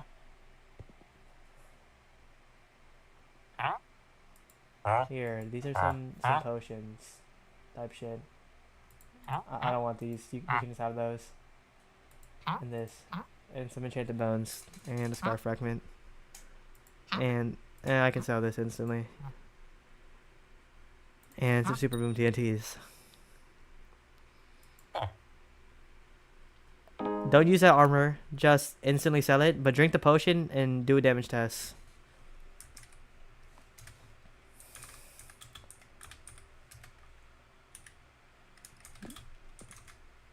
Alright. Drink the potion and do a damage test. I want to see you one type of zealot now. You should be able to. Alright, let's see it. Okay. Fierce. Okay, wait. W? And maybe don't have hefty on your shit for the less crit damage.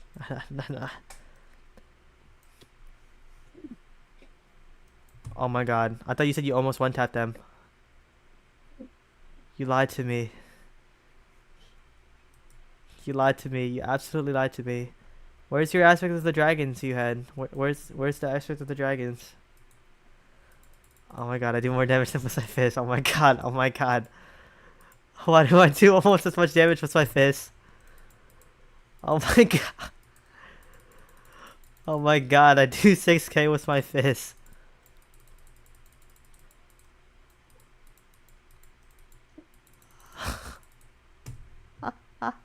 No, why do I do this much with my fist?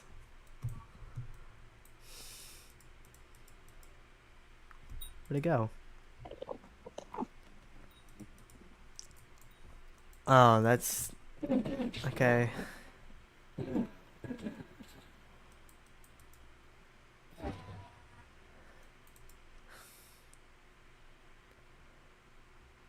Epic. I don't think Epic is the best one, right? I think it's like it should be like spicy or something. Yeah, Epic is not the best enchant, or Epic is not the best reforge. I'm pretty sure. And also, this should not be hefty because you're just losing crit damage. You're like double losing crit damage. Get spicy. Just get something better than Epic because it only does attack speed. You don't really need attack speed for one-tapping zealots. Okay, let's see what this guy has. I think Sharp is decent. Let's see what this guy has. Is that the same guy? Oh my god. Oh. Oh. Can't that games? Why does he have odd? wait, what? Okay, what are these fellers doing? They removed spicy?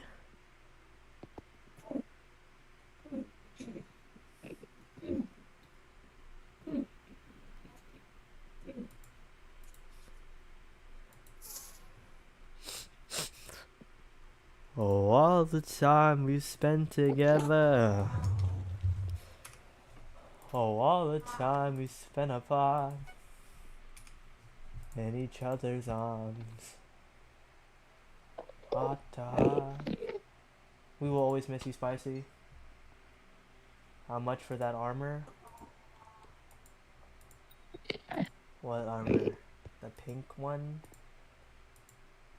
You mean my Terra? My baby? Oh, my Lapis? Taco Jet? What the? Okay, he's gonna walk away then. How much for my pink Terra? Or no, not my fucking... This one? The Lapis? No, you don't get it. 2 billion. Something absurd because it's not for sale. Is legendary good? Hold up. Let me see what legendary is like. Let me see it. Where are you? Here, just come to me. Come to the guy. Let me see what legendary is. Let me see.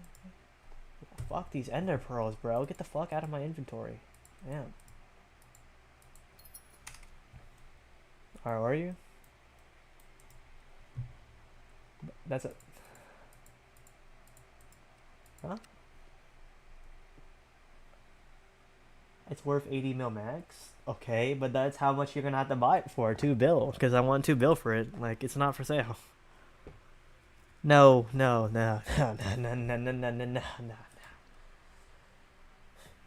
Whoa. Why don't you have Ender Slayer, bro? Get Ender Slayer on your sword. What?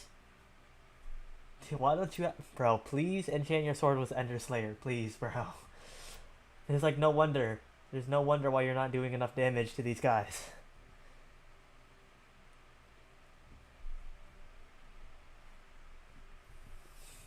What do you need? Ender Slayer? You need stuff. Oh my god, I lost my 200 mil purse. I just realized. I'm broke. I'm so broke.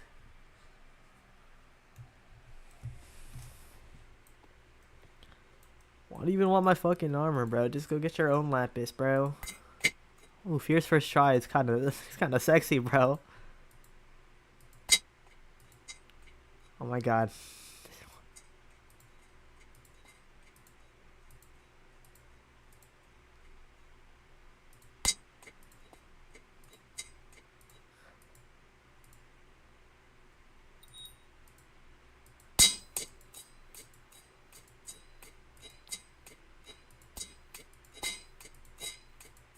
Ouch, bro. Damn.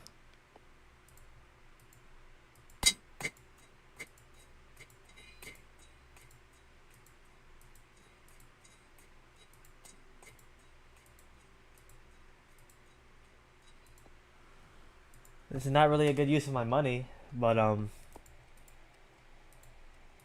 it is a use of my money.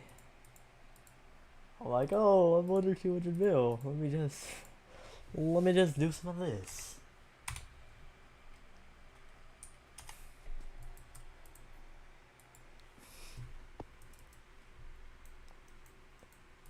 Get ancient. I'll get ancient when my purse is over 200 mil again, and I have like extra money to spend. I don't have money like that to spend, bro. Fuck. Nah, I was gonna make a joke, but I'm not gonna do it. I was gonna go around with a void sword, but I'm just not doing that. That's dumb. I'm not spending 200k and then enchanting it, and then I have to like get all this ender gear, you know, like the gauntlet and stuff, and like reforge that. Bro, I just don't have money to spare right now. I need it, bro. Oh my god, I still do 6k. Oh, because I'm not an ender.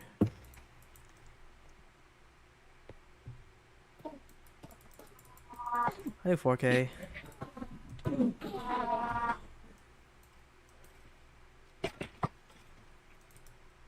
Spicy, okay. Yo, put the other two pieces on of your thing and like have them reforged maybe. That's pretty helpful. Zombie sword, floored zombie sword, yeah.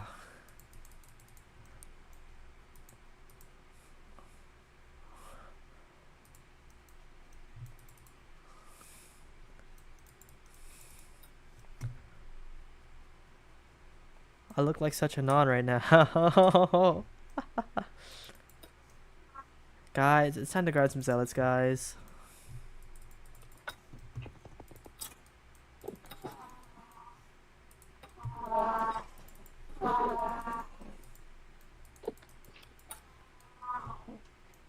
It's time to zealot grind, guys.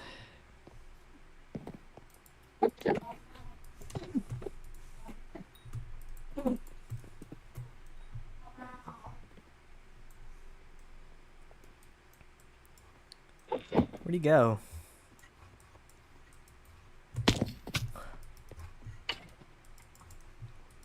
Looking for a chap in strong dragon armor. Ah, there.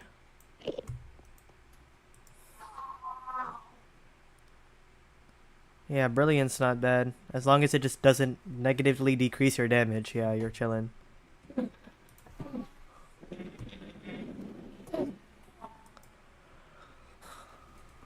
I'm trying to think of what he could add, bro.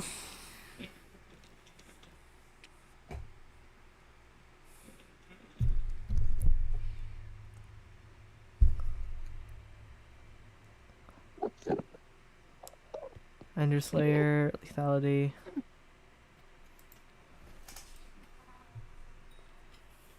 No, it looks like you're just gonna have to rock that till you get an Aztec of the Dragons, bro. I'm not gonna lie.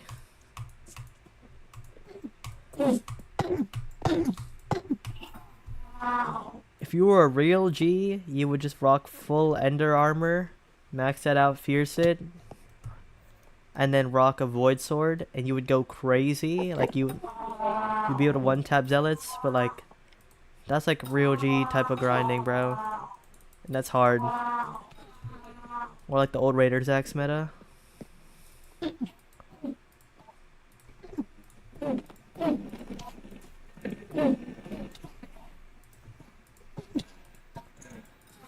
Check his talismans. Where is he? I can just PV him. I don't...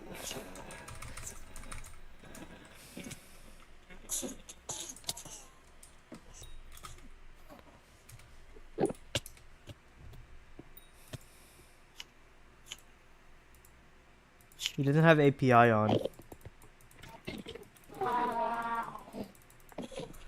I don't know what that is, Spooky. I don't know.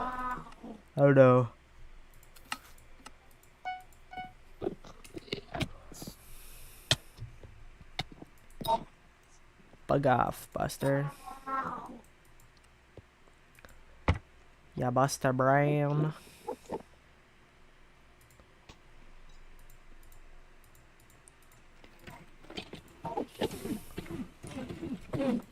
Anyways.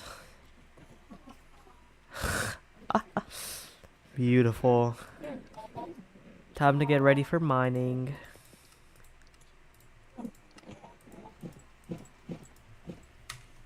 How else would I get ready?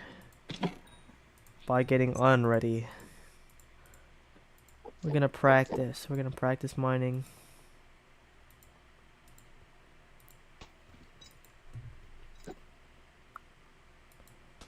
Where's my drill?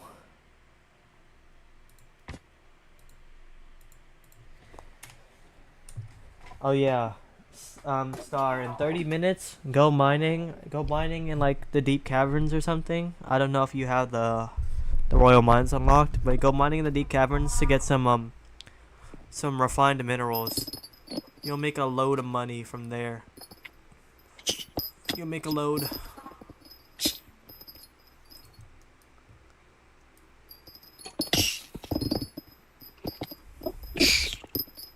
And then buy some talismans if you know what those are.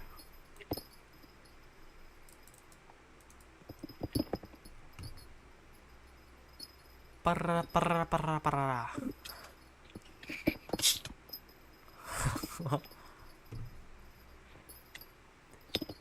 This is the best way to spend your time mining. Going ham in the end. I don't even need this titanium drill. I'll level up compacts real quick.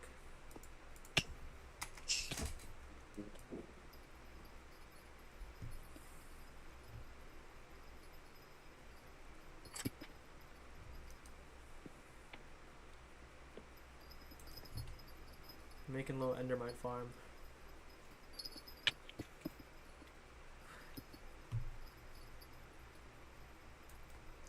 So stupid.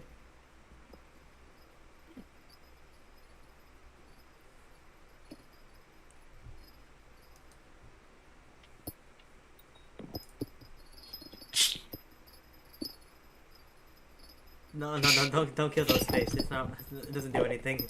Just kill the zealots. Oh my. Oh my god.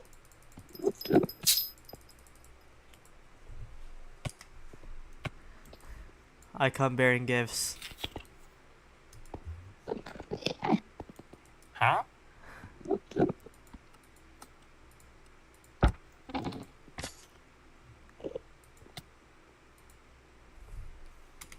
Huh. I come bearing gifts to him.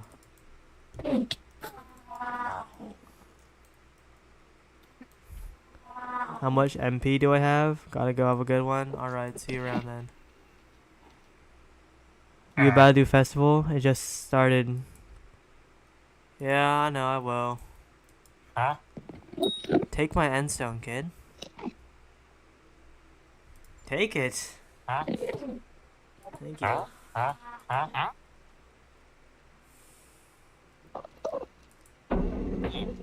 Yo, take my endstone. I'm gonna like shoot your family. Why is this guy putting sad face? This guy will gladly take my endstone. Alright, fuck these guys and fuck their endstone, bro.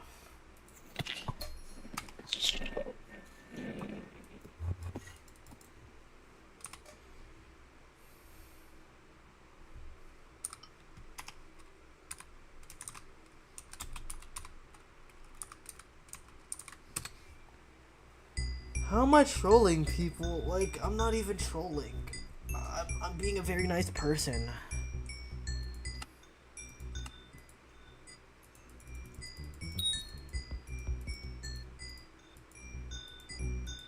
I just gave a man some epic dragon armor and some awesome dungeon gear. Like, bro, how am I trolling? On God, how am I trolling? Like, if you tell me that wasn't the best dungeon gear ever I gave this man, then you're trolling yourself, bro. You're trolling yourself. I gave this guy the best gear in the game, bro.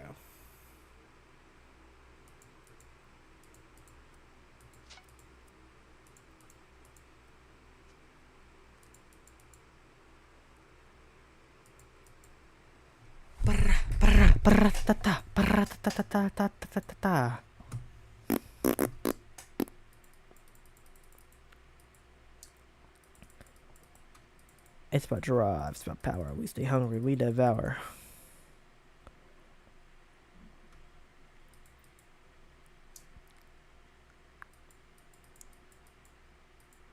Oh no, I bubble. No.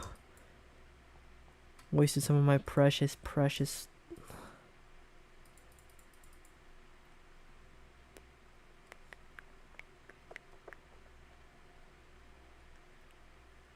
I did not think I could max that out.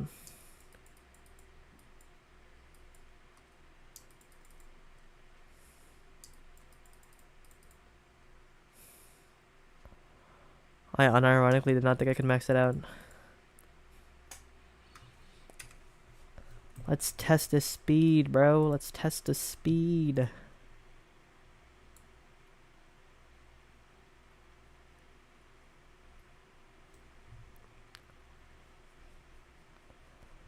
Let's test the speed.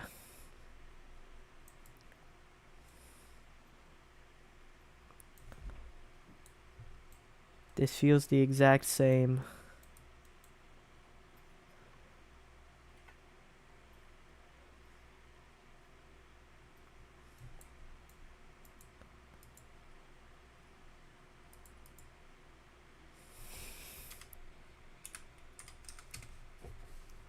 In Limbo, in the Rift.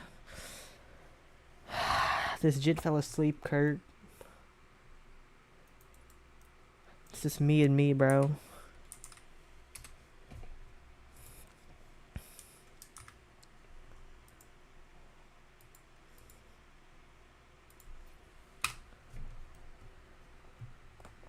Bruh.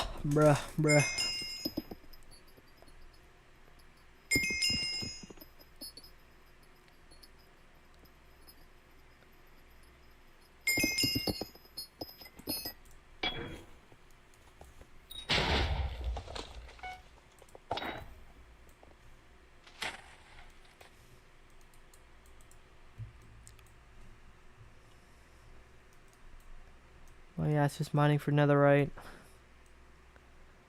This is a pretty sleek cave design.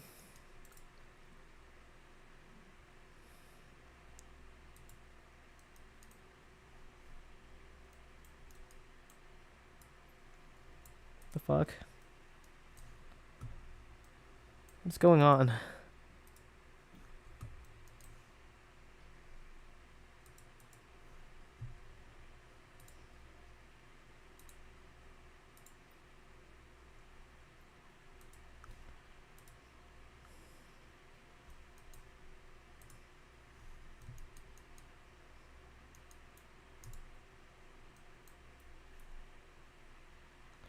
Why is this wall impenetrable? What's behind here?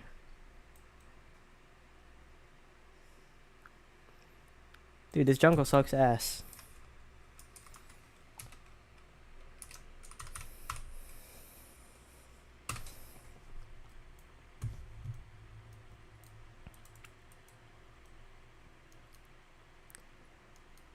Oh yeah, pre-built gemstone route. Let's go.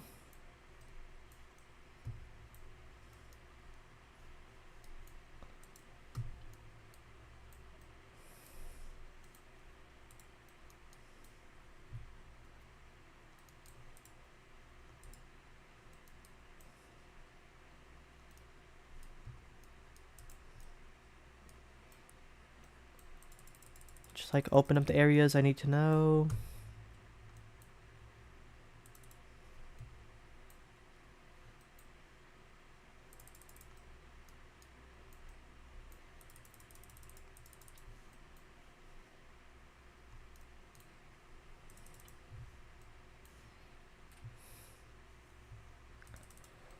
This is the best gemstone route you've ever seen in my life.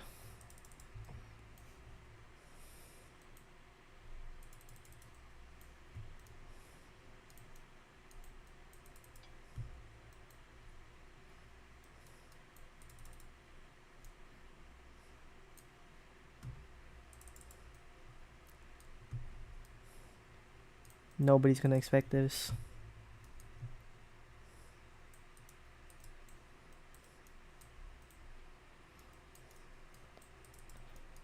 Like, how'd you find such a good gemstone route? And I'll be like, I'm just him, bro.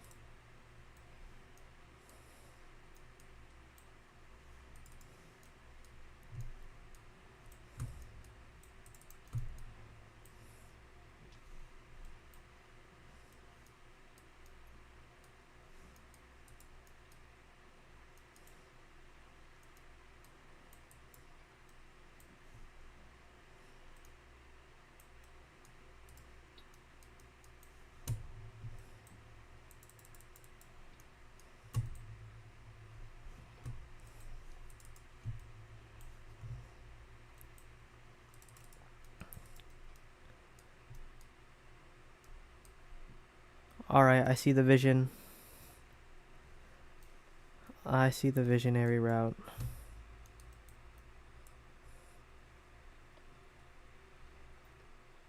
I see the vision. I see the vision.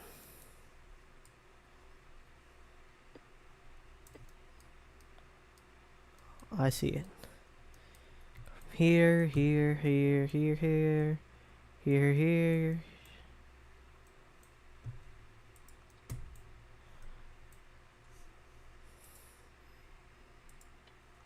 I see the vision.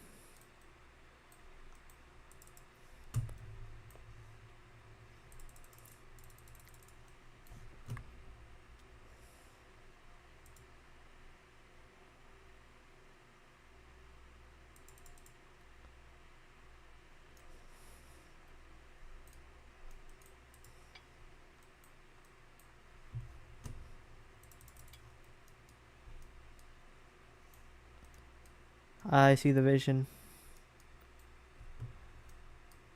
This route looks immaculate. Unbeatable, perchance. When does the lobby... Is this lobby ending soon?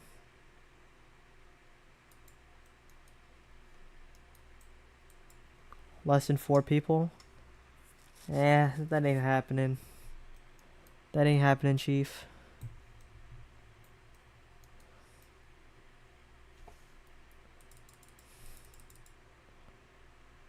Remember what you've been been taught, soldier. Gemstone route for clout. Yikes.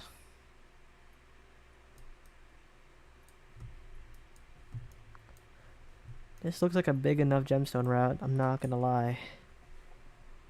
I ain't gonna lie. It's just gonna be a real chief.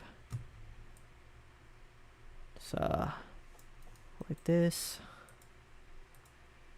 This. Boom.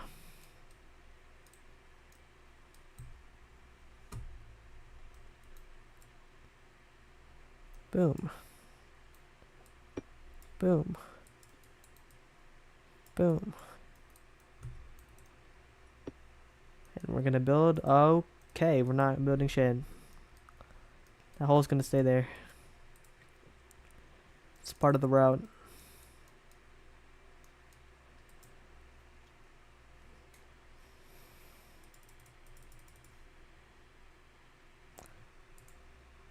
Alright, I have 16 minutes. I'm just gonna choose a different jungle. This route is so cooked. I unironically think this route is just so cooked. It's not flat, there's like holes I'm gonna keep falling in. That shit's cooked.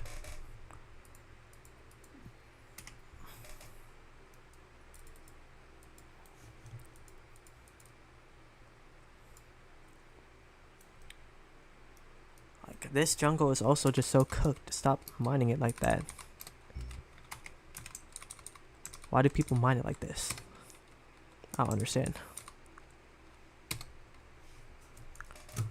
This route, oh, this might be immaculate. Let's see. What? Like, why is the jungle mined out like this, bro?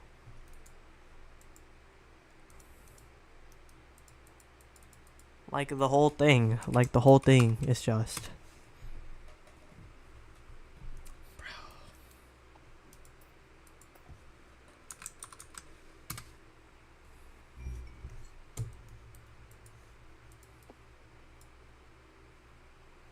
Promising. Promising. Promising. Less promising.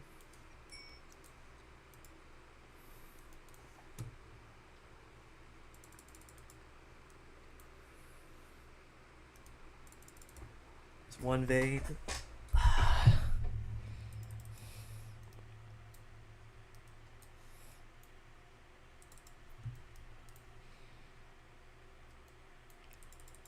Two, maybe three.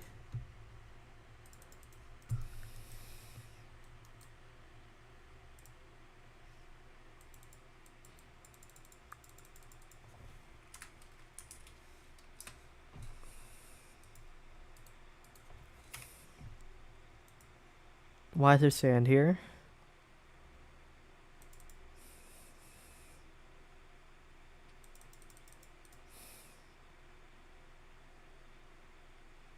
Oh my god.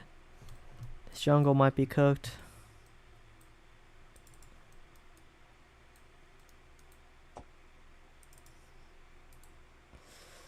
$13 to make a new one.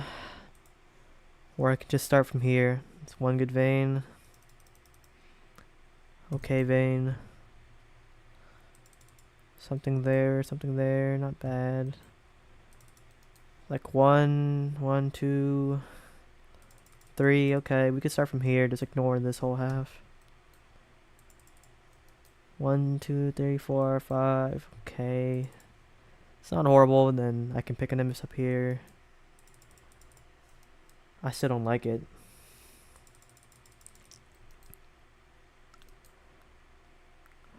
It's not bad though.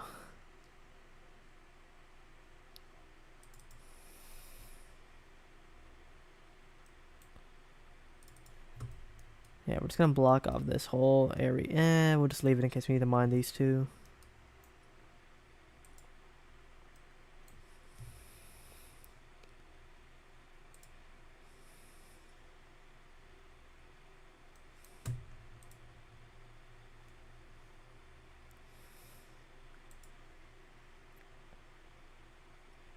Bam.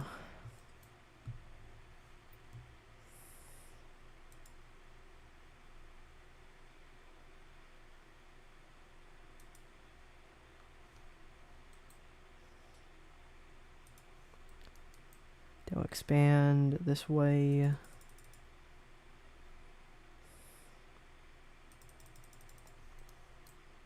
Not a single one yet is crazy.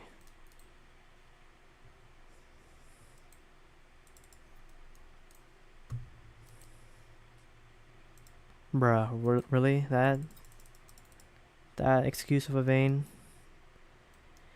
And it leads into the bottom, so we got to block it up. Keep going this way.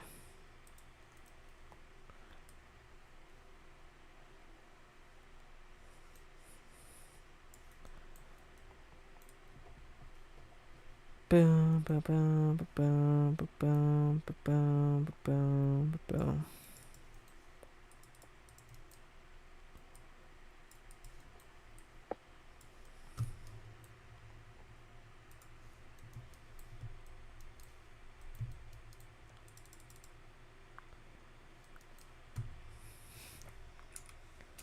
Watch this cap.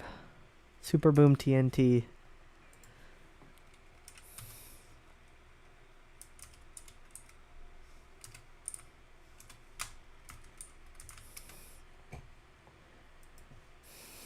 Emo bomb.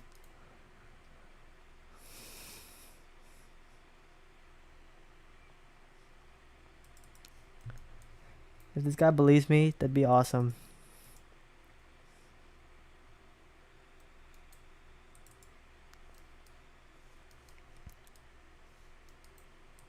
Bruh.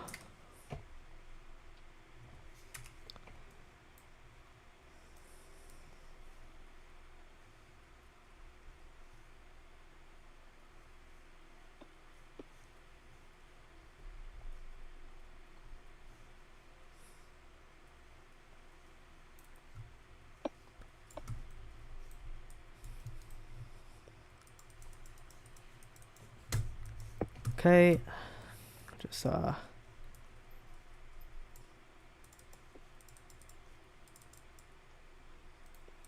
there. Boom. See how the crystals are growing over here.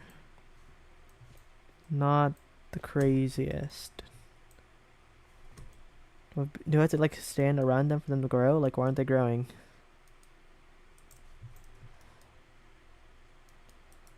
Like, look, these are growing. Why aren't these regrowing? I just patched this hole!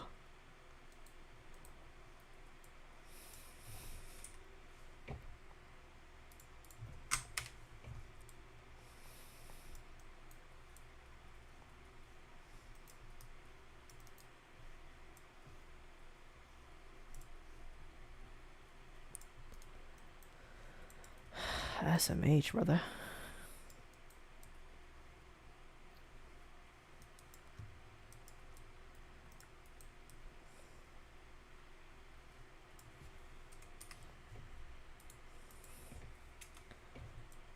Just fill this in.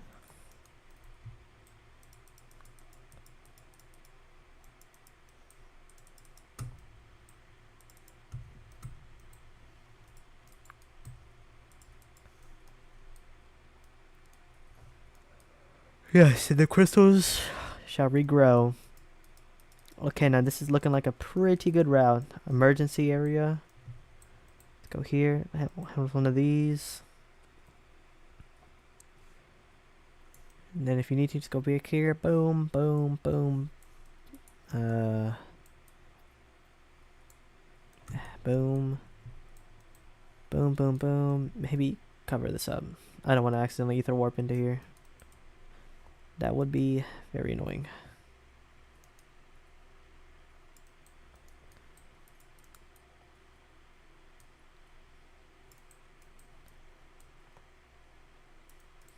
Boom.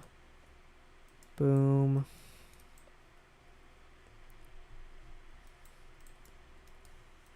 Boom. Boom. Boom. Boom. Boom. And just get this away. Here we go. Here, mine, here, here, here, here, here. Here. Boom, boom. Boom, boom. Pick a Nimbus. Boom, boom. Good pick a Nimbus up here. Boom, boom, boom. Alright, alright. I'm feeling it. I'm feeling it. Feeling this round.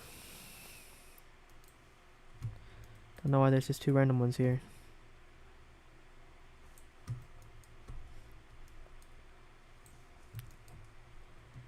This route's looking pretty good, and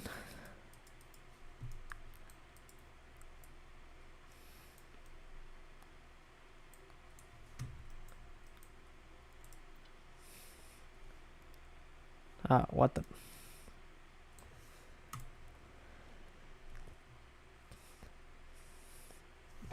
That's awesome.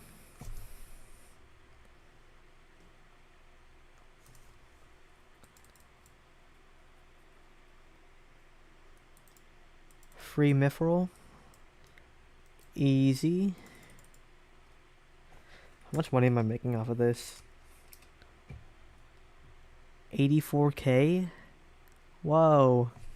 I'm rich. I'm actually rich. Ah, shit. Don't forget the fish. Bruh. Okay. I won't forget the fish, guys.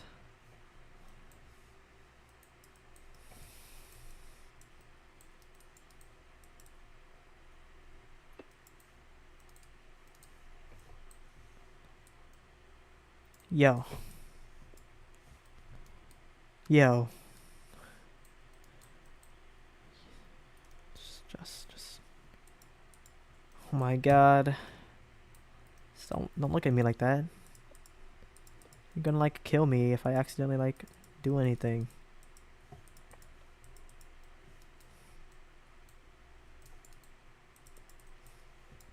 There. 4 minutes. I have 4. Courtesy of 16th Garden. On some real shit.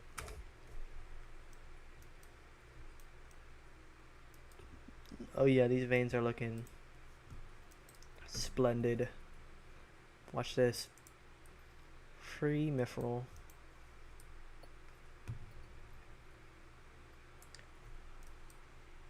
Hey, what are you doing here? No solicitors allowed.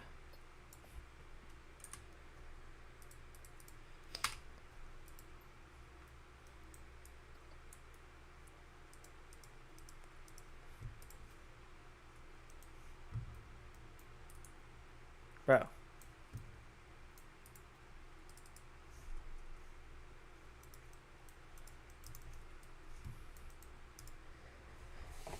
Bro, the anticipation is killing me, bro.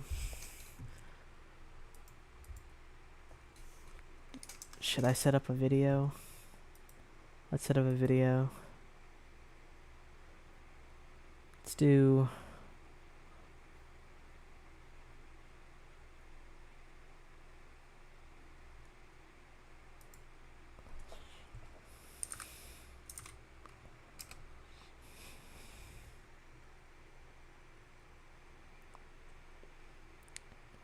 Hollow Knight, Subnautica.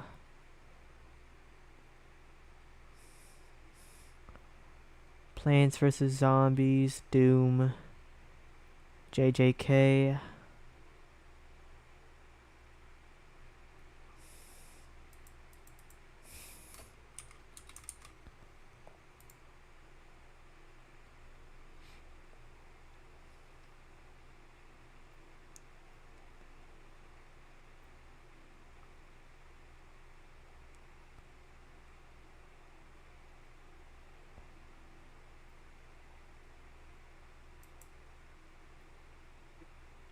Nah. I need a more soothing voice.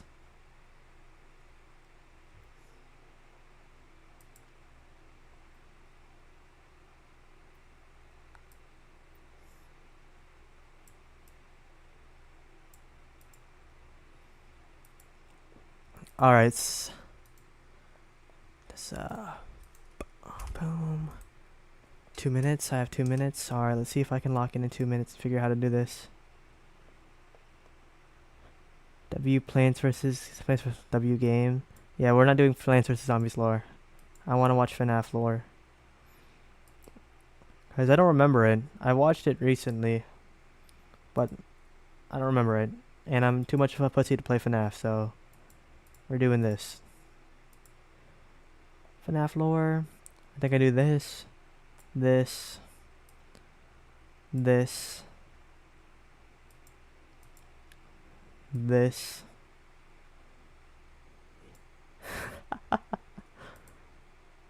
This.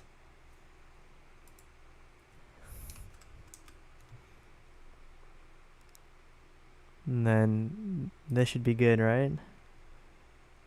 Wait, let me just make it a little bit smaller, but big enough so you can see. This looks like an absolute banger of a stream.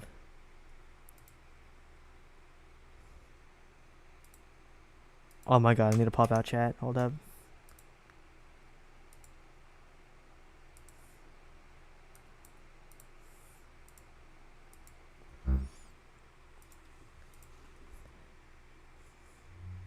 Hello and welcome to The Absurds. My name is Gibby, and I have written scripts well over 100 pages before, but I have never tackled a subject like this.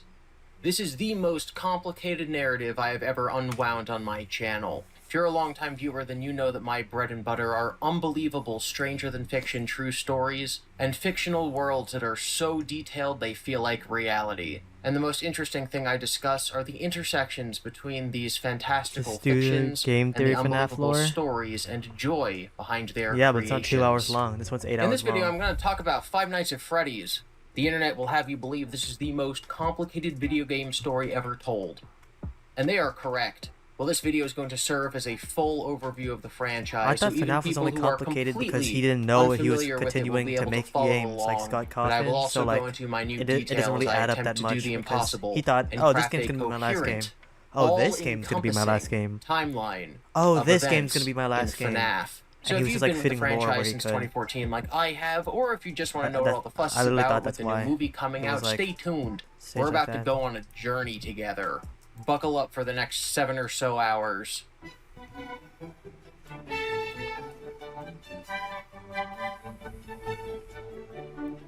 Five Nights at Freddy's started life as an indie game developed by a single man, Scott Cawthon. It has since spawned nearly a dozen sequels, multiple series of novels, and an Yo, upcoming can we movie get into the being lore? produced by horror juggernaut Blumhouse. I say upcoming knowing full well that within a few short weeks this video will be outdated by the movie, but hey, that's how YouTube works. I can't sit on this video forever. Most people know the story by heart, but it's important to cover the origins of the franchise, because I think that understanding the author is one of the best ways to start looking into the meaning of a piece of art. Bro. Scott Cawthon released several failed indie Alright, games not gonna before lie, bro. Five Nights at Freddy's.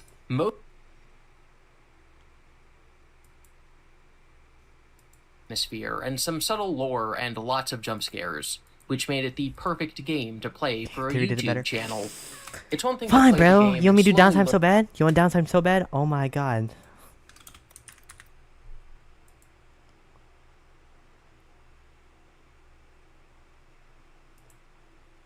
Today we end the torment. 19 books, 11 games, 8 whole years, all leading to this moment. The ultimate FNAF timeline is finally complete. The pieces are in place for us. Now all we have to do is put this story of tragedy, jealousy, and loss back together. Hello, Internet. Welcome to Game Theory, the show that feels like a kid revealing the class project that he's been working on all year. Except here, it's the class project that I've been working on for the past decade of my life. This one is big, my friends, and I gotta admit, kinda nervous. I haven't attempted a timeline video on this franchise since 2018. Back in the days when Mike was the crying child, Afton coming back was actually a surprise, and Fazgoo wasn't a phrase I'd ever thought I'd have to utter. But since the last time I did something like this, we've had 3 more massive games, the death and revival of the FNAF movie, and more robot kids than you can shake a staff bot at. It is exhausting trying to keep track of this whole franchise, which honestly is why I'm here today. The lore at this point is complicated. It is full of speculation and theory, so to hopefully make it a little easier for everyone and to give us all a baseline to talk about this franchise moving forward into the future, it's time to reveal my current working FNAF timeline. But just before I do, I just want to explain a couple of things. First, this timeline is massive. Seriously, it is huge. This thing towers over any video project we have ever It's done massive. on the channel. But when you look at the totality of this franchise, the story of FNAF really boils down to the story of one man, William Afton. His successes, his failures, his rise to becoming co-owner of one of the most successful restaurant franchises in the world, and his eventual fall to the monsters he helped to create, only to video then be SMH. reborn in a new digital Bro. form later. So sit back, grab some popcorn, or your pitchforks if you're the It's type to either get this upset when one I say or the something 8-hour controversial, one and make that sure we're that not you even gonna be able to subscribe, finish. since this is going to be a video that you're going to want to come back to a few times in order to fully dissect. Without any more waiting, I present to you the story of a loving, obsessive father who slowly descended into madness, and along the way discovered the secret to eternal life. Oh my god, fucking PlayStation ass ad, bro. Chief Keef lore. We're not doing Chief Keef lore, bro. Our story begins not in the 1980s, or even in the 1970s, but all the way back in the 1930s. It was the throes of the Great Depression, and people were in desperate need of cheap entertainment, especially in Utah, one of the states hit hardest, fourth highest unemployment in the nation and full of transients. People looking for work in Salt Lake, finding none, and ultimately moving on to find their fortunes out in California. People were tired and they were hungry, but as they traveled, there was one thing that could lift their spirits. A simple roadside attraction called Fredbear's Singin' Show. The ads were plastered all over town, featuring an animated bear drawn in the popular pie-eyed cartoon style for characters at the time. He resembled cartoons like Mickey Mouse, Felix the Cat, Betty Boop. It immediately said that this, Fredbear's, was a place where you could bring the family. And the price, honestly, couldn't be beat. For 50 cents, you could get food and entertainment as you watched the local trained real-life dancing bear perform on stage. Normally, you only got to see dancing bears at large traveling circuses like Barnum and Bailey, where the tickets would go for about $1. That's $1 without food. But this was a smaller show, like the type from the Von Brothers or the Robbins Brothers, where tickets would sell for just a mere 50 cents. Watching that bear do tricks on stage brought a glimmer of joy at a time when so much was wrong with the world. The simple show would go on for years, bringing happiness to hundreds of travelers passing through looking for a quick meal. But it left a permanent impression on one little boy, capturing his imagination in a way that nothing else had. One little boy named Billy. That was his nickname at least, but his parents liked to call him William Afton.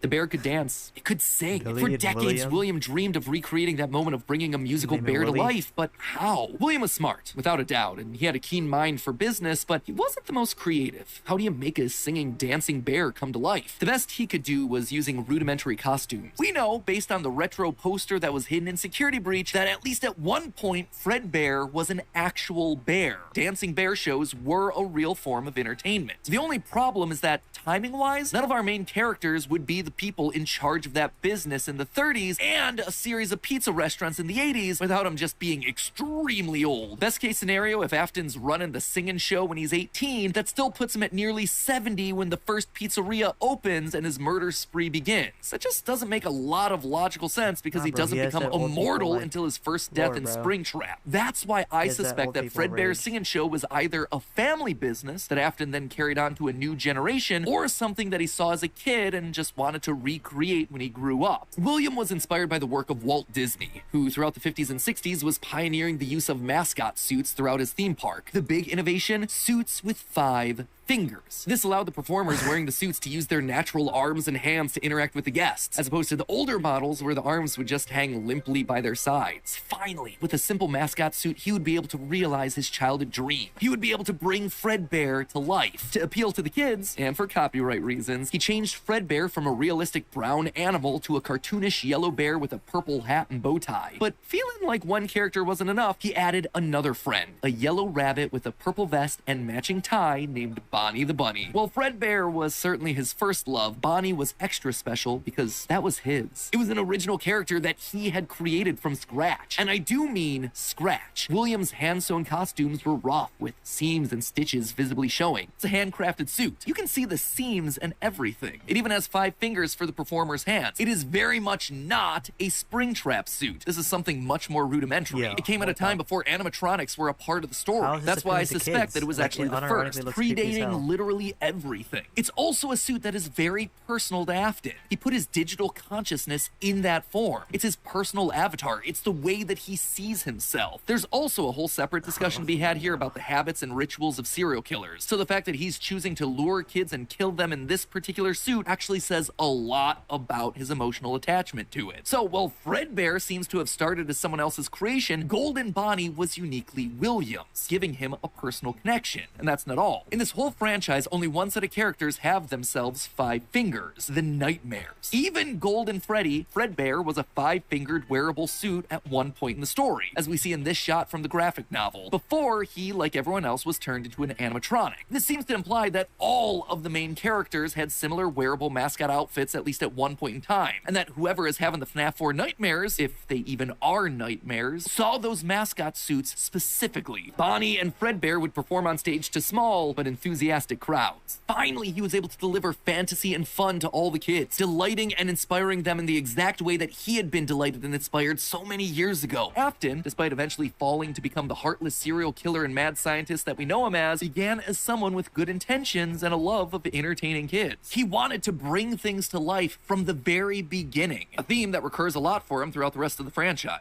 And things could have ended there. That could have been the end to his story. It could have been perfect had it not been for one thing. Other people saw the success of his idea and they wanted in. Enter Chica's Party World, a rival restaurant starring performing animal characters. His idea, except they did it better. William may have been the first, but obviously he wasn't the best. It hurt the prideful William Afton to admit it, but this restaurant was able to do the thing that he always wanted to do. Make the animals actually come to life. All of the performers in this restaurant were robots, simple metal skeletons that were powered by battery packs, but all of them able to freely turn and talk and dance on their own, no human required. It was like magic. Magic that came from the mind of a brilliant creator named Henry Emily. This Henry, in some small way, had been able to harness the power of life itself. Afton admired him. He was jealous, to be sure, but he also looked upon this man with awe. Off to one side of Chica's Party World was a small cabaret stage featuring an elephant magician. On the other, a hippo known to ramble on and on. That one was more of a joke for the parents, but it was the main stage that was for the kids. A rocking band of characters featuring a yellow chicken thing with a southern drawl named Chica, backed by a band of other country-themed characters, including a pig with a banjo, an upbeat frog from the local swimming hole, and a brown bear with a heavy southern accent. Wait, a bear? But bears were his animals. Why not a cow or a horse? Something to fit the country theme a bit better. Why did it have to be a bear? And adding insult to injury, they had the nerve to call this thing Ned Bear, a direct copy of his own Fred Bear. Whoops, that's gonna leave a mark. I've suspected that the mediocre melodies played a much more important role in the story than just being a bunch more animatronics to fill out the roster. Especially Ned Bear, which is just so suspiciously close to Fred Bear. And yet, there are two key details that we're gonna have to justify with any mediocre melodies mention. One, they're very rudimentary with external battery packs, implying that they come very early in the timeline. And two, we know that, at minimum, Mr. Hippo does eventually become an official member of the extended Freddyverse. But if these things are supposed to be cheap, generic rip-offs, why would you be trying to rip off yourself? You wouldn't. You would be stealing someone else's ideas. So if Afton created Fredbear, there would have to be some rival franchise. The only other person who would likely be ripping him off? Henry. We've talked extensively about how the mediocre melodies are clearly Henry's design aesthetic, so it just has to be him. I don't think Henry's doing this maliciously. He doesn't strike me as the type. He was likely building the robots at the orders of someone else that was running a rival restaurant franchise. But that's enough motivation to start Afton down a path of jealous rivalry, but also begrudging admiration. As the Freddy Files Ultimate Edition says, it's important to revisit the beginning of Henry and William's relationship, so here you go. I think this is where it begins. Also, this is future Matt Pat here coming back to add this one in. Seems like the recently released character encyclopedia has backed up all of this speculation. I've had this timeline written for about a month now, but I've also been holding off a bit to see what wrenches this character encyclopedia might throw into it. And on this particular point, I gotta say, it seems like we might actually have nailed it. They actively call out the suspicious similarities to the main Fredbear crew. Quote from one of the pages: Ned Bear looks like an imitation, altered just enough to avoid copyright issues. I don't know about you, but that seems to imply that we were right on the money. Knowing all of this, at one point the franchises had to have merged. That's really the only way that you get Mr. Hippo from the rival franchise as part of the Fazbear crew. This also mirrors a lot of what happened in the real-life history of Chuck E. Cheese, with two rival restaurants, each with their own casts of characters, merging to become one unified brand. Again, we've gone into that in detail with other videos, just wanted to remind you all of that here. But why would I call out the rival restaurant as being named Chica's Party World? Few things, actually. First, we know for a fact that a location named Chica's Party World exists. It is mentioned in the source code teasing sister location, so it is out there somewhere and doesn't fit cleanly anywhere. Second, in the story of the Puppet Carver, Chica is very explicitly looped in with the book versions of Pig Patch and Ned Bear, implying that she started as a mediocre melody. Thirdly, her design just fits better with the theme of down-home country animals with southern accents playing the banjo and eating with bibs. And with her being the headliner of the show with her name on the restaurant, it would make sense then that when the restaurants merged, she was the one that was added to the main cast of characters while all the other mediocres faded away. It's also why when Freddy's closes after William's killing spree, she's the one to branch back off into her old franchise and is therefore missing in sister location, a detail that's bothered me for years at this point. It might also explain why William decided to stuff his first dead kid into Chica. That one was Henry's creation, not his. Afton's jealous admiration turned to hardened bitterness, a bitterness that would only grow over the next couple of years as families continued to choose Chica's Party World over Fredbear's. William just couldn't compete with the appeal of the the robots. Eventually, his restaurant would go bankrupt, only to get bailed out by, of course, Henry Emily. Another insult, another humiliation that William wouldn't soon forget. 1979. Despite being bitter, Afton couldn't deny that what came next was a period of massive success and expansion. With the two franchises now merged into one, it was the best of both worlds. Afton's ideas with Henry's robotic expertise. The two men decided to launch under a new name, Fredbear's Family Diner, a pizza chain that would eventually come to feature a mix of humans in performing suits as well as on-stage animatronics. They decided to stick with Fredbear as the headliner, considering the yellow bear was easily identifiable as a brand because he was the original performing animal mascot. Afton appreciated that. This new restaurant would also see a mix of characters as the two franchises merged into one, with Pig Patch and Happy Frog performing right alongside Fredbear and Bonnie. And as part of this one big Fredbear family, they even got themselves official merch that were released, ranging from masks to magnets. The crappy Mr. Hippo fridge magnet? That said, not all the characters were winners. The reception to some characters was just mediocre, so they faded away into the dumpster, storage units, and retro budget tech stores of lost nostalgia, waiting for their chance to step back into the limelight if and when a headliner went out of commission. Others, though, would fare much better, like a new Pirate Fox, as well as a blue guitar-playing variant of the yellow Bonnie Bunny. Ultimately, the franchise would get so big, it would spawn its own cartoon show, Fredbear and Friends. Business was booming. In the end, Fredbear and Bonnie's popularity would be so strong that they would be able to support the Fredbear's Family Diner franchise all on their own, while also spinning off a new sister location dedicated to their friends. In 1983, Freddy Fazbear's Pizza launched, giving a dedicated home to all this new supporting cast of characters. Chica the Chicken, Bonnie the Blue Bunny, Foxy the Pirate, and of course the headliner, a brown Freddy Fazbear. Business was good, and Afton was happy, mostly. It did bother him that the one original character that he created, the one that he himself played, Golden Bonnie, got passed over for inclusion in that cartoon show. The only character in the roster of regulars to get ignored for the show, but other than that, things were going smoothly. He had himself a wife, 2 sons, a daughter, he had a thriving business, and best of all, he was able to learn the craft of robotics from the man that he both loved and hated, Henry. Together, they were constantly pushing the limits of what these characters could do. Because it was quick and easy, new characters introduced into the roster would be given a simple hand-sewn suit with 5 fingers that any performer could wear. Eventually, Henry would design one of his signature animatronics for that character, utilizing a divided mouth with either a hinged or sliding jaw design. This was the first generation of animatronics. But why stop there? Afton had big ideas. What if the animatronics weren't just locked to the stage, but could freely roam the restaurant and interact with the kids? What if his mascot suits could become animatronics? What if you could use more than just rigid metallic skeletons? Why not experiment with tubes and wires that would give the animatronics fluidity and flexibility while still providing structure? The possibilities for this technology were endless. Afton fell in love with robotics. He had started with a dream of bringing one simple singing bear to life, but with robots, he had stumbled across the tools that gave him the ability to control life itself. And thanks to Henry, he was practically speedrunning his way to an engineering degree. And while William wouldn't admit it out loud, one other thing that kept pushing him forward was the desire to beat his former rival, to prove himself smarter and more capable, to surpass the man who everyone else considered to be a visionary genius. But pride cometh before the fall, and tragedy was about to strike.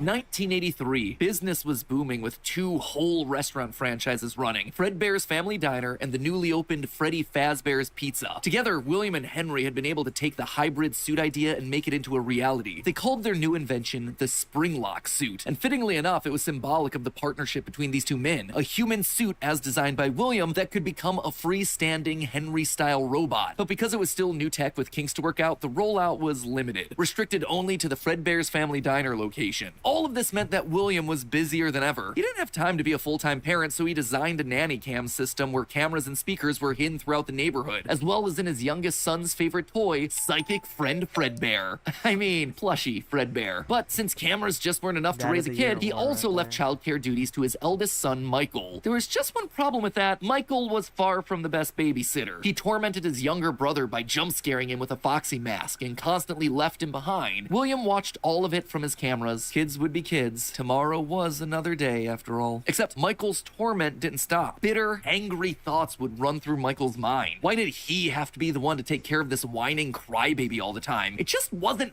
fair. It was time that he got even with his brother by playing the ultimate prank. A prank that just so happened to be on this crying child's birthday. He and his friends would take his scared little brother and make him do the one thing that he was terrified of doing, getting close to the animatronics. That would be embarrassing for the kid that was such an embarrassment to him. His brother squirmed, screamed, kicked, and fought, but just as they were putting that small, squirming boy up to Fredbear's lips, the mouth snapped shut. The sensitive spring locks inside the body had been triggered by the boy's movements, and they'd immediately clamped down. The wriggling stopped. The boy went limp, but it was just a prank. It was meant to be funny. The boy was taken to the hospital and was immediately given an IV. Flowers and pills filled the nightstand next to his hospital bed, but the damage was too severe. He couldn't recover. As the younger brother's consciousness began to fade, he could hear Michael's last words, a small and flimsy apology. But his father, Williams, through the voice of the Fredbear plush, were a firm and committed promise to a dying son. You're broken. I will put you back together. This would not be the end. No matter what, William's son would live again. It would just take time. Time that, right now, he just didn't have. His young son's heart flatlined as the boy faded into the inky unknown of the afterlife. In the aftermath of the tragedy, changes started happening around the restaurants. Kids were now required to wear security wristbands to prevent anyone from getting outside without parental permission. Any kid who approached the exit without permission would have to answer to the security puppet, a marionette on strings that could fly around on rails across the restaurant to stop kids in their tracks. It was William's idea, inspired by Michael constantly leaving the restaurant without his brother. In the wake of Fredbear's spring lock failure, all the hybrid suits were getting retired, locked away at the nearby Freddy Fazbear location. It was yet another tough pill to swallow after all the hard work that he and Henry had put into them. William would eventually bury the boy's small body in a remote location out in the woods right alongside his drive into and out of work every day. The death of this little boy sent the family spiraling. His wife, crippled with grief, was so distraught that all she could do was sit and watch TV. But his son Michael was far worse, complaining of seeing hallucinations of a golden bear standing outside of his window. The boy was so racked with guilt that he was convinced that he was being haunted by the ghost of his brother stuck inside the suit that took his life. The suit's three-toed feet digging into the wet earth. The words, "It's me," ringing through Michael's ears. Some nights, Michael would even go so far as to break out of his room to check the gravesite and ensure that his brother was still there. As for William himself, he disappeared into his work and his drinks. Junior's, the local bar, wasn't far from his son's gravesite. He found himself going there more and more frequently, spending longer and longer amounts of time there. The bar gave him a place to think, to remember,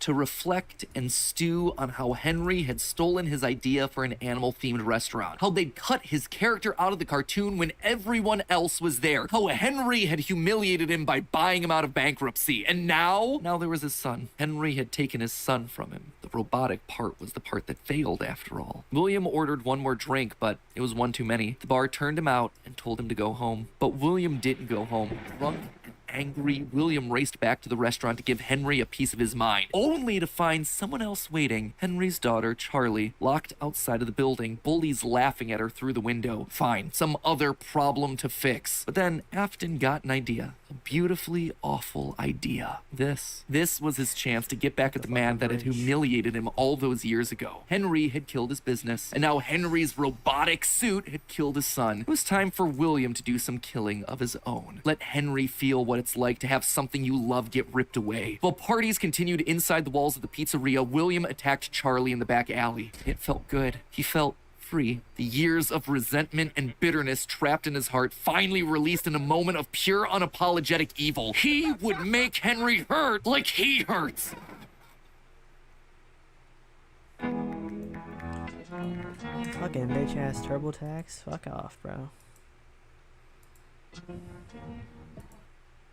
And in that moment, William became a killer. He dropped Charlie's lifeless body and drove home, forced to confront his family problems later that night, appalled, but also a little excited by what he had just done. Charlie's death would remain on the books as a random act of violence. And though Henry had suspicions about William, there was no physical evidence, nothing that could link him back to the crime. In the weeks that followed, Fredbear's family diner would close for good. 2 high-profile deaths around the restaurant with 2 grieving owners in such a short period of time was just too much bad press to handle. Besides, Freddy Fazbear's was still still open, and it was the newer restaurant anyway. All the equipment from the diner, including the old yellow suits and security puppet, would get retired to that location. And there they would sit for 2 uneventful years. The rest of 1983 and 1984 were spent quietly grieving. Freddy Fazbear's Pizza and the new cast of characters were a hit. Tragic memories of their yellow predecessors quickly faded. Afton kept a low profile and buried himself in work and research, quickly reaching Henry's level of engineering and even surpassing him. And while Henry slowed down to grieve, Afton kept going, even starting his own company, Afton Robotics, for all those pet projects that were a little bit too experimental for the regular operations of the pizzeria. The first of these experimental projects was a secret workshop under his house, a veritable bunker, which allowed him to work while still monitoring his kids via hidden security cameras. 1983. A passcode that served as a constant reminder of why the cameras were so important, why he was down there in the first place. This was all to fulfill the promise that he had made to his son, right? I will put you back together. This was for him, all for him. Right? But cameras weren't enough. He needed to solve the runaway Michael problem. He had to keep him in the house. He couldn't have another one of his kids wind up dead inside of an animatronic suit. So why not run a little experiment on Michael? You see, all this work with Henry had gotten Afton to start learning more about life, robots, the human mind, and what a fallible machine we as humans were. Our reality is so easy to manipulate with a few sensory deceptions. Deceptions like sound. With just a few sounds, he had discovered that he could alter a person's vision. He could transform blank, smooth plastic robots into lumbering, twisted nightmares. Nightmares far scarier than he could create with actual materials. They would appear organic, rotting, putrid, terrifying. These would be his means of keeping his son Michael in the house where he belonged. Was it extreme? Maybe. But then again, this was the boy who had killed his son. He would make him sorry. And so Michael would grow up not only dealing with the memories of his own guilt, the hospital room, the pills, the flowers, the death of his brother, but also facing literal nightmares, illusions created by sound. Michael would never forget these either. Years later, as a security guard, he would still draw pictures of them inside of his logbook. But all of these extra projects meant that his home life suffered even more. He was an absent father and a non-existent husband, leaving his wife cold and alone. Why do you hide inside your walls when there is music in my halls?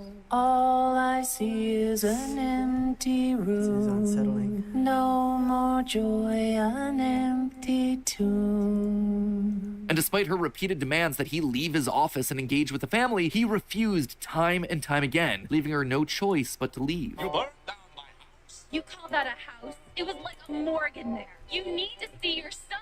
The baby isn't mine. Well, how's this?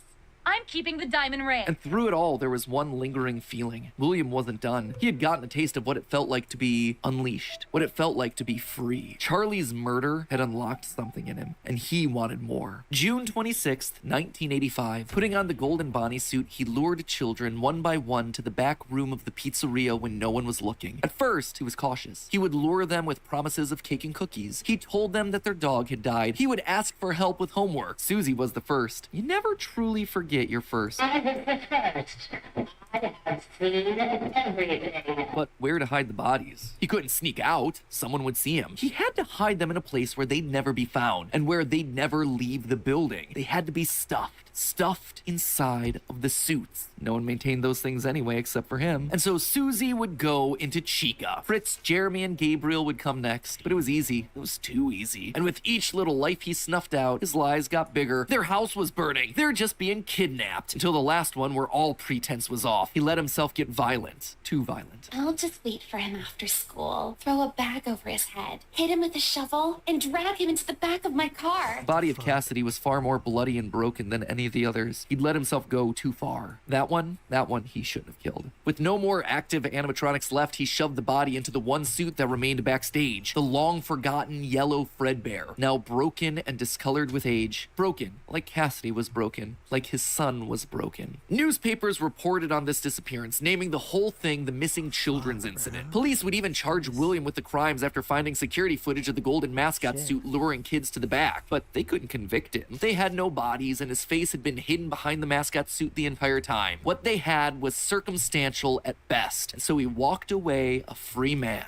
but Henry knew the truth. In these murders, he saw his daughter Charlie all over again. So he threw Afton out of the company and shuttered the doors to the old pizzeria. Henry would keep the franchise quiet for 2 years. This would not happen again. This could not happen again. How could he protect the kids? Finally, he developed a solution. He would implement an even more extreme security system in the form of new animatronics, toy animatronics, inspired by the toys that they had been selling years ago. But these guys, these were special. They were a new breed of robot with facial recognition abilities. But most importantly, they're all tied into some kind of criminal database, so they can detect a predator a mile away. All the original animatronics, now withered with age, were moved to the new location. With a plan in place, it was time to try once more. The year was 1987, and the new and improved Freddy Fazbear's Pizza was making headlines in local newspapers. Headlines that just so happened to catch the attention of William Afton. Freddy's was back, and without him, that was his idea, his character. Henry was, yet again, trying to cut him out of the picture. No, as long as these restaurants stayed open, William would always come back. Then he noticed the phone number to apply at the bottom of the article. $100 a week to apply, call. Afton would go back, not as an owner or co-founder. He would go back in the one place that they would least suspect him, a lowly day shift security guard. And there it was, buried in the back of parts and services mixed in with the old withered animatronics was the golden rabbit. With the yellow security badge still on his chest, he used his crank to pull open the spring locks. It was time for Bonnie to give an encore performance. Someone used one of the suits. We had a spare in the back, a yellow one. Someone used it. Now none of them are acting right. From what I understand, the building is on lockdown. No one is allowed in or out, especially concerning any previous employees. When we get it all sorted out, we may move you to the day shift. A position just became available. 1987, 5 more kids. He didn't know what felt better, getting back into the suit after 2 long years of waiting, or knowing how devastating this would be to Henry the next morning. He didn't even try to hide his crime this time, just meant more blood on Henry's hands. He'd failed to protect the kids again. The restaurant had only been open for a few weeks, but William was sure that this would get it to close. Good, if he couldn't have Freddy's, no one would. Whenever a new pizzeria opened, he would be there. But as he sat in his bunker, something else started to linger in William's mind. He had seen something strange. The old withered animatronics, they had been wandering around the building, spurred on by the puppet. It was almost like those old robots were trying to save the kids. Save them? They couldn't, obviously, but still, how were they moving? It was almost like they had been given life somehow. Did he have something to do with that? The following day, the news would report a security guard getting bitten by one of the animatronics during the day shift. Was that bite meant for him? William's curiosity was stronger now than his bloodlust. He had to learn more, but how? There was no way he'd ever be able to get inside another Freddy's pizzeria. Heck, there was practically no way a Freddy's would ever open again. He needed to create something new, something brand new. He needed to create his own pizzeria. Due to the massive success, and even more so the unfortunate closing of Freddy Fazbear's Pizza, it was clear that the stage was set, no pun intended, for another contender in children's entertainment. Circus Baby's Pizza World. This would be the place where he could continue his work. No longer just murdering, experimenting. He needed more kids, and he needed them alive. And knowing that he couldn't show his face on the restaurant floor, he needed a way of remotely capturing his victims and preserving them for his work. With that goal in mind, he designed a new breed of animatronic. Their endoskeletons fluid and flexible. He equipped them with sound lures that could mimic voices. They could isolate children. They could incapacitate and contain them with zero direct input from him. It was brilliant. He was brilliant.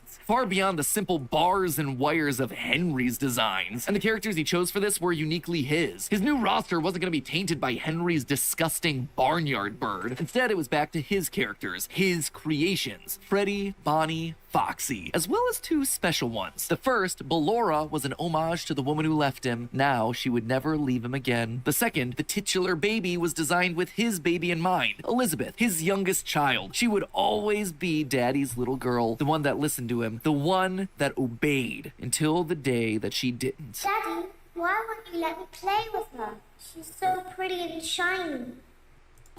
At Harbor Freight, we do business differently from the other guys. We design and test our own tools. Didn't you make her just for me?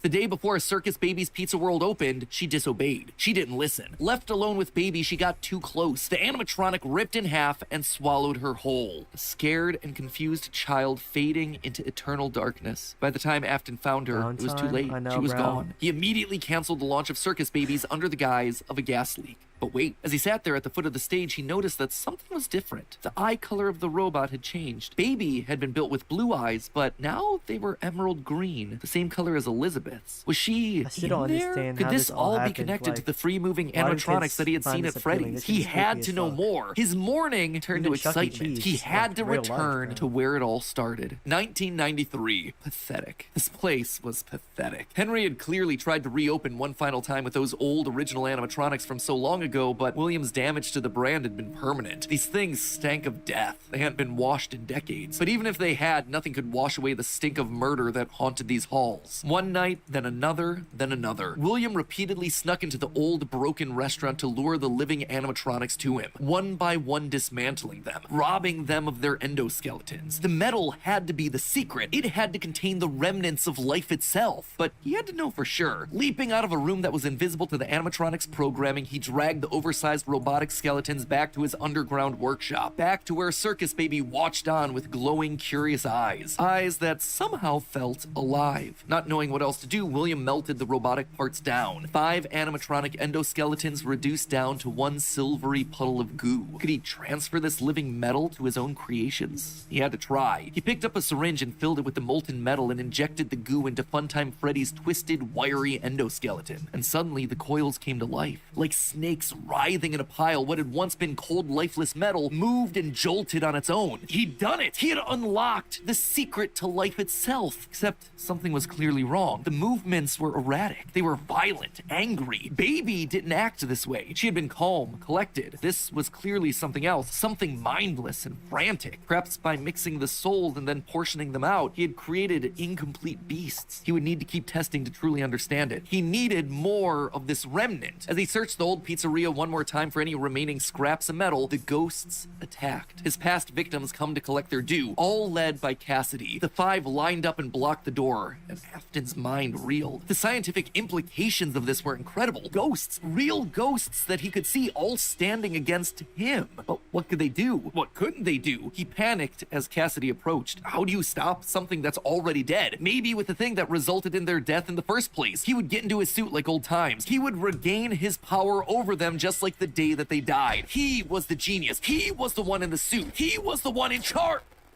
The spring lock snapped into place. Maybe it was his frantic movements. Maybe it was the leaky abandoned restaurant. Maybe it was just fate coming to collect its due. He didn't know. The only thing he did know was that his brain was suddenly filled with searing white-hot pain as hundreds of metallic pins and gears stabbed into his body from all sides. All he could do was collapse, blood slowly oozing out of the suit and pooling onto the floor around him. It couldn't end like this. It wouldn't end like this. His work was unfinished. Unable to move, his only option was to survive, to live, to keep living. It took days lying in his own blood, but eventually someone found him. A security guard making a normal report. When he saw the animatronics torn apart in the middle of the party room floor, it caused him to file an immediate report of a break-in. An owner would have to come in and claim the damage. And who else would it be other than Henry? Hope jumped in Afton's heart. Henry would see him. They were partners after all. He would be the one to help save him, to get him out of this suit, to relieve him from this tremendous pain. Henry entered the secret room. His eyes fell on Afton sitting there in the pool of red, and Henry, saying nothing, turned and walked away. This is just to inform all employees that due to budget restrictions, the previously mentioned safe rooms are being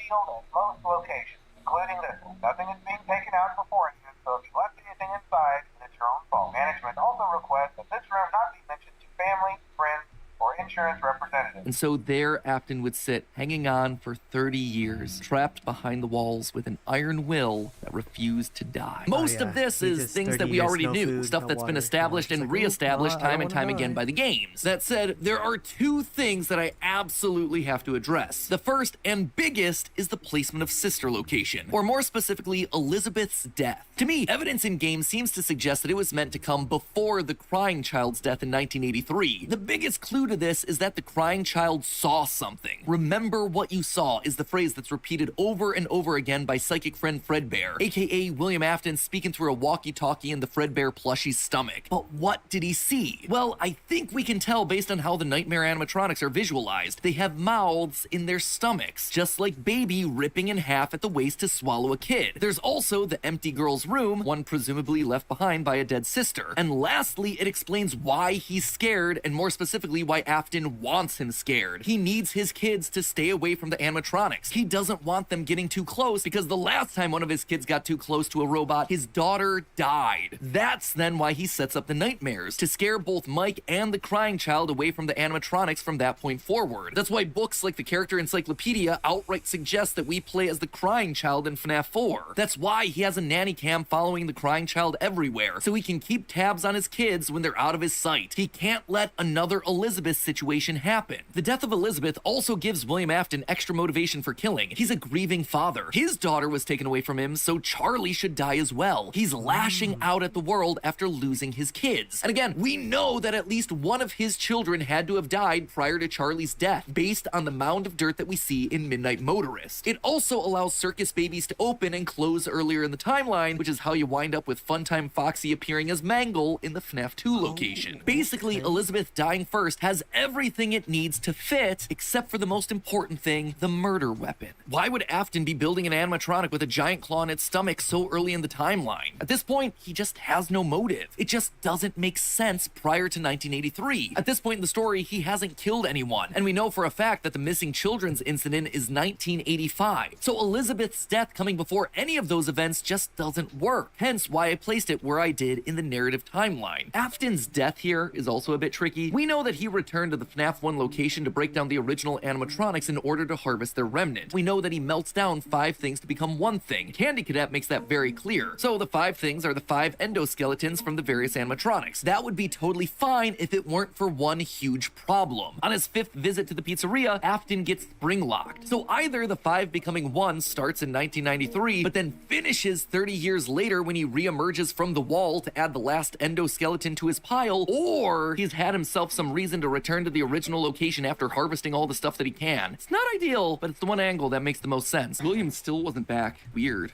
Michael knew his father sometimes traveled for work, disappearing for days on end, but usually there was some sort of notice, a phone call, a post-it, something. It's not like Michael and his father were close, far from it. But as a household of 2 suffering men coping with years of tragedy and loss, there was at least some element of communication between the two of them. They were united by a name and a shared pain. This time though, things felt different. William had left nothing. His absence was longer. There were no check-ins, no updates, just silence. Something had happened. If there was one thing Michael knew about his father, it was that he had contingencies, safety checks, backup plans. His father was a careful and guarded man. He held his cards close to his chest, and as such, William had prepared him in the event that something like this ever happened. Normally, his father kept his home office locked, but in the event of an unexpected, prolonged absence, Michael had been instructed to enter his father's office and look behind an empty set of shelves mounted in the corner of the room. Rolling his eyes, Michael entered the office. He never fully understood how William was able to spend so many hours of his days locked up in here. There was just nothing to do. Most of this place was empty. He dragged himself over to the shelf in the corner, expecting to find an emergency contact list, a family safety deposit box. But what he actually found there was completely unexpected.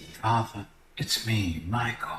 I did it. I found it. It was right where you said it would be. The shelf swung open and revealed a giant industrial elevator, one that led straight down into an underground bunker. But that was impossible. Hidden inside his childhood home was a secret entrance to an enormous underground science lair? It didn't make any sense. Seriously, it didn't make any sense. And yet, here it was, mapped directly underneath the floor plan of the house that he'd grown up in, lost his brother in, been tortured in. Michael thought that he'd known his father, prideful, sad, angry man with petty everyday problems, but clearly he'd been living with a stranger this entire time. His father had secrets. Suddenly, the days of William being locked inside of his office made sense. He'd been here the entire time. Where was here, though? Was this Circus Baby's entertainment and rentals? The Circus Baby restaurant always did seem to be a deeply personal project for father, a failure of his that cut unusually deep, especially after that first location had to be closed prematurely due to the gas leaks. After that day, father really did seem to change, to lose himself even more in his work. Clearly, the entrance he had found was some sort of secret back way into the facility, one that required crawling through vents to navigate. His father had been working here, but in secret. And that's when he found her. At the end of the facility, Circus Baby, his father's pride and joy. Except something was different about her. She wasn't like the others. The way she talked, the stories she told. This wasn't just a robot. She was alive somehow. And not only was she alive, she also felt familiar. There's something bad inside of me. I'm broken. I can't be fixed. Will you help me? Was this His sister? William's baby girl? But how? Why? What was this place? He dug around some old files and found blueprints outlining the features of these animatronics. Storage containers, voice mimicking, parental tracking. And was that a child in Freddy's stomach? Was his father collecting and experimenting on kids? Were all the rumors that he'd heard throughout his past actually true? That the animatronics came to life at night? That there were murders done in all the pizzerias? That his father had somehow been the prime suspect in all of it? Suddenly, Michael's mind flashed back to his persistent nightmares throughout his childhood. Had he been experimented on too? Tears stung in his eyes as anger,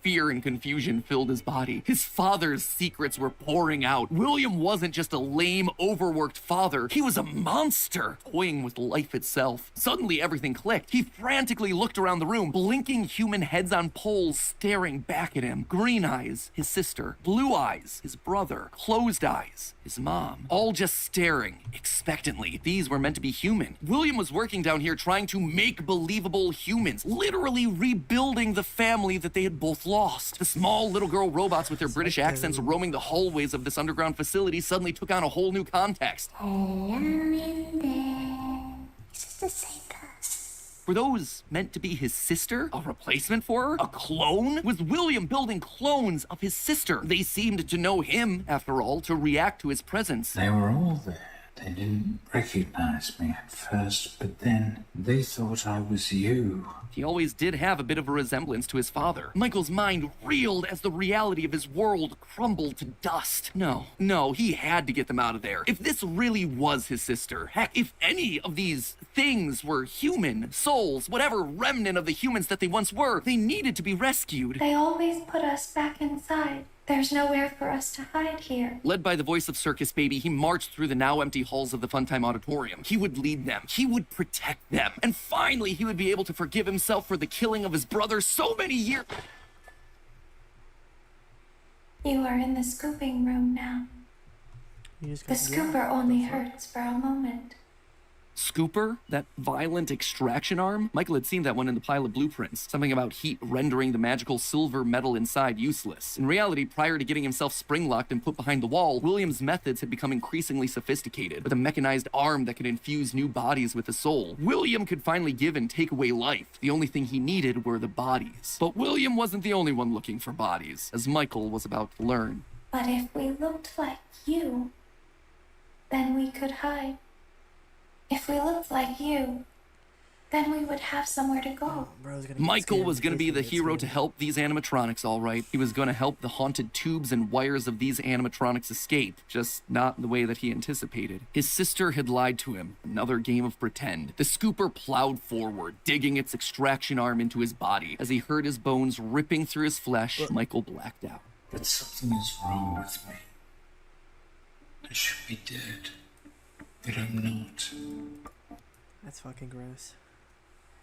For the next several months, Michael's life was not his own. He was forced to comply with the tangle of wires and spirits that lived inside of him. His body felt like an overfilled balloon begging to burst as day by day, week by week, his flesh began to sag and discolor. He was a walking, talking, rotting corpse, alive, but wishing he wasn't. He was a puppet, a walking shell. And while he did his best to conceal his fate, there was only so much a man filled with robot spaghetti could do. The entity in his innards would eventually leave, but by that point, the damage had been done. His decaying flesh stank, turning him into a literal purple guy. But still, even with no bones, even with rotting purple flesh and begging to die, Michael continued to live. That silvery metal remnant injected by the scooper meant that he couldn't die. His anger also refused to die. What he had seen down there in his sister's location had rocked him to his core. His father had killed and captured dozens. His experiments had killed his sister and then tortured him throughout all his childhood. He was actively trying to build human replicants. He didn't know where his father was, but Michael knew that he was out there somewhere. I've been living in shadows. There is only one thing left for me to do now. I'm going to come find you.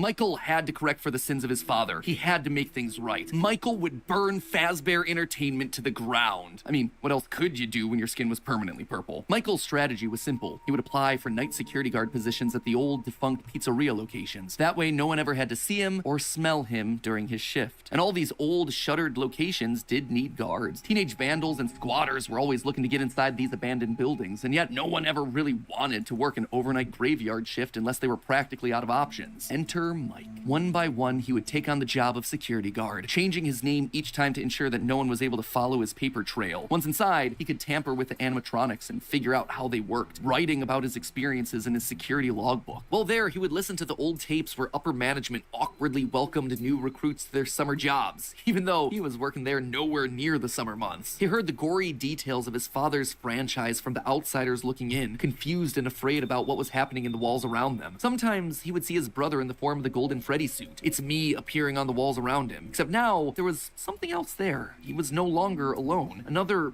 angrier presence was also in the suit, as if two spirits were forced to share the same body. And Golden Freddy would attack him now. It was aggressive. Its vengeance wanted to lash out at anyone with the Afton name, anyone who wore a security guard outfit. Over time, Mike worked his way through the old restaurants, the original pizzeria, the bigger, better Freddy Fazbear's. He spent weeks there looking for clues as to his father's whereabouts.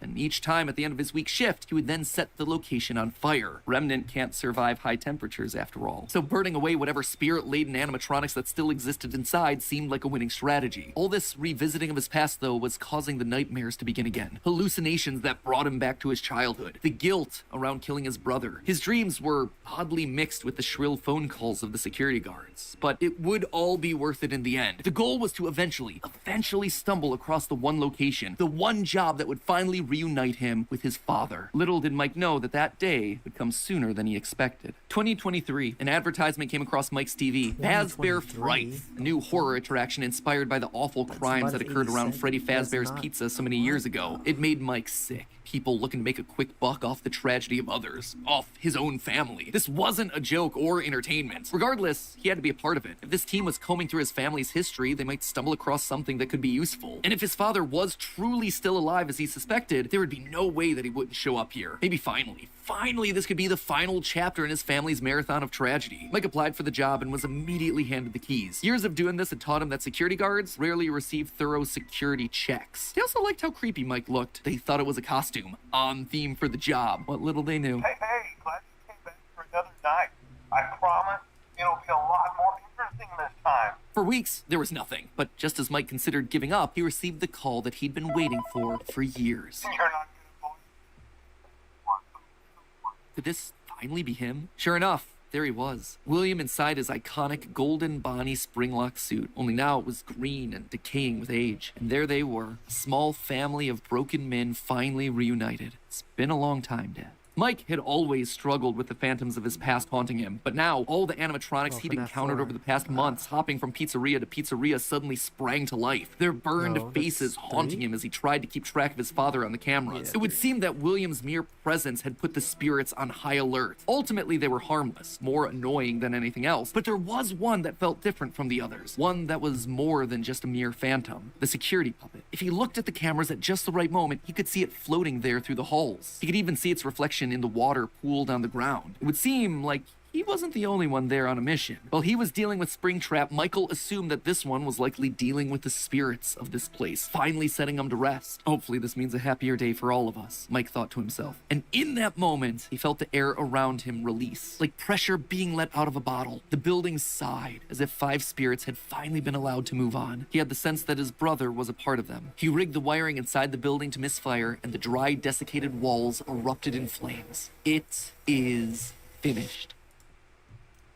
Except, it was not. Somehow, through sheer force of will, Afton remained. He had survived, and Mike would need to find a new way of finishing off his father. Luckily, the solution would present itself later that year. Not from Mike, but from another victim that had been left in his father's wake. You're talking about becoming a Fazbear Entertainment franchisee. Restaurant ownership and management. Something almost anyone can do with a limited degree of success. You are now the face of the newly rebranded Freddy Fazbear's Pizza. Fazbear Entertainment is a brand brand had been closed for years. William had been stuck in a suit and a wall. The only person who legally could bring the franchise back was Henry, but he'd largely pulled out of the franchise around the time of his father's disappearance. Something was up. Surely this had to be some kind of a trick, right? Mike, doing what he did best, applied for a franchise and immediately got the job. There was just one thing out of the ordinary. Paragraph 4. If you are playing this tape, that means that not only have you been checking outside at the end of every shift, as you were instructed to do, but also that you have found something that meets the criteria of your special obligations under paragraph 4. No employment contract he'd ever signed required him to keep special lookout for independently moving animatronics outside the restaurant. Now he knew something was up here. Henry was luring them all back. Rather than trying to go to them, like Mike had done for years, Henry was doing the opposite. He was putting them all under the same roof. He was finishing them off for good. Mike knew this wasn't meant to be a restaurant. It was meant to be a prison, a containment vessel, a locked box meant to trap them all in so they could finally end the madness. It took a few nights, but eventually everyone was there. His father, the puppet, the robot spaghetti that had once violated his body, and his sister, now hopelessly devoted to serve the man that had once gotten her killed. It was time. He had been instructed to seal the doors and leave, but while he locked everything down, he didn't move on. If this was truly meant to be the end, if the remnant needed to be washed away, he needed to be a part of that. This is where your story ends. And to you, my brave volunteer, who somehow found this job listing not intended for you, although there was a way out planned for you, I have a feeling that's not what you want. I have a feeling that you are right where you want to be. And to you monsters trapped in the corridors, be still and give up your spirits. They don't belong to you. For most of you, I believe there is peace and perhaps more waiting for you after the smoke clears. Although for one of you, the darkest pit of hell has opened to swallow you whole. So don't keep the devil waiting, friend. And with that, it was over. The Afton legacy died with all of them trapped inside of a literal box. As the flames danced around the office, Mike, for the first time in decades, was happy. But William wasn't gone yet. Although the darkest pit of hell was open and waiting for him, something or someone wouldn't allow him to move on. Instead, he found himself locked in moments from his past. The pizzeria, his son's room, his underground bunker. It was as if his brain's neurons were all firing at once, overloaded, mixing and matching all his biggest fears, regrets, failures. What was this place? How did he get here? He called out into the silence.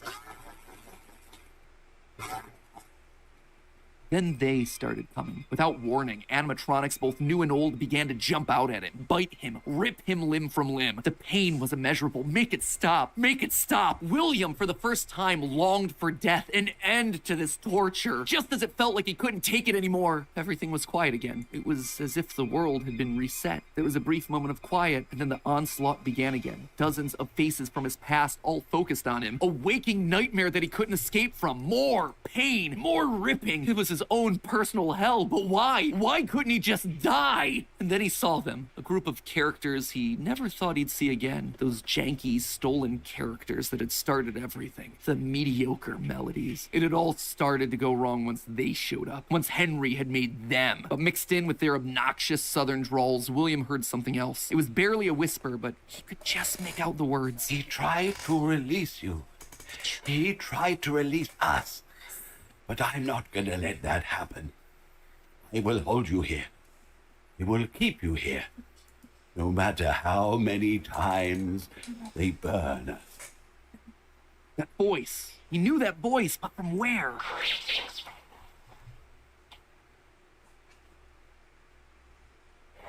The one he shouldn't have killed. William thought back. He'd done a lot of awful things, but there was always the one that stood out. Not Charlie, his drunken act of revenge. Not Susie, his first true murder. No. Instead, it was the one that he had lost control with. The one that he had broken beyond repair for no good reason other than because he could. The one that he'd stuffed inside the golden bear that his partner used to wear. Cassidy. They were back, and now they were trying to punish him, to make him suffer like he'd made them suffer. It was almost like William and Cassidy's souls had been locked together, fused by a collective rage and spite, each refusing to move on. But while Cassidy was so focused on taking revenge, they actually did the one thing that would be the downfall for so many others. They kept William alive. Even though fire should have destroyed the remnant that was coursing through his being, Cassidy kept William breathing, paving the way for his escape. William's will was so strong, his soul so powerful that he managed to put a part of himself inside the circuitry that housed the spring-locked suit. And there, his consciousness lay, inside a single circuit board, waiting for someone to find him and set him free. A person that no one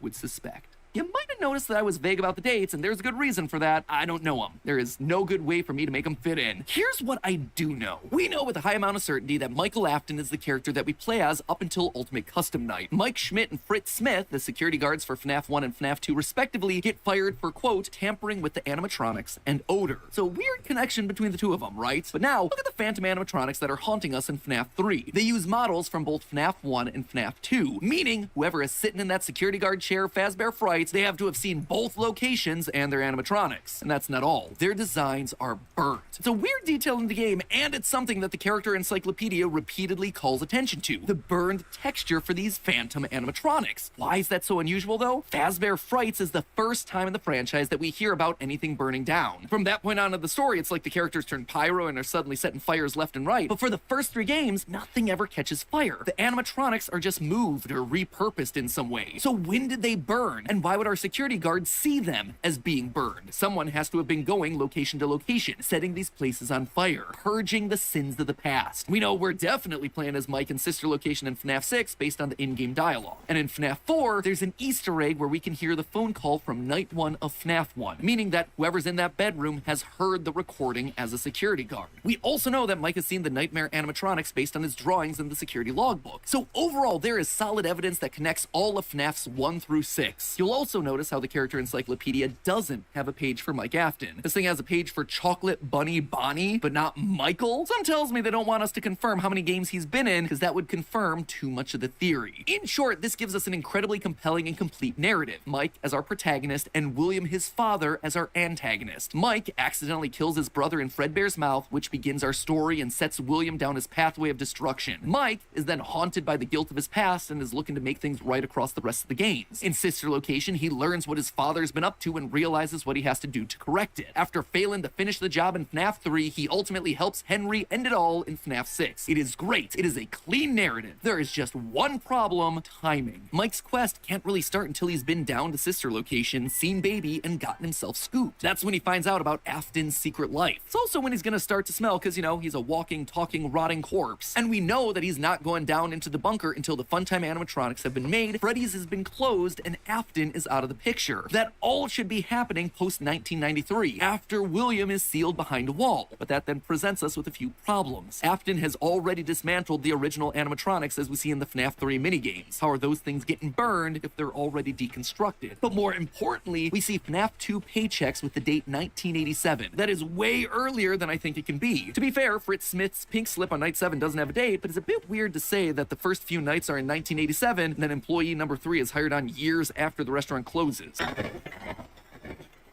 Fazbear Entertainment was dead. There is no need for you to return to work next week, as Fazbear Entertainment is no longer a corporate entity. All debts had been paid, all assets redistributed. The company was outright dissolved. Even the memories of the horrors that had happened there started to fade away in the public consciousness. The people were gone too. William was dead. Henry was gone. A whole generation of young Emilys and Aftons had lost their lives to the horrors of the pizzeria. All of them collateral damage to the man in the bunny suit. Everyone the company had ever touched was dead and gone.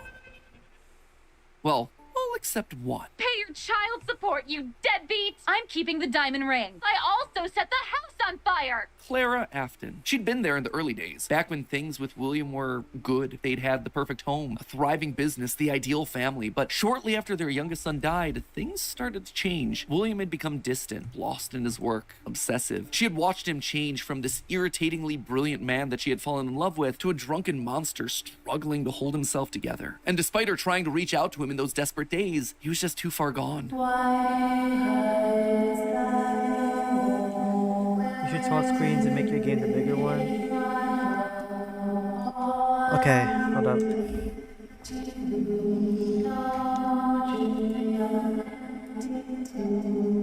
Admit it, you wanted to let me in. For her sake, she had to leave the relationship. And from there, she largely faded into obscurity. A mystery from William's past, a footnote in his history. And that was fine for her. She wanted to leave that part of her life behind. She tried to move forward, never wanting to hear the name Freddy Fazbear again. A time defined by mistakes and broken promises. But then, the paperwork started to arrive. As Fazbear Entertainment began to close as a corporate entity, suddenly her mail was flooded with notifications, requests, interests, obligations. She had been there since the beginning, helping William in the early days of his business, and now, as a shareholder and sole living member of the Afton family, all copyrights and trademarks of both Afton Robotics and Fazbear Entertainment passed on to her. Memories of this past life that she had long left behind. Looking at the blueprints, the contracts, the memos, she felt old wounds begin to reopen. The regrets of a happy family that had been torn away from her. William had always been brilliant. That's what had attracted her to him in the first place. But he'd also been too blinded by obsession and pride. He was too jealous, too petty, too unable to actually see a bigger picture. But now, holding the paperwork that contained decades of heartbreak and trauma, she realized it was her turn. She was holding the power. This was her chance. And one thought resonated in her head. I will put them back together. I will put them all back together. She would be the one to rebuild this family, to rebuild the pieces of that shattered life, to reclaim the kids that Fazbear had stolen from her. But how? Looking at William's work now laid out before her, she knew that he had been onto something, collecting remnant, robotic humanoids, digital conscience transference. The pieces were all in place. They were just scattered, fragmented. It was almost like there were too many ideas going in too many different directions. It was such an important idea that she reiterated that point to herself. There were too many ideas going in too many different directions. That said, there had to be a way to save it all. She just needed to put it all back together. But how? To rebuild her family, she would first need to rebuild the franchise that had stolen them away from her. With ownership over the characters, their licenses, the technology patents, and the Fazbear name, she converted the corporation back to an LLC, a structure for smaller businesses that are usually family-owned.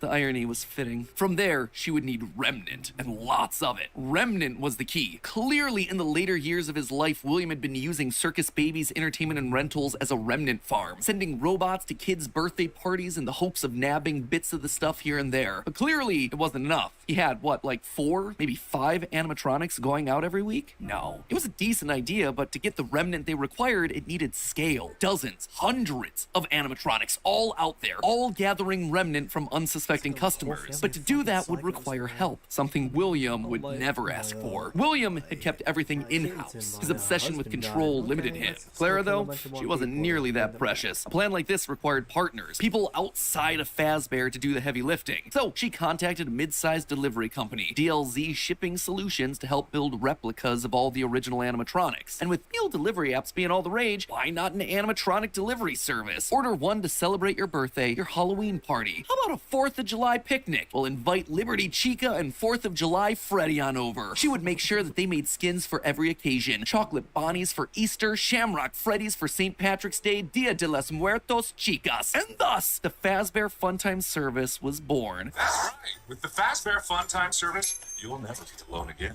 You'll always have someone watching your back. Was it ridiculous? Absolutely. Was it a sellout? No doubt. It was exactly the sort of thing that William would have hated, but it needed to be done to get enough remnant. Normally, the novelty of ordering an animatronic wore off after like, what, 1, maybe 2 times? But with new skins for new holidays, suddenly you had yourself an animatronic perfect for every occasion. It would keep people hooked. It would keep them ordering the latest and greatest that Fazbear Entertainment LLC had to offer. And all the while, they'd be collecting and returning the remnant back to her. In a word, it When you go rogue, you don't just settle for a little flavor. You want flavors that pack a punch.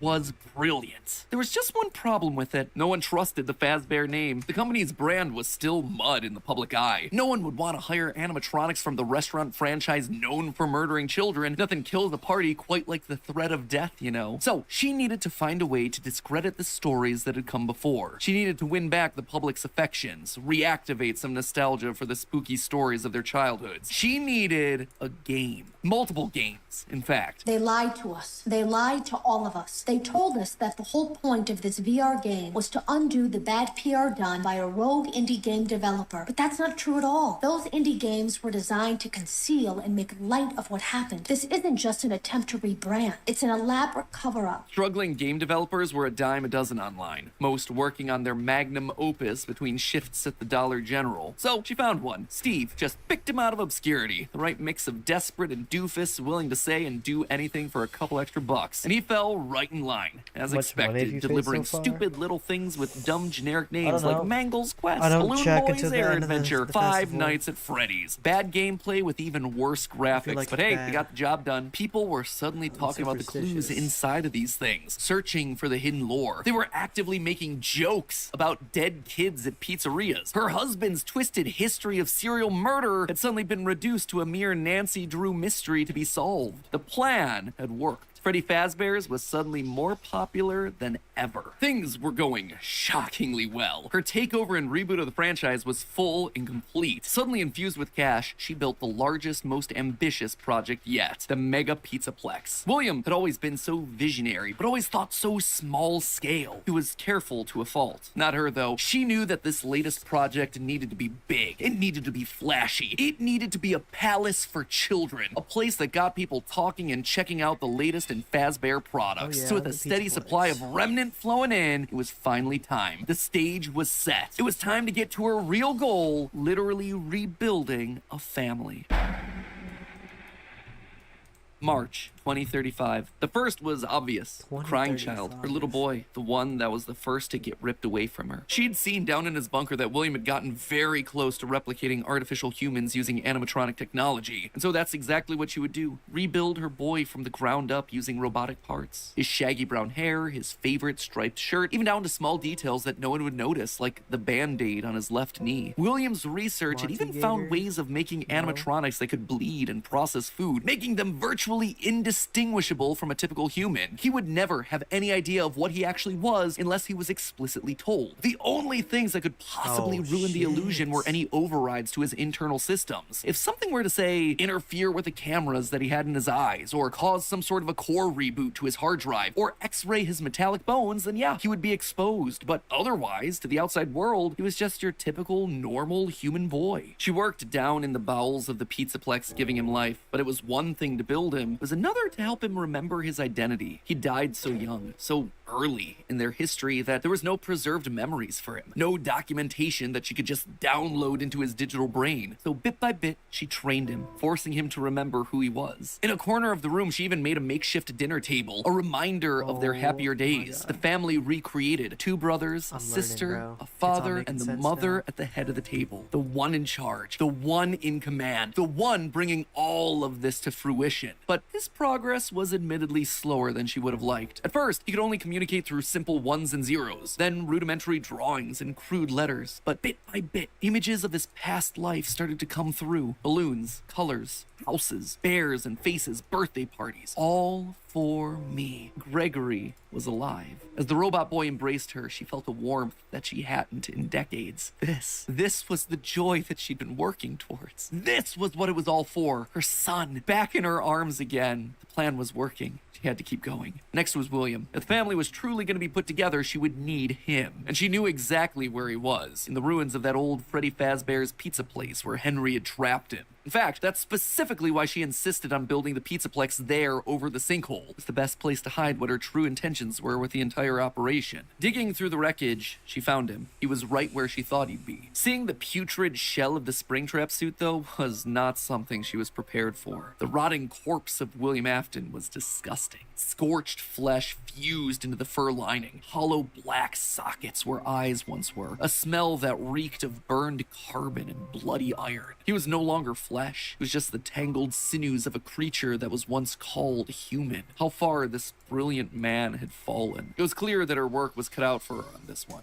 Afton was practically lifeless. The man may not have been able to die, but he was about as close as you could come. And his body would need a lot of reconstruction. Replacement arms and endoskeleton reinforcements were the top priority. Maybe pulled from their new line of glam rock animatronics. She'd have to see if they had any spare Bonnie parts lying around that they could steal. In the meantime, though, she threw the husk that was once her husband into a life support pod infused with aerosolized remnant to help keep him stable. But more important than recovering his body was recovering his mind. In his current state, he was comatose, an empty shell. Severe brain damage starts at temperatures over 108 degrees Fahrenheit. 42 degrees Celsius, and years of repeated fires had burned his brain to goo. Gone was the brilliant, frustrating mind that had drawn her to him in the first place. But she had a plan. Unlike her darling boy Gregory, Afton had found ways to record his consciousness. Fundamentally, the brain is only a series of electrical connections after all, so why couldn't you replicate that in the form of a standard circuit board? In essence, you could create a digital consciousness. And one thing she knew about William, he was nothing if not cautious. A planner. Someone who had backup plans to his backup plans. And sure enough, there it was. Buried in piles of old animatronic CPUs, a record of Afton himself. But she needed someone to test it. Someone was definitely here during the night. It had to have been the client. I mean, they sent us that stuff in the first place with no explanation, told us to scan it, said it would expedite the process so we wouldn't need to program any pathfinding ourselves. Unlike the other games that she'd paid to have made in the past, this one had a different purpose. This wasn't about PR, it was about getting William back up and running, spreading his virus to the masses. You acknowledge that Fazbear Entertainment is not responsible for accidental digital consciousness transference, real-world manifestations of digital characters. She hired a new developer, Silver Parasol Games, to scan the boards and bring her husband into the system. And because of the immersive nature of VR, William's consciousness would be able to merge with the player, giving him a new body, a new agency. There was just one complication. Afton's hold wasn't as powerful as she had hoped. He wasn't able to gain complete control. The first trial run, Jeremy, was so desperate to escape from his grasp that he sliced his own face off with a paper shredder. Messy. Afton's followers were reluctant, to say the least. But it was the second attempt that looked like it had the potential to kill two birds with one stone. Enter Vanessa. Mrs. Afton wanted a surrogate daughter. Her darling Elizabeth would have been a young woman at this point if she had lived. And Clara wanted someone who wasn't Elizabeth but could be just like her. Could she have just rebuilt her like Gregory? Sure, but she decided against it because she wanted an actual human mother-daughter connection. Well, that, and it would be redundant and narratively unsatisfying to have two robot kids in the same family. What could she say? William had put a lot of tools on the table for her to use, and she was planning on using them all. Plus, Elizabeth had always been so loyal to Daddy. It was time to give her a second chance, a true choice. And Vanessa seemed to be the perfect candidate to fill the role. Your dad's name was Bill. Your dad didn't play fair,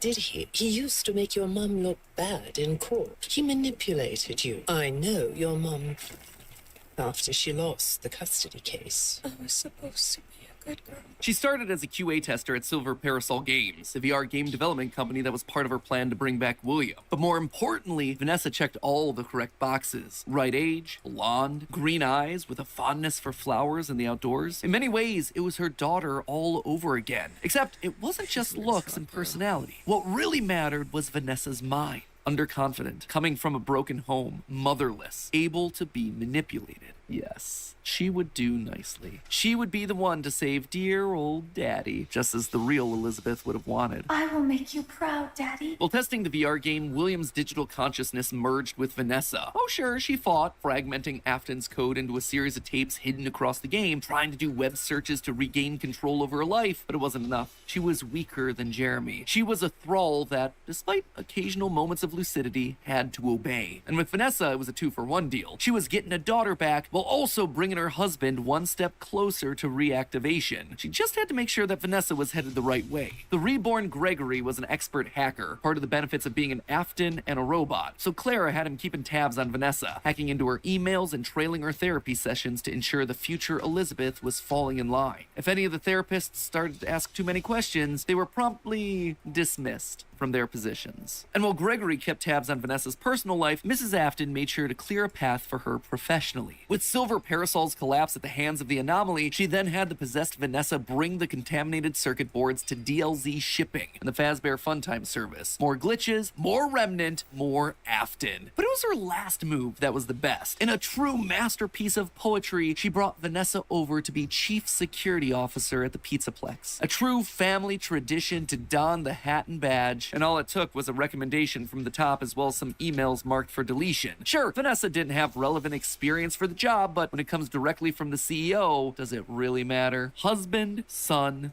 daughter. A corpse, a robot, a human. All that was left was Michael, Poor, troubled Michael. The boy that killed her youngest. The one that would spend years trying to make his guilty conscience right again. A self-professed protector. While she knew she needed him to complete the family, something told her that the problem had already solved itself. Something had shifted when using Glamrock Freddy to excavate the buried pizza place. I have been here before. I found myself for the first time when I cleared the path. I have changed. My friends are here, but I can protect you. I am not me. Maybe it was the remnant that had coursed through Michael's veins. Maybe it was the spirit of Michael living on as a protector. But he was there, somewhere inside of Glamrock Freddy. She could feel it. And just like that, she'd won. She'd done it. Sure, there were still some kinks to work out, some final brainwashing of Vanessa, some rehabilitation of William, but they were there. Finally, all together again under one roof. The Aftons reunited. A happy ending. And that's how it could have ended. That's how it should have ended, had it not been for a few unanticipated developments. For one, something was just wrong with the Pizzaplex. Almost as if the entire building was haunted, possessed. Puppet plushies hiding on ceilings, behind crates, places that they had no earthly way of belonging. Staff bots with greasy tears down their eyes acting like they were being puppeteered by some sort of a nightmare. Even their sounds had the echo of nightmares long past. It was as though a guardian spirit of the past refused to move on. As long as her husband was around, it too would linger. Only now, it wasn't just in one body, but it was in the essence of the building itself. She had seen stories of houses built on burial grounds getting possessed by angry spirits, but she'd never assumed that it could be real. Then again, in a world of living spirit metal and mind-controlling glitches, who was she to be so judgmental? The whole thing was ridiculous. Why would this be the line that she refused to cross? After all, the Pizzaplex was built over the burial ground of angry spirits, but it was the power cords that finally convinced her that something was wrong. Suddenly, these cords were striped black and white, like the security puppet from generations ago. The very foundations of this place, the materials and wires that constituted it, were rebelling against her, against the Aftons, against the quest to bring them all together again. And it was being helped by something else, something slithering through the building. Maybe they were connected, she couldn't be sure, but a blob of living wires could be heard oozing through the walls, stealing pieces and parts of the old animatronics showcased in Rockstar Row. She could only assume that it was a byproduct of all the remnant they'd been collecting. From Afton's testing, she knew that both light and dark remnant existed, one of positive emotions and the other created from anguish, anger, agony. Perhaps this thing was an amalgamation of all the darkest parts of the pizzeria's history, a collection of the hatred still housed inside these defunct endoskeletons and exosuits. As long as it was left alone, it seemed to be harmless. But if any Afton outside of Michael got too close, it would lash out wildly. Even young Gregory, looking to punish the family that had been complicit in its horrible creation. Little did she know, though, that Gregory should have been her biggest concern, that bringing the family together would have some unforeseen consequences. Gregory was normally the goodest of boys. She had literally built him that way. But lately, he'd been disappearing more and more often, disobeying her orders, requests. She knew that he loved playing on the arcade machines once the Pizzaplex closed, being so good as to top the leaderboard on practically all of them. But lately, he was nowhere to be found. She suspected his absence had to do with Glamrock Freddy's failed performance the other night, when he malfunctioned live on stage. Almost as though the core programming of Freddy responded to seeing this rebuilt small boy. Almost like it awakened something inside of him. She'd have to make sure that Vanessa was on the lookout for him. But she'd soon come to learn that Vanessa wasn't enough. Whether it was the influence of the nightmare puppet or a reawakened hatred of animatronics seated deep in Gregory's code, something had caused him to rebel, to rip apart each animatronic in the Pizzaplex. Bit by bit, this boy was tearing down the empire that she'd so painstakingly built, freeing Vanessa from her mind control, destroying the remains of Afton in the basement, setting Glamrock Freddy loose. As her carefully created world crumbled around her one more time, she began to plot her revenge. She would have to bring them all to ruin. And there you have it, my friends. Nearly a decade in the making, my FNAF timeline for where the franchise is here in 2023. The year of Fazbear Frights, by the way. As always, it wouldn't be right for me to finish without going over some of the more controversial takes that I just handed out. I think we can all agree that this part of the timeline was always going to be the hardest. So let me just break down some of the major points. First of all, the biggest swing, and obviously the one that everything else rests upon, Mrs. Afton being the CEO of Fazbear Entertainment LLC. Here's why I went with this route. Now, first and foremost, the head of Fazbear Entertainment is the single biggest mystery that we're meant to solve at this point in the lore. The Ultimate Guide brings it up repeatedly. Who's running the show? Who is okaying these decisions? And in the security breach memos, we get multiple mentions of someone manipulating things from the top down. Whoever this is, they are the person driving forward every other facet of late-stage FNAF lore here. They're the puppet master who's hiring the indie dev. They're the ones relaunching the brand, building the Pizzaplex over the burial ground. So everything at the end of the timeline relies on this one singular answer. Now, as I see it, there are two possibilities here. One, an adult robot Elizabeth, like we see older versions of robot kids in the fourth closet, or Mrs. Afton. Could it be someone completely new to the franchise? Absolutely yes, but in a game with so many returning faces and repeated themes, it would be pretty random and arbitrary. So, between these two girl bosses, who then would it be? Well, Elizabeth always wants to please her daddy, so she'd be most likely wanting to bring him to life. But then, what's Vanessa's role in all of this? Vanessa is clearly meant to be a parallel for Elizabeth. Same hair, same eyes, similar backstories, but if the main goal is getting the Afton family back together, which seems to clearly be the case in Security Breach, then there's no need for Vanessa to be involved at all. We already have Elizabeth running the show. It would also mean that we suddenly have two robot kids running around, which feels narratively repetitive and quite frankly kind of dumb. Now look at Mrs. Afton. We know next to nothing about her outside of any clues that we can get from Immortal and the Restless and Bellora's song. But what her being head of Fazbear does is make every other piece of the lore fit. Suddenly, you can have one of every other type of character. One robot kid in Gregory, one brainwashed human in Elizabeth/Vanessa, one OG corpse in William, and one possessed animatronic in Mike. Narratively, it makes everything else cleaner. Legally, it's also the option that makes the most sense. As I call out in my narrative, she'd likely have some stake in the original company and all of its assets. So as Fazbear folds as a company, I'd suspect a lot of it would return back to her. But there was one clue that really sold me on this particular direction, and that was this right here, in the Post-it room. The big lore central of Security Breach, a dinner table scene with the whole family, including the mother. And not only is she there, she is at the head of that table, the position of highest honor and responsibility. She is the one in charge, with William being relegated off to the side. That one scene shows that we have to include Mom in there somewhere, and the only place it makes sense for her to be is at the top. Now, there is one big dilemma with my interpretation of all this. The Ultimate Guide really seems to point out that the head of Fazbear doesn't want the glitch trap virus to spread. They call out one particular email in FNAF AR where the legal team calls a cease and desist to all action about scanning the circuit boards. And even in FNAF VR, we're told that the circuit boards get stolen back by the client, presumably once they realize what danger is on there, trying to stop glitch trap before he spreads and gets out of hand. Here's the problem with that though. If the head of Fazbear doesn't want Afton to rise again, why'd they restart the company in the first place? Why'd they build over the FNAF 6 pizzeria? Why'd they go through an elaborate cover-up to make the possessed Vanessa an important part of the company? It just doesn't make a whole lot of sense. It would be the most inconsistent series of actions ever, but I did want to call attention to it since it seems to be the route that the official guide is trying to steer us towards. Moving on to minor point number one, the Five Nights at Freddy's games were made by the rogue indie developer. Here's the thing, FNAF VR opens with this line. That's why we have recreated many of these completely fictitious scenarios, lies that you've been fed over the last several years, into a hilarious VR game. It's recreating the lies told to you by the indie developer. And since Help Wanted has direct recreations of FNAFs 1 through 3, it means the games must be part of the fabrications that this developer made up. Also, all of this is heavily implied in the story of the same name, Help Wanted and Tales of the Pizzaplex, hence FNAF 1 through 3, canon games within the lore of the series. Big swing number two, the elephant,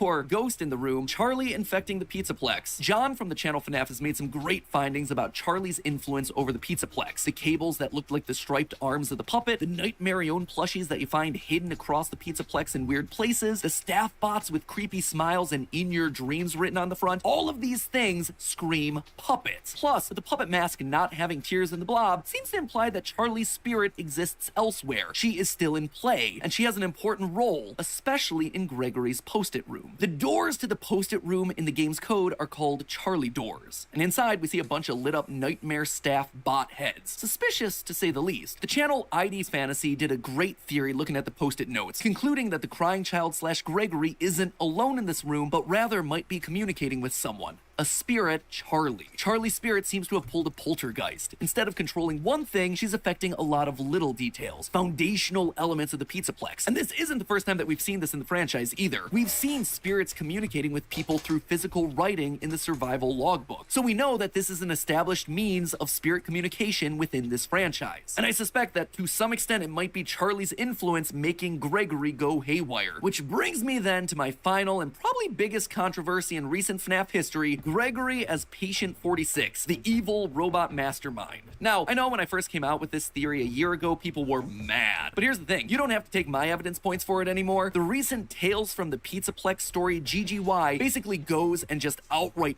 proves it. In GGY, we find out about a boy named Gregory who's getting all the high scores in the Pizzaplex arcade machines. When therapists start to go missing, it's confirmed that GGY is the one that's working to bump them off. And when animatronics start getting corrupted by a mysterious glitch, GGY's letters are found inside the code. He even chooses the code name Dr. Rabbit, for crying out loud. But obviously, by the time of security breach, Gregory is working against Burn Trap, Vanessa, and the animatronics. Why? How? Well, it's not really clear. I tend to believe that something must have happened to cause him to either lose his memory or be reset in some way. Maybe it was Charlie talking to him in his post-it room. Maybe he hit his head. Maybe it was the connection that he made with Mike on stage in Glamrock Freddy. Not exactly sure, and I don't think we have enough clues to solve any of it yet. But it makes sense from a story perspective why he'd start off evil on Afton's side and then switch to trying to destroy him and not knowing who he is in security breach. And with that, my friends, I'm wrapping this thing up. Congratulations, we are on page 40. 22,000 words of FNAF, baby. Practically just wrote myself a Tales of the Pizzaplex short story. Have I answered everything? No. Does everything fit cleanly? No. But does it feel like the best and most cohesive narrative for all these characters that addresses most of the evidence we're given? Yeah. For me, honestly, it really does. And let's be honest with ourselves, the DLC will probably come out later this year and prove me completely wrong. Wouldn't be the first time. Then comes the movie, whatever. My descent into madness continues. And with that, my friends, we can finally rest. I can leave the demon to its demons with one final reminder that it was all just a theory. A game theory. Thanks for watching. Alright, hey everybody, my name's P-Man. I just want to say good job to Game Theory for making all those videos and all the... Who's this random ass kid, bro?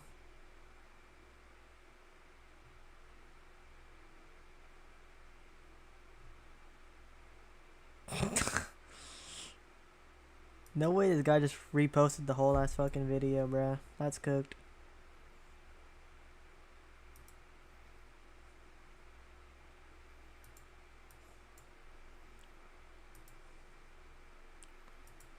Alright, we're back to locking in, bro.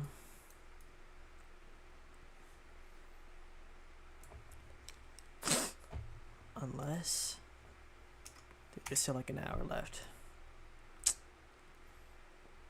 You are playing in the sun. I found the little bird. You told me you fell in love and I hadn't gone as I planned.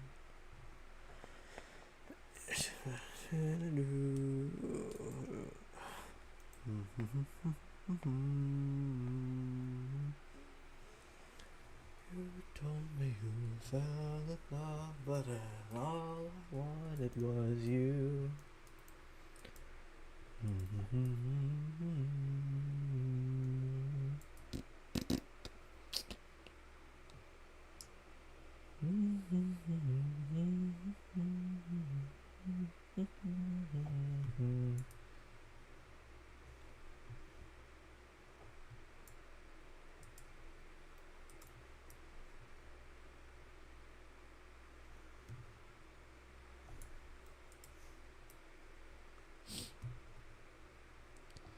Alright, downtime, let's find a new video.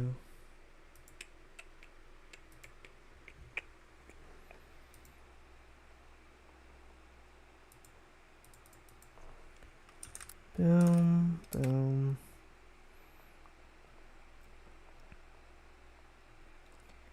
We will do...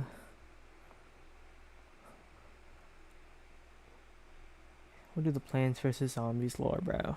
The Plants vs. Zombies series has remained iconic and beloved for years. Throughout that time, though, there has been pieces of a puzzle that, when all connected, create a story that is unbelievable as it is absurd. So join me as I go over everything I could find in this world. Hi everybody, I'm here at the farmer's market. If there's anything I love more than buying things here, it's not doing that. I love me some free samples. Just gotta be careful with some of this stuff. I don't want to get any allergic reaction to tree nuts or anything. So I've actually talked about Plants vs. Zombies before when I rambled about how I could eat all the plants. But the story also has a good amount of stuff going on. Plants vs. Zombies takes place most prominently in this location called Neighborville on a version of Earth. Neighborville for sure is on the west coast of North America and at minimum does have some stuff in Vancouver. The biggest challenge in this story is how unhinged everything is. Characters will act purely on instinct, and needless to say, there's points where I need to take a step back and wonder if my younger self would be proud or disappointed when we get to this point. Today's story begins like all stories do. The dawn of time. The in-universe government provides a brief rundown of the history of zombies in this universe. It takes exactly 30 minutes for the first zombie to just like pop into existence. Okay then. Just like everything, it just shows up out of nowhere. Now the zombies aren't like ordinary zombies in this case. They're more like an equivalent to humans that can be born and come from the undead. They aren't like a virus hellbent on spreading more like World War Z or something. They're very stupid humans who want to eat brains to get smarter. That's pretty low on the zombie scale. This version of history is basically the same as ours, but not really. We actually do know some important moments in history that revolved around zombies. When Greek engineers invented the catapult in 431 BC, the zombies stole it to launch themselves closer to brains. In 160 BC, Deus Zombius took over the Roman Empire by eating all of those who opposed him. In 1492 AD, the Pope survived zombies by hiding in a cupboard for a week. In 843 AD, a zombie accidentally became the king of Germany when he worn the crown when he was bored. One time in 1687, the zombies realized sounds like R, and that's when they became pirates, only to change their minds after a year because they all got seasick. In the most recent centuries, zombies mellowed out a bit, finally chilling out, especially in 1921, when they all decided to work in a whoopee cushion factory. I should note the perfect thing to counter zombies in this story were the Vikings because of their metal helmets. Then one day in 1968, this company called Bloom and Doom Seed Co. was founded by Barbara Johns, who doesn't really matter. This is hardly acknowledged, but this is a company where all the plants get mass-produced based on hints we've been given. But who's responsible for that? This is Christopher David Blazing III, better known as Crazy Dave. He's a funny little freak who's allegedly 36 years old. Just for future reference, I'm gonna assume the time points are the respective release dates of each game. But why is Crazy Dave crazy, you might be asking? Well, we don't know. If I were to guess, it's either because of experiments and his big old brain making him so unhinged, or he got some wacky wild tapeworms from eating food off the ground. That's established to be a bad habit of his. One day, somewhere between 30 minutes after the dawn of time and May 4th, 2009, Crazy Dave invented the first ever of these plants, a little pea shooter. He did this for a science fair, winning it, and as a result, made a new lifelong nemesis. Now this is Dr. Zomboss, the commander of the modern zombies. He's also the creator of zombies throughout the franchise after losing to Davy's little science expedition. His entire life path transitions to wanting a worldwide apocalypse because of this specific instance. After 2 years of studying death and stuff, he quickly acquired a doctorate in thantology. That's the study of dying and stuff. And being freaking peeved from that one science fair, probably decades ago at this point, Zomboss figures out how to bring back the dead, thus allowing him to create an uprising. And if you're wondering how or why Zomboss is the only zombie who made the rest of the zombies and why there's not any other ones, we'll get into that, don't you worry. May 5th, 2009, Zomboss says, alright, shit's about to get bananas. I want this guy gone and everyone dead, except for the dead guys. The dead guys are my guys, they can stay. It's a zombie apocalypse. All our lawns are getting invaded and whatnot until Dave pops in and goes, don't worry, Chief. That guy kind of sucks at existing. His forehead looks like a cheap stress ball. Here, take my seed. No, not that other kind. Now, of course, Crazy Dave is established to be a little bit cray-cray. He makes you spend a lot of money on survival equipment despite the apocalypse. His plans are outlandish a lot of the time, but trust me, amigo, he's a chaotic good friend. This is the face of a friend. Take his little seeds, bing bong, now we got an army. Following this, for the next several days, we're at the mercy of Dave's missions and what he offers to us, what he sells, what plants we get, and rather than go to any part of the world to be zombies, Zomboss is hellbent on ending exclusively Dave's neighbor and wastes his entire army attempting to do so. At the end, Zomboss is about to attack himself. Dave's gonna tell us the weakness. Oh, never mind, he's being held hostage now. Antics ensue, and Zomboss loses to cabbages. They have a temporary treaty and a dance party ending. I don't know if that's copyrighted. I'm not gonna risk it. We have saved the world, but what if I told you during this entire invasion there was another major event going on? See, not a lot of people know this, but there's actually a collection of graphic novels, each with their own Plants vs. Zombies stories. Based on some hints, the first arc, Lawnmageddon, most likely takes place in the initial Neighborville outbreak, so it's also on May 5th, 2009. All of Neighborville's at the mercy of the invasion. Everyone's sad and scared, especially two kids. There's one named Nate, he likes food and not dying, and then there's Patrice Blazing, the niece of Crazy Dave, thus increasing the size of the Crazy Dave family tree. In case you're wondering, yes, Dave's the cool uncle. I mean, look at him. Now, funnily enough, this is the only time when Crazy Dave actually speaks proper English words that everybody understands, but this is gonna get retconned. Based on the format of the story, namely how he disappears for several extended periods, I'm gonna assume that Dave is going back and forth between his niece and neighbor in both of these events to help both groups out with his weaponized flora. This portion of the story ends with Zomboss being defeated before the first game. Then Dave runs back to the house and gets kidnapped, but long story short, now these kids and Zomboss are super duper enemies forever, and this will never change. Now, at minimum, the next arc, Time Apocalypse, has to play out before PvZ2. Not only does Zomboss create a time machine, but so does Crazy Dave. Most of this tale exists to perfectly counteract Zomboss's plans with Crazy Dave's plan. Plants, Egypt, dinosaurs, prehistoric plants, pirates, specifically this one named Captain Chestbeard, who's kind of important. He can time travel too also. The three most important things of note here is that Crazy Dave is a fantastic disco doer. He's schmovin', the good guy gang makes a sun modifier, thus Zomboss loses and gets punched in the pancreas, and weirdly enough, in this series, if a character time travels to an era where they are alive, they will age to whatever age they are in that time. For example, Nate and Patrice both become adults when they teleport to the 2020s. By the way, the zombies win in the 2020s. Zomboss takes over in the year 2020. The fact that there's even a chance Zomboss used that one thing 2020 is known for, that's in character. I guess he would use plagues. Following this, it's probably August 15th, 2013. PvZ2 time.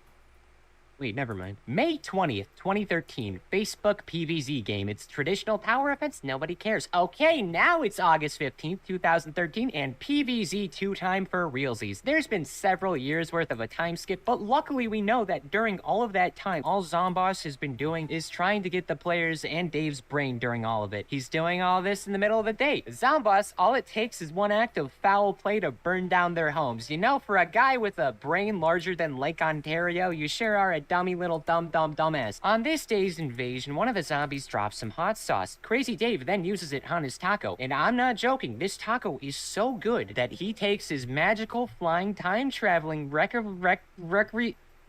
recreational vehicle exclusively meant to time travel to go back a few minutes for that taco. I don't know how that would work. I feel like you would just be like stealing the taco from yourself. And fellas, this taco doomed all of history. By time traveling like this, Crazy Dave has not only fibbed up the space-time continuum, but Zomboss is using his didgeridoo Davy detector and also time travels with the zombies and sprinkles them throughout history. Because time travel is time travel and two separate parties are time traveling, that means Zomboss most likely went to 30 minutes after the dawn of time and left some zombs there. Therefore, everything up to this point and everything after is over a taco. I can't believe this is real. I guess what I'm trying to say is taco, time travel, zombies get made, time travel, sprinkle back, paradox. Oh yeah, I'm guessing this also means Zomboss created his ancestors if he made the initial army, and then they actually became his ancestors when doing the time travel stuff, meaning that he's technically creating himself, I guess. Unlike every other zombie, he actually grows up, and the undead don't typically do that. Before the 21st century, he probably would have been considered a demon child, but luckily for him, modern times are more accepting. In fact, he's still basically just a human, but with bad dental, a weird skin condition, and an obsession with eating brains. So what's that about?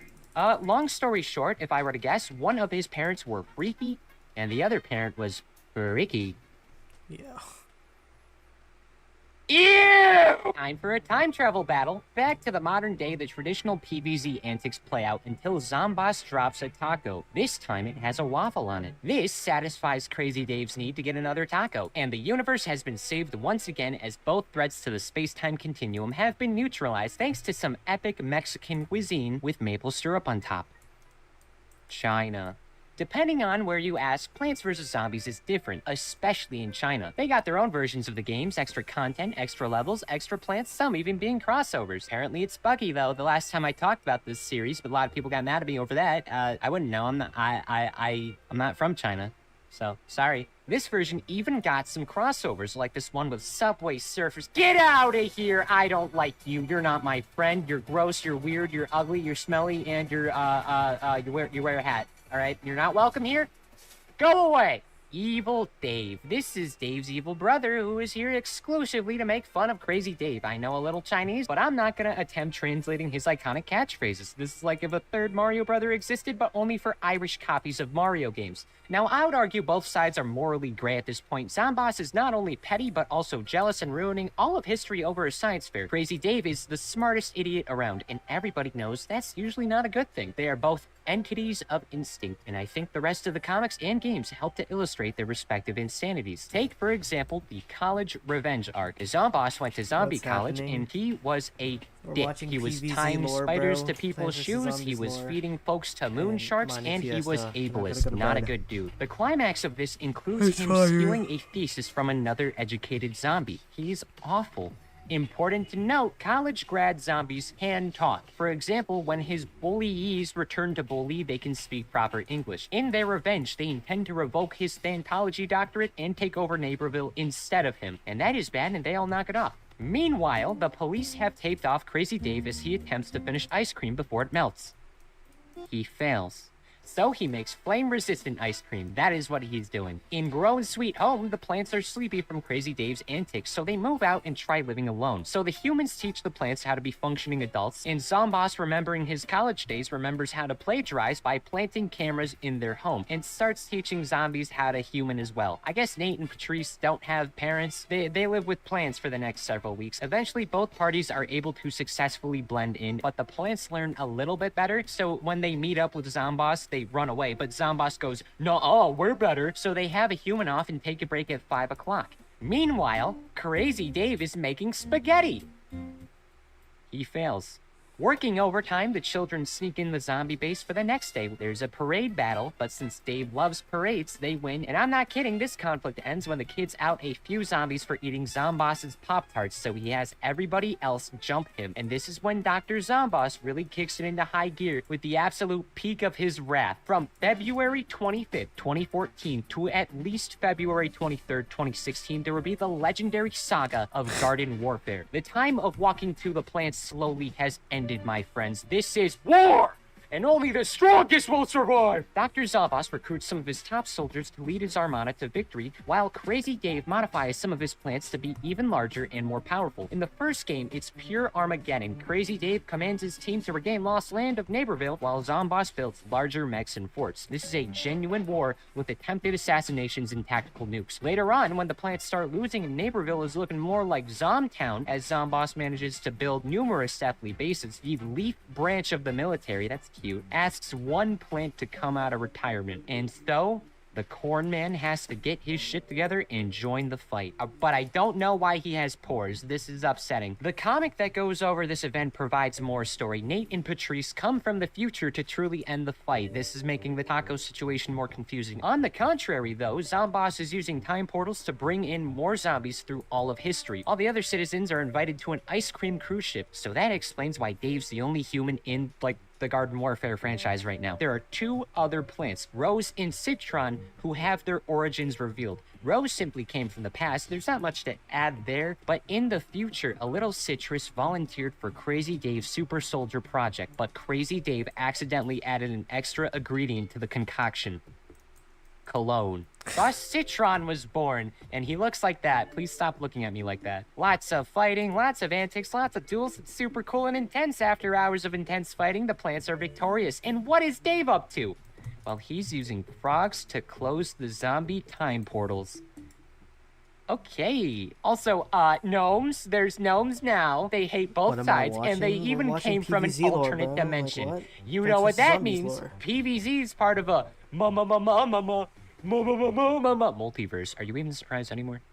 Like, genuinely. This is awesome, bro. Every time. It's a multiverse. October 18th, 2016, PvZ heroes, somehow Crazy Dave and Zomboss both agreed on temporarily being giant scary floating arms, and Zomboss uses a machine called the Herotron 5000 to turn a bunch of regular zombies into heroes. This misfires and creates the green shadow. I don't feel comfortable around pea shooters. Never have, never will. Yeah, this is not helping. With that, the plants get a whole army of heroes, and you get the idea from here. It's just plants go to place, breaking the legs and vital organs of each and every zom they come across. This is actually pretty easy to understand. September 4th, 2019. Battle for Neighborville. War be happening again. In between wars, Crazy Dave has been recognized as a worldwide savior. Despite all the trials and tribulations he's endured, he's saved the world a countless amount of times. He's such an icon, he's a costume in Little Big Planet 3. So, I mean, basically the next George Washington. So now he has a mansion.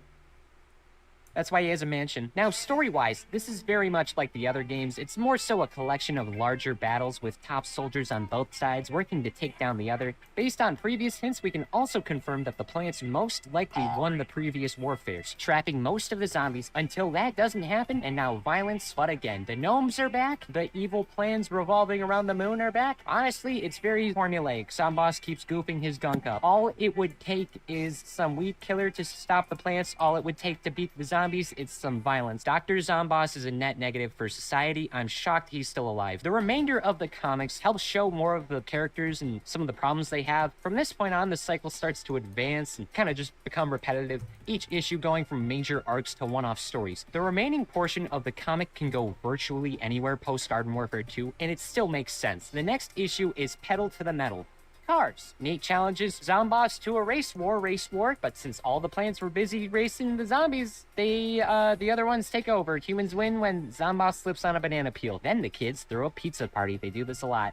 Also, all Crazy Dave was doing was being the designated driver and playing a game called Don't Blink. This is humanity's savior. Next is Boom Boom Mushroom. The zombies want to make a cavern base and sink Neighborville by digging all of Earth under it so everything collapses. Oh, but don't worry, this is not going to be an issue because Crazy Dave, off screen, won a pet pig named Twister from a singing competition in Guatemala and went on legendary quests through the land finding the Boom Boom Mushroom.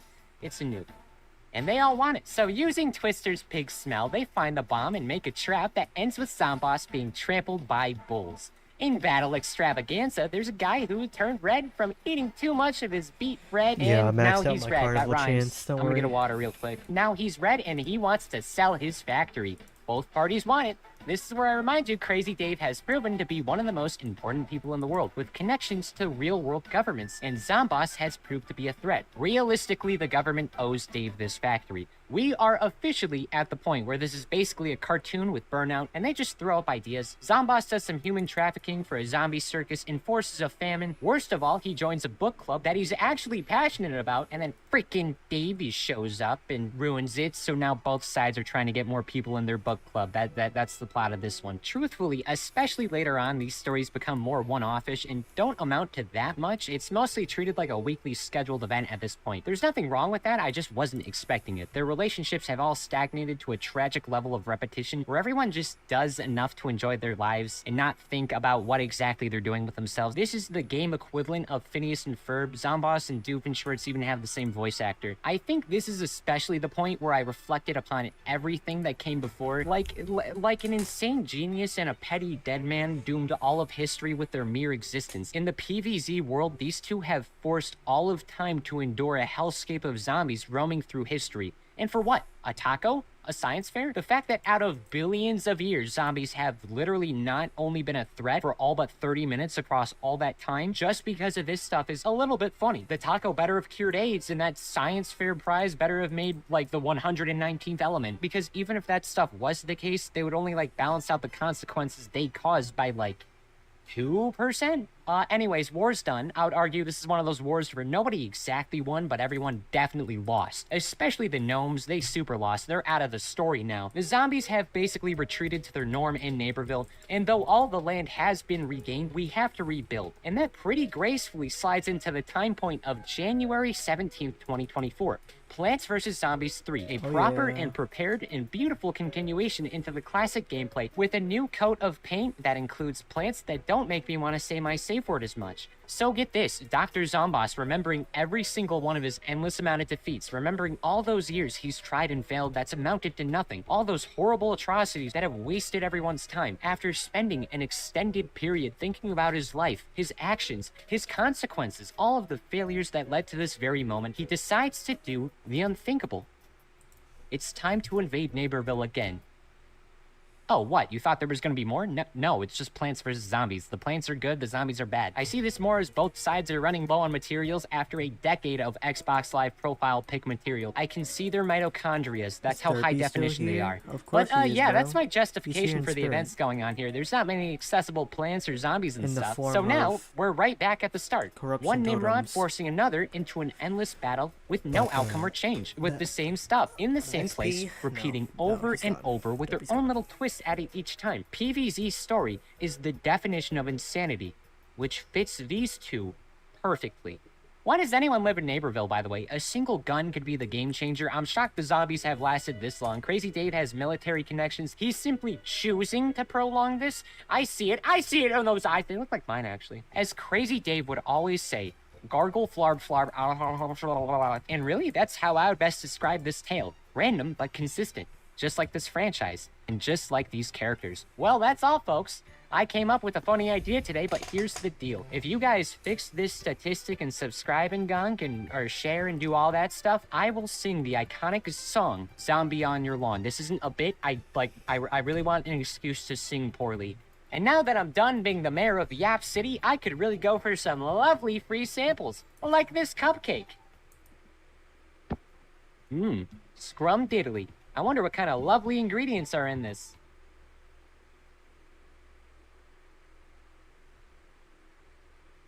Huh.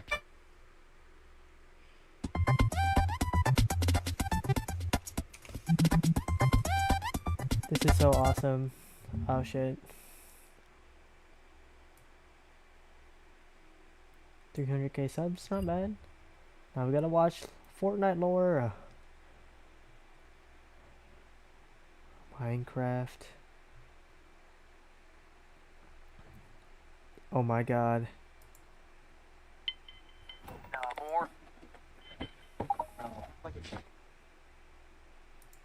Hi, you're on a rock floating in space. Pretty cool, huh? Oh yeah, Some of Hypixel it's air. Skyblock lore. Actually, most of it's air. I can't even get from here to there without building a bridge. It's sad. I'm sad. I miss you.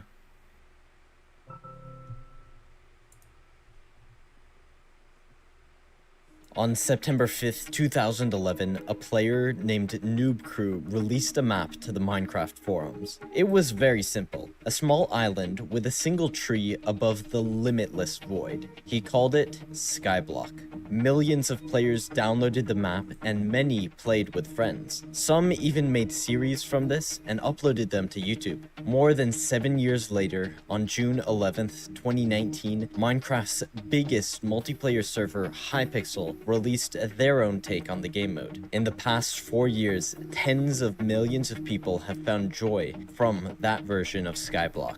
My name is Sudi, and welcome as we explore the incredible evolution of Minecraft's most popular minigame, from the race to collect 500 million potatoes to the game's most insane accomplishments. This is the complete history of Hypixel Skyblock.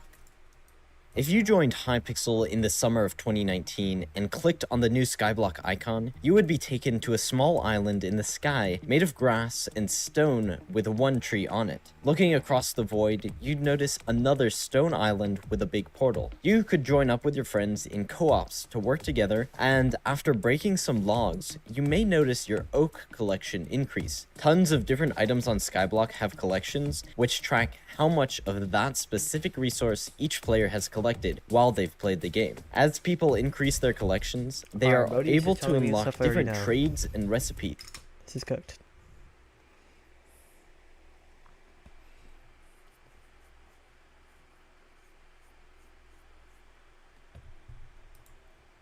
No more brain rot. No more brain rot.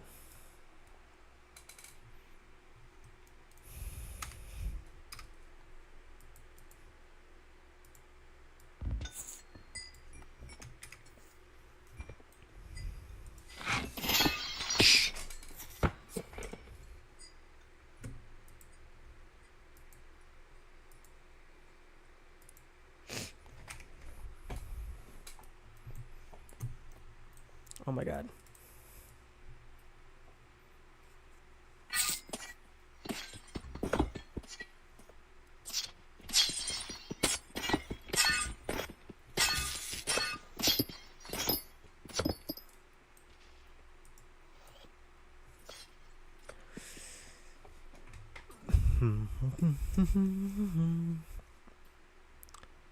And you found a little band. You told me you fell in love and it hadn't gone as I planned.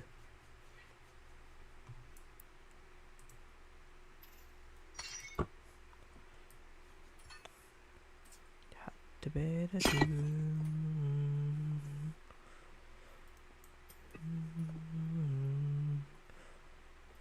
I wanted it, and all I wanted was you.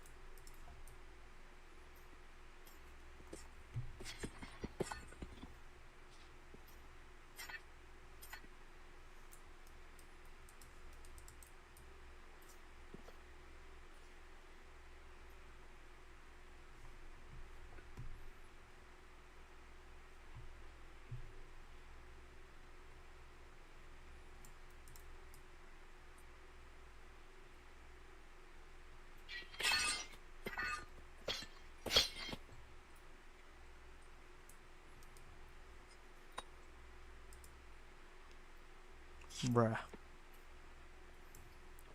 Who is this mofo? Mining in my place that I mined out. Bitch ass boy.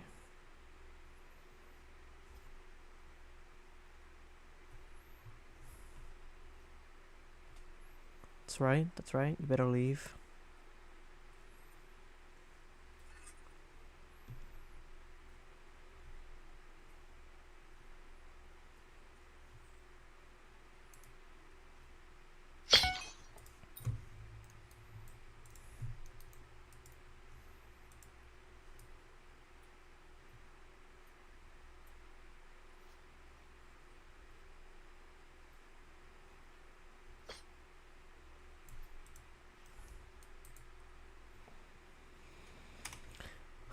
$20, dude.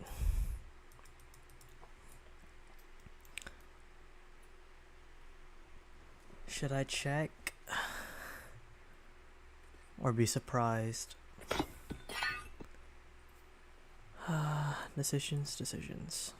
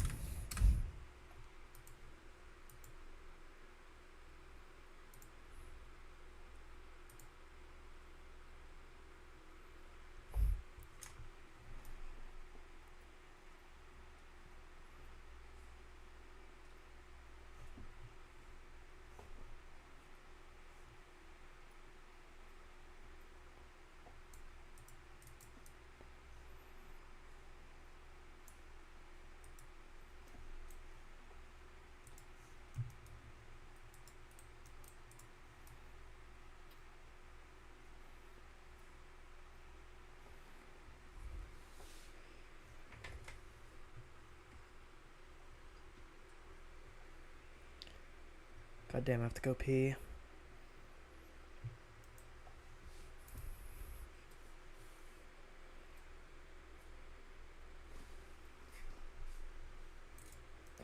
Alright, downtime. Shit. Oh my god. I gotta go pee. Downtime. Oh shit.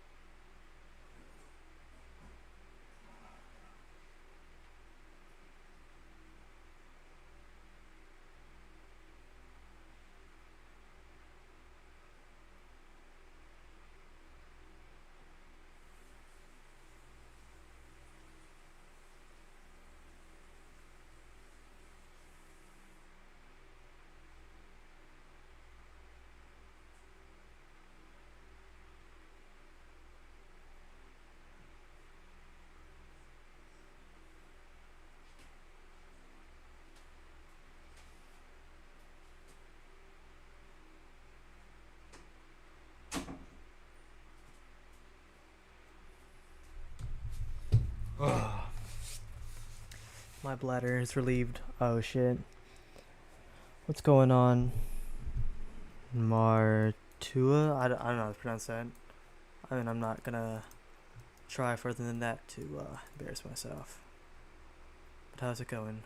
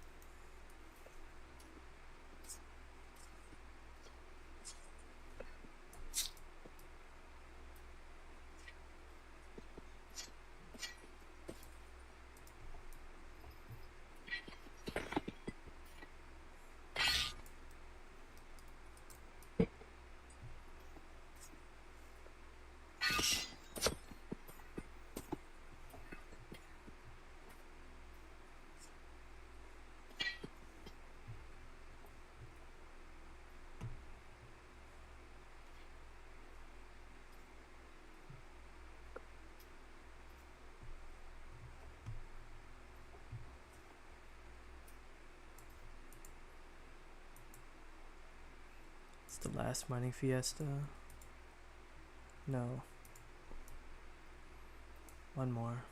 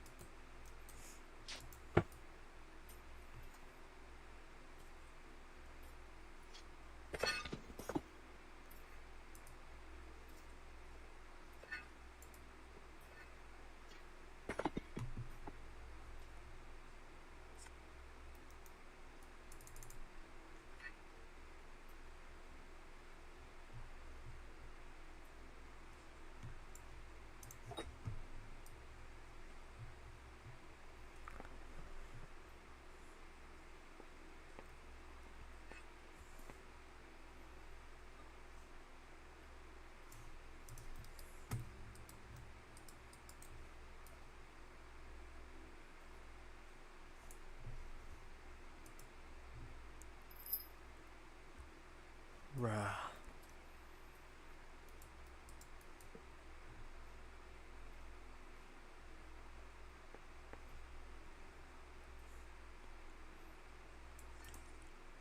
Alright, some ultimate viewer engagement, some quick maths. Go here. Jasper.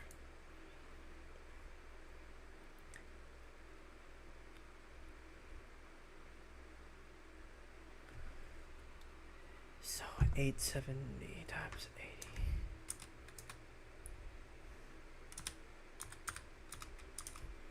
I'm just gonna use my phone calculator.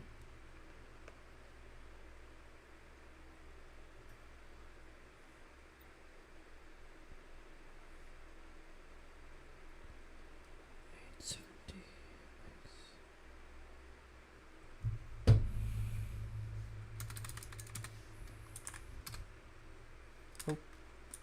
6 minutes left. This is downtime. But I need to make money from after it. Okay, it's 10k per gemstone. Alright, so my bad, really quick. Some quick maths. 270x 270x x 80 21 not worth. Sapphires L. Oh my god.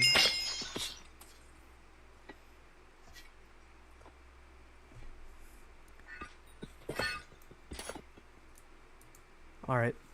This is like pick a Nimbus downtime. Period dot would be 380 times 80. 380 80x 80. 340. Kinda dog shit. Jasper's good. Let's think about amethyst. 2 250.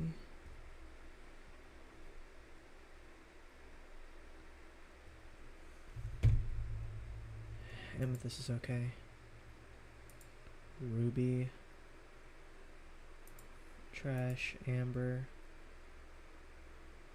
Trash, topaz. Trash, jade. Trash.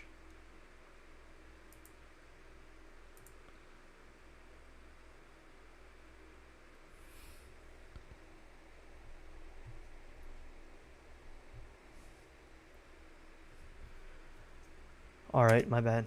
L downtime, but I need to see what's the most profitable. There's only two worth doing. You're just gonna have to figure it out yourself by what I was flashing on the screen. I'm gatekeeping the secret money making method.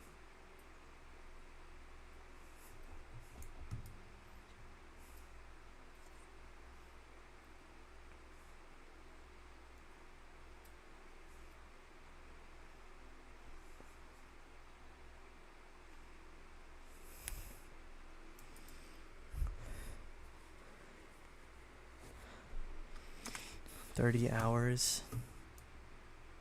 Then go to sleep, bro.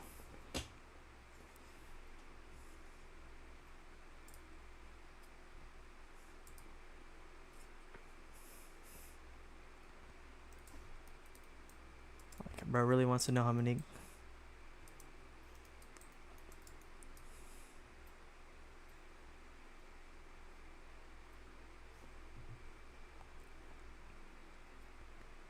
Want to see the glossy. It's gonna be like 34. That's what I'm guessing.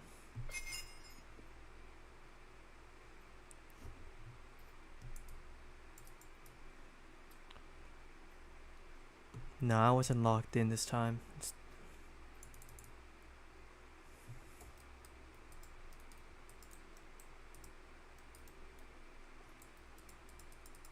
Yep.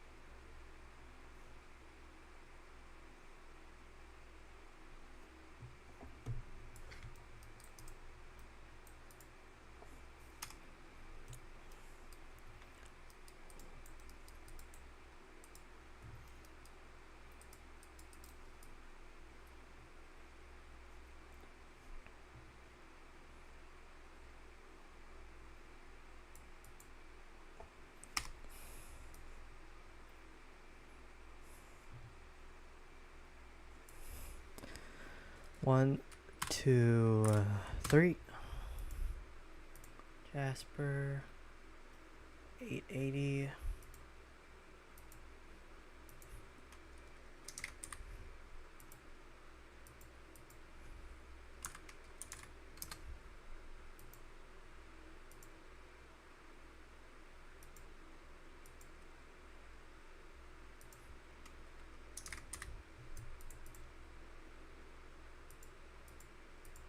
Oop, wrong one.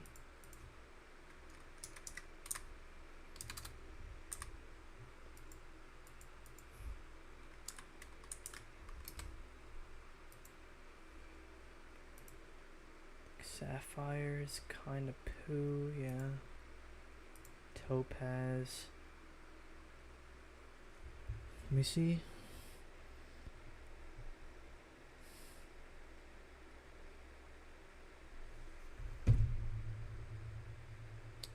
Topaz is okay.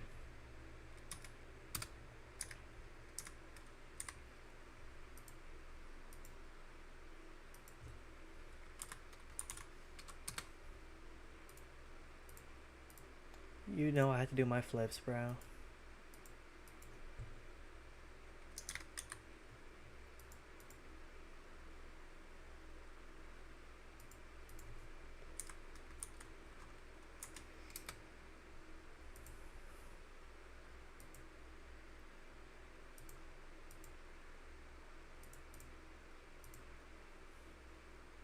Ruby. I think Ruby might be good.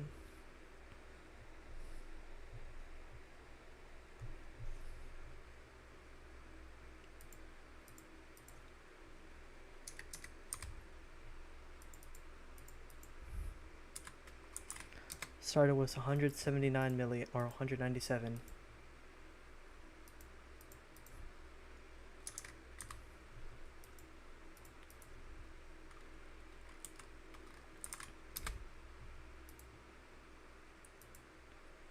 Do 380 still worth? All right.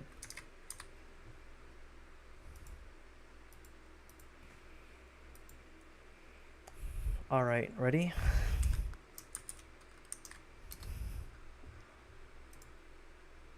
Final reveal. 41. Not bad. Not bad at all. No.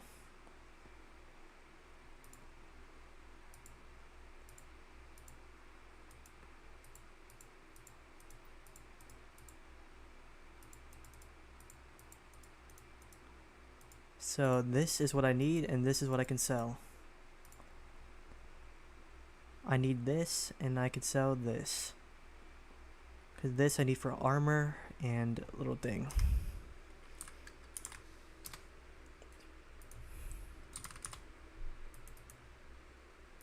And they're down right now, so gotta buy order like...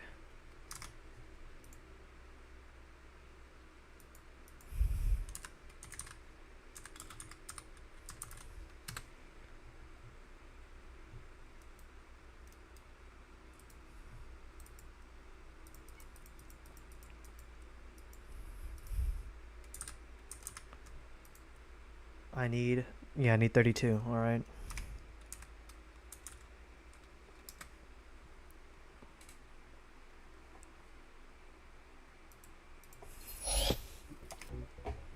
How much did I make? I got 41.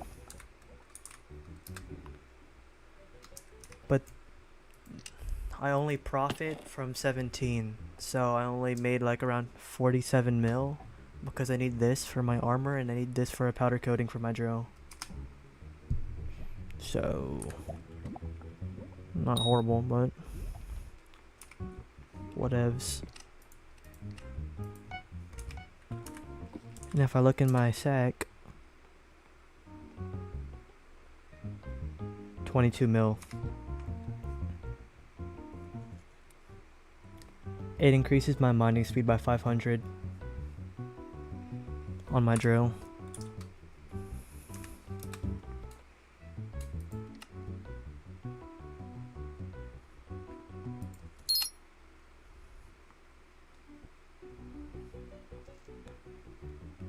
Damn, bruh. How much in glossy did you make? Just what? 47 mil? 49?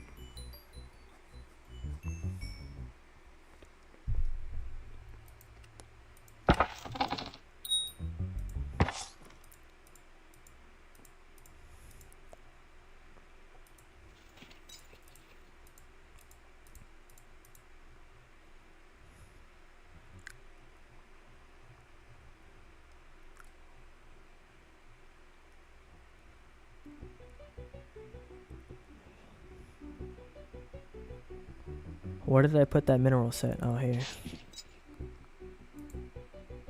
In total? Oh. Total, I made what? 47 plus 80, 180 plus 90. 180 plus 90 is what? 270 to 320? 320 mil? For 3 mining fiestas, I made 320 mil. 100 mil per fiesta, so 50 mil per hour. Not the best. The first fiesta I only got 20 though. I don't know how I only got 20 first fiesta, and then the next two I got 40. Doesn't even make sense.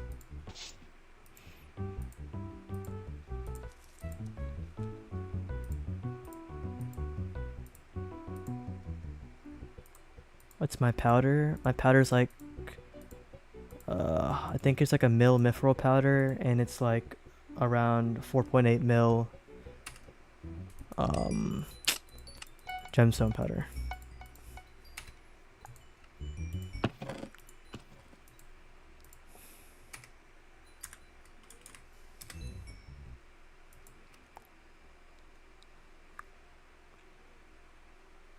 Damn, they do not want to fill these orders, bro.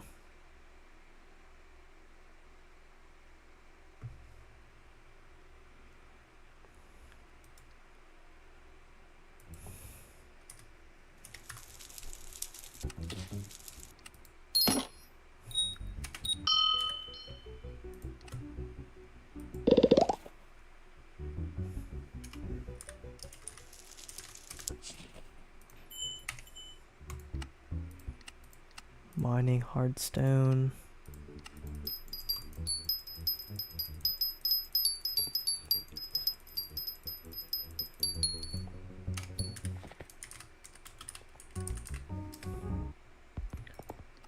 Two hours, 20 minutes.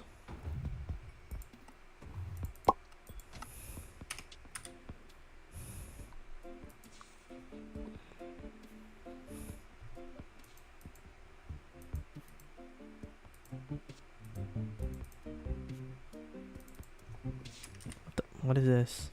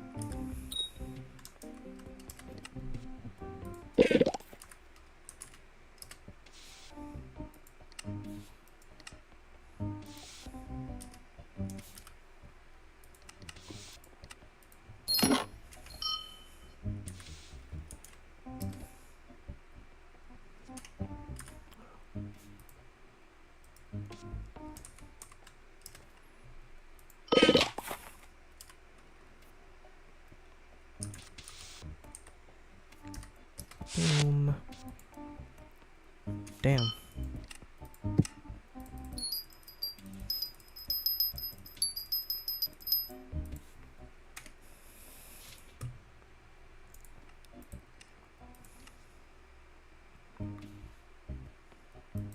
Ruby. Do 100.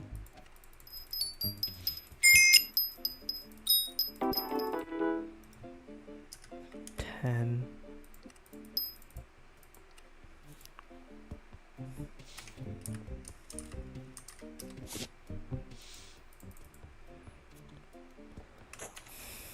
Some more math slash Lazar.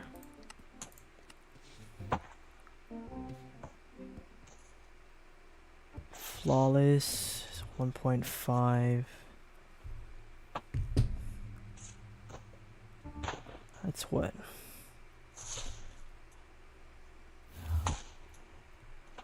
18,791 x 80.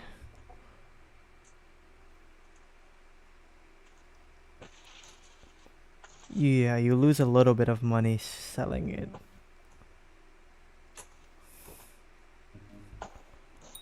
It's like 3k per ruby. I can lose 3k per ruby. I'm willing to lose 3k per ruby for some XP.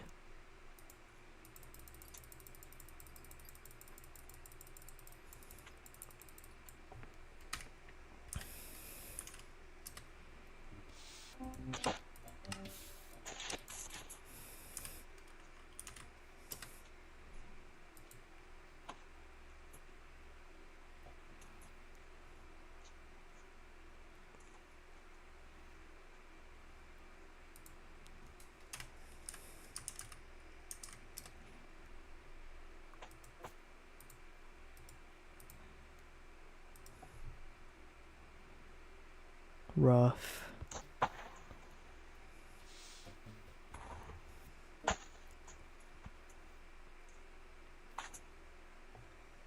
Slash bizarre.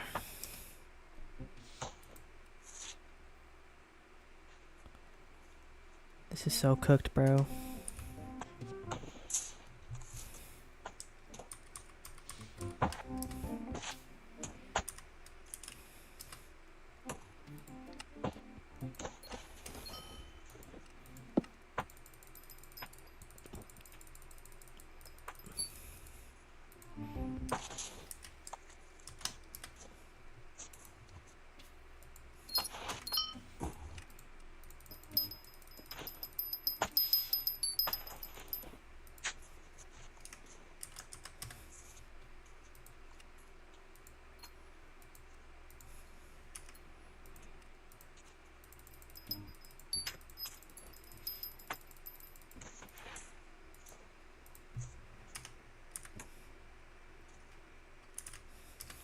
Bizarre.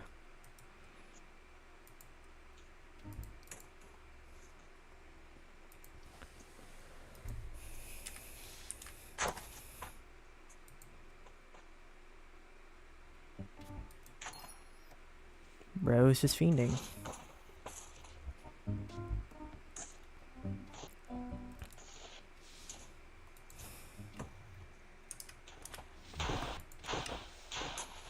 $10 million coins profit, or I make way more.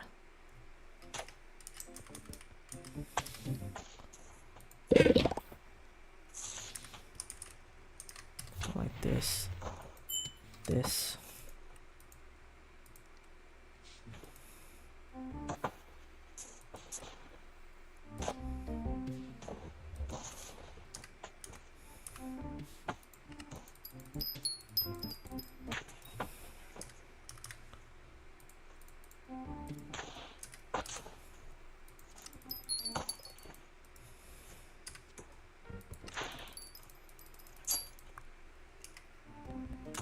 And now we do some math.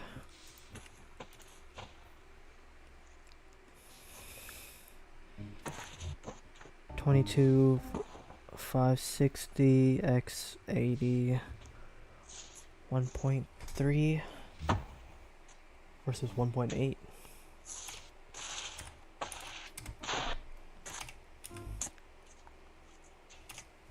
Well, we know the real winner here.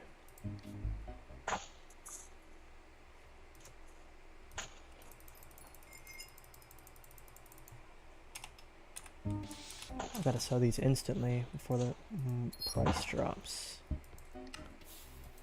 Boom.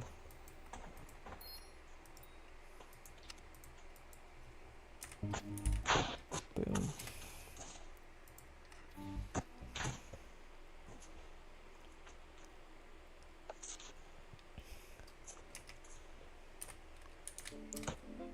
Let's see how much they're worth. 31 mil, 30, so that's 38 mil, 27, 27, 18. This is 54, 54 plus 38 is 92. 92 plus 18. 92 plus 18 is 110. So this was 110. 197. I made 13 mil around. Give or take. So yeah, once these all fill, I made around 13. Oh, fucking hell. We're removing the hologram, guys. I'm so sorry. I can't keep doing this. But yeah, around 13 mil just from crafting. And you get the XP as well. It's pretty good.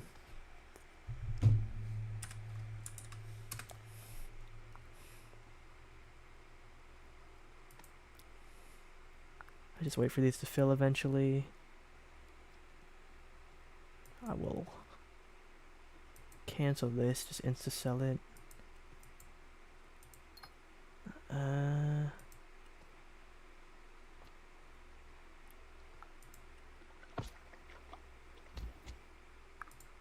Yeah, that's fine.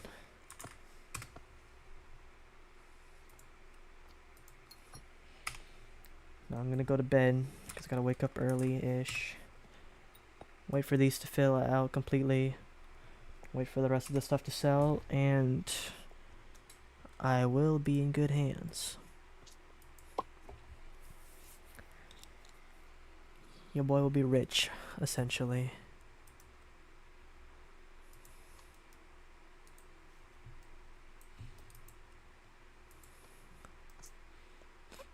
What?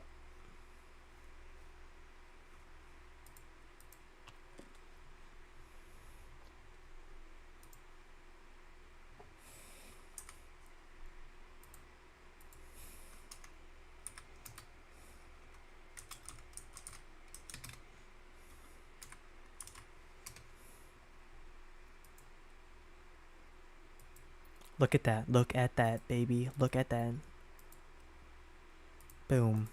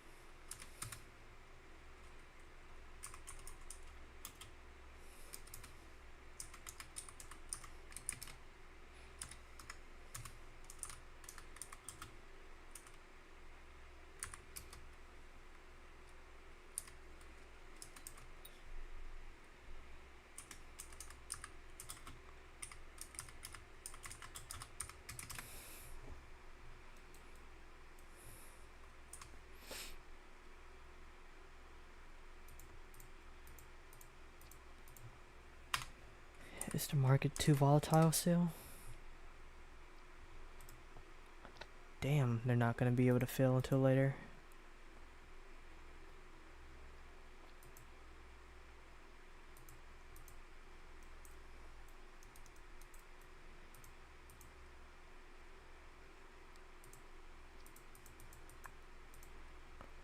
Two more carpentry levels. Oh my god.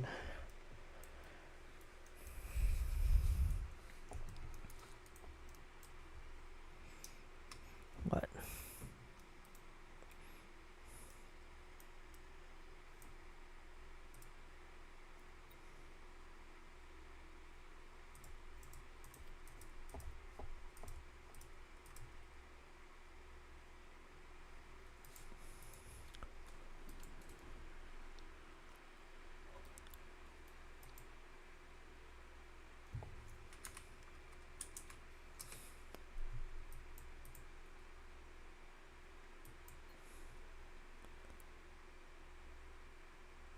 54 plus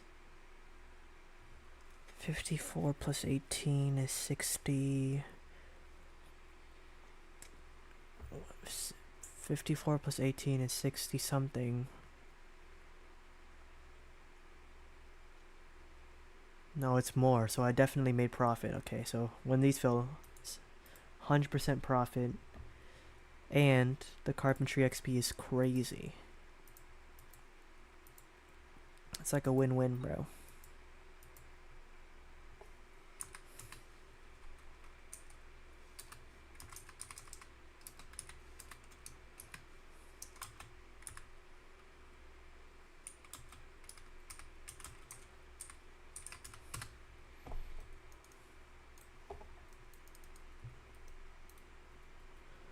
I'll go to sleep at 4.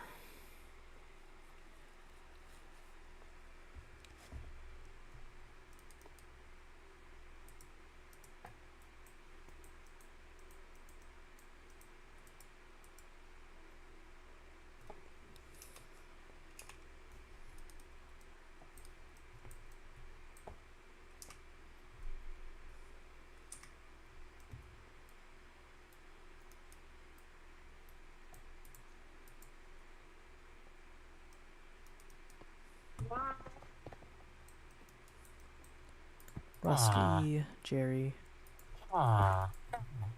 Nope.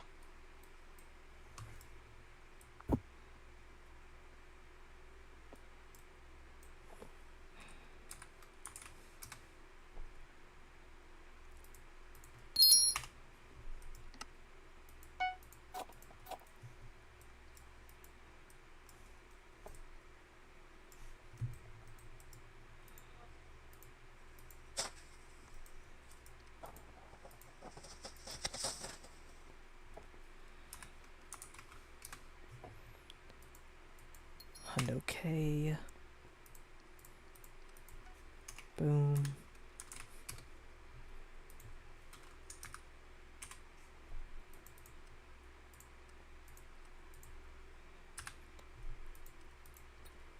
Boom.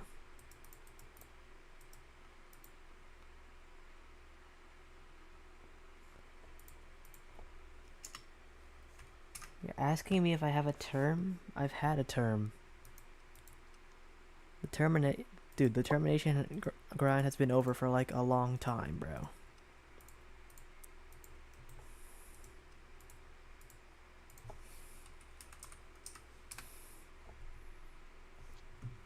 What? No. Why would you even do that? Why would you ever come into my chat and just ask for money? That's dumb.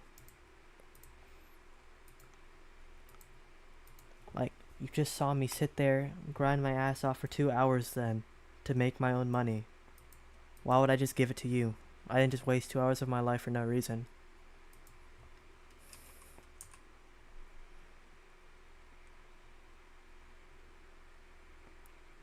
Beautiful Soul Eater term for low tank class.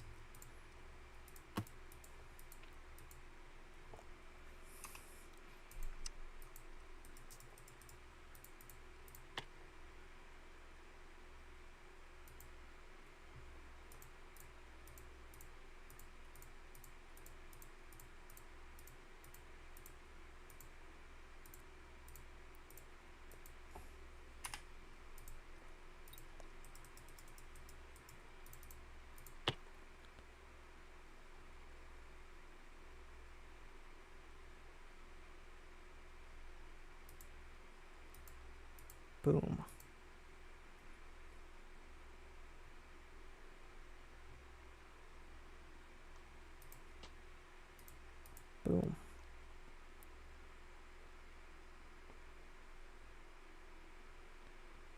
$340 I did not make $340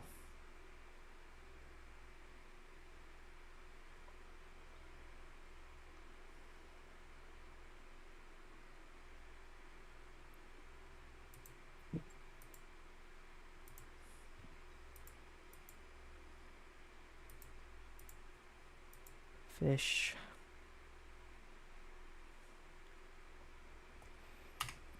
How much is this?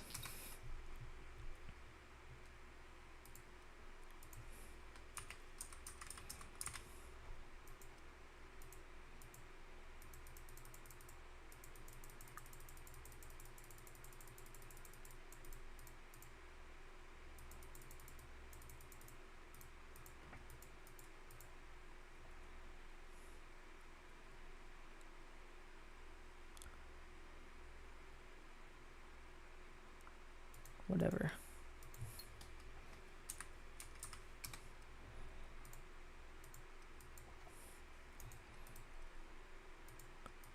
And you can have like this squid pet I found, or a fucking slug.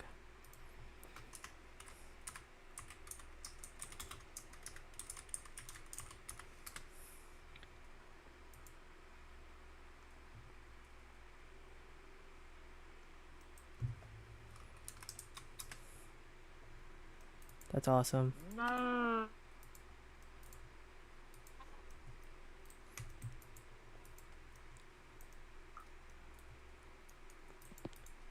If this guy loses, he's a pleb, bro.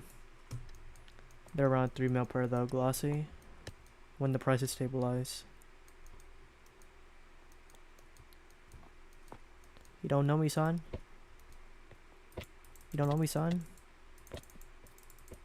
You don't know me, son? You're gay, you're gay, you're gay, you're gay. You're hitting the homeless, you're hitting the disabled. He's gay, he's gay. He likes hitting disabled people.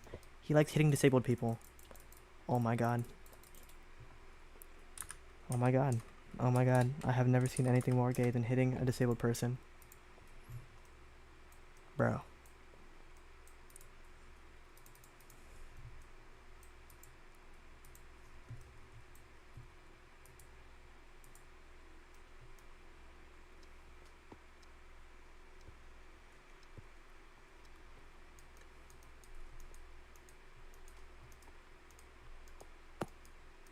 Ah, bro can't aim. Bro is poop. Bro's poop. Poop. Bro's poop. Bro's poop. He's a master. He's a master. He's actually poop. Let me into my own game. Thank you.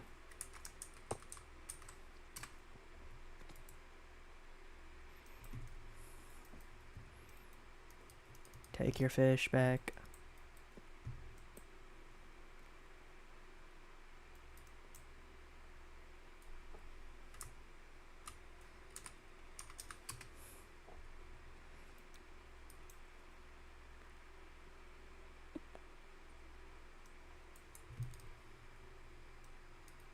Wait, just this one.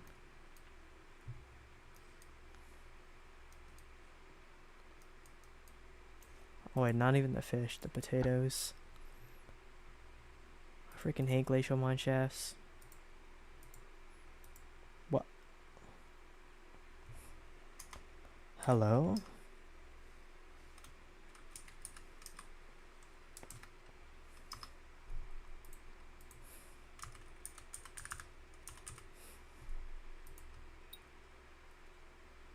What the fuck?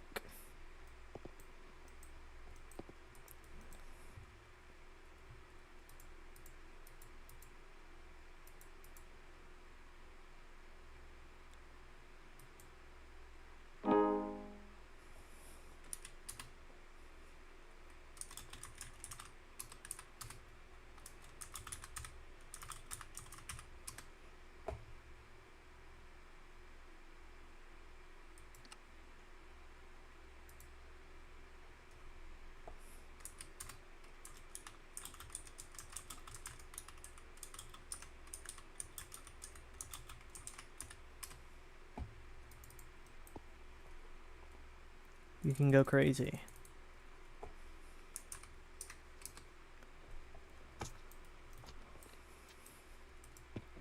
Let's also give away like a couple Jerry Sheen guns. I'm feeling in the spirit.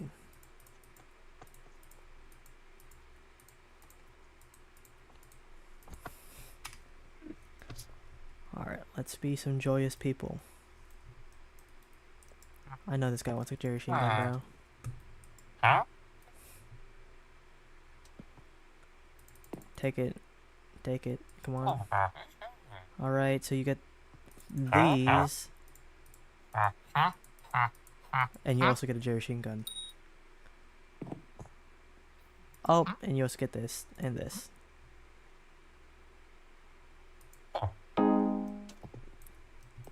And now this, let's see. Let's see one more.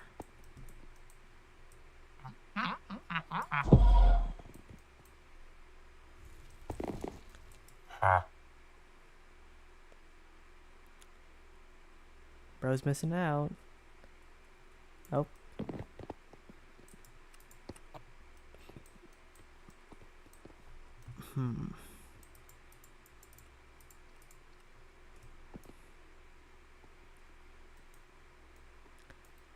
You, sir? Nah, this guy right here.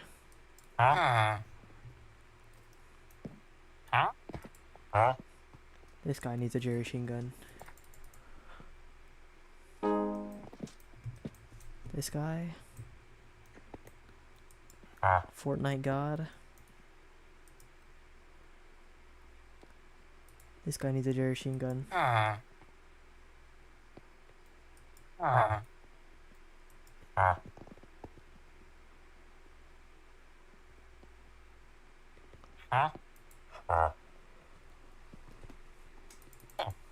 Bro, I don't want this, no. No, no, I don't want this, no. What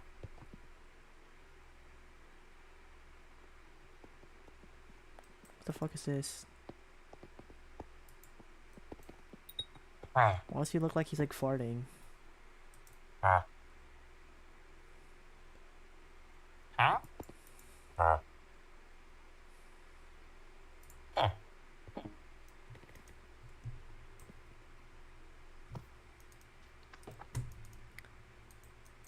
I'm feeling joyous. I'll also give somebody this specialty bingo tactician sword.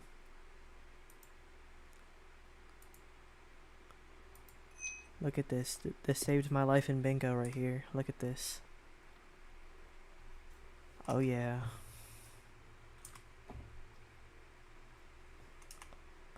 How much damage does this do?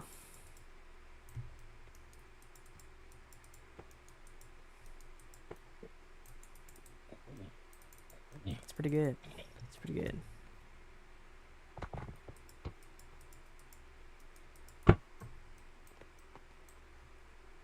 The lucky winner will be... You can have my bingo sword. Oh. Oh. Come on. Yo. This motherfucker is retarded, bro. Bro is about to get the craziest bingo sword of his life. That's it, we're giving away these awesome items. And then I'm gonna go to bed. You can have this. Oh, no, you're too rich. Oh my god. Kaido? Oh my god. You right here, Nuberties.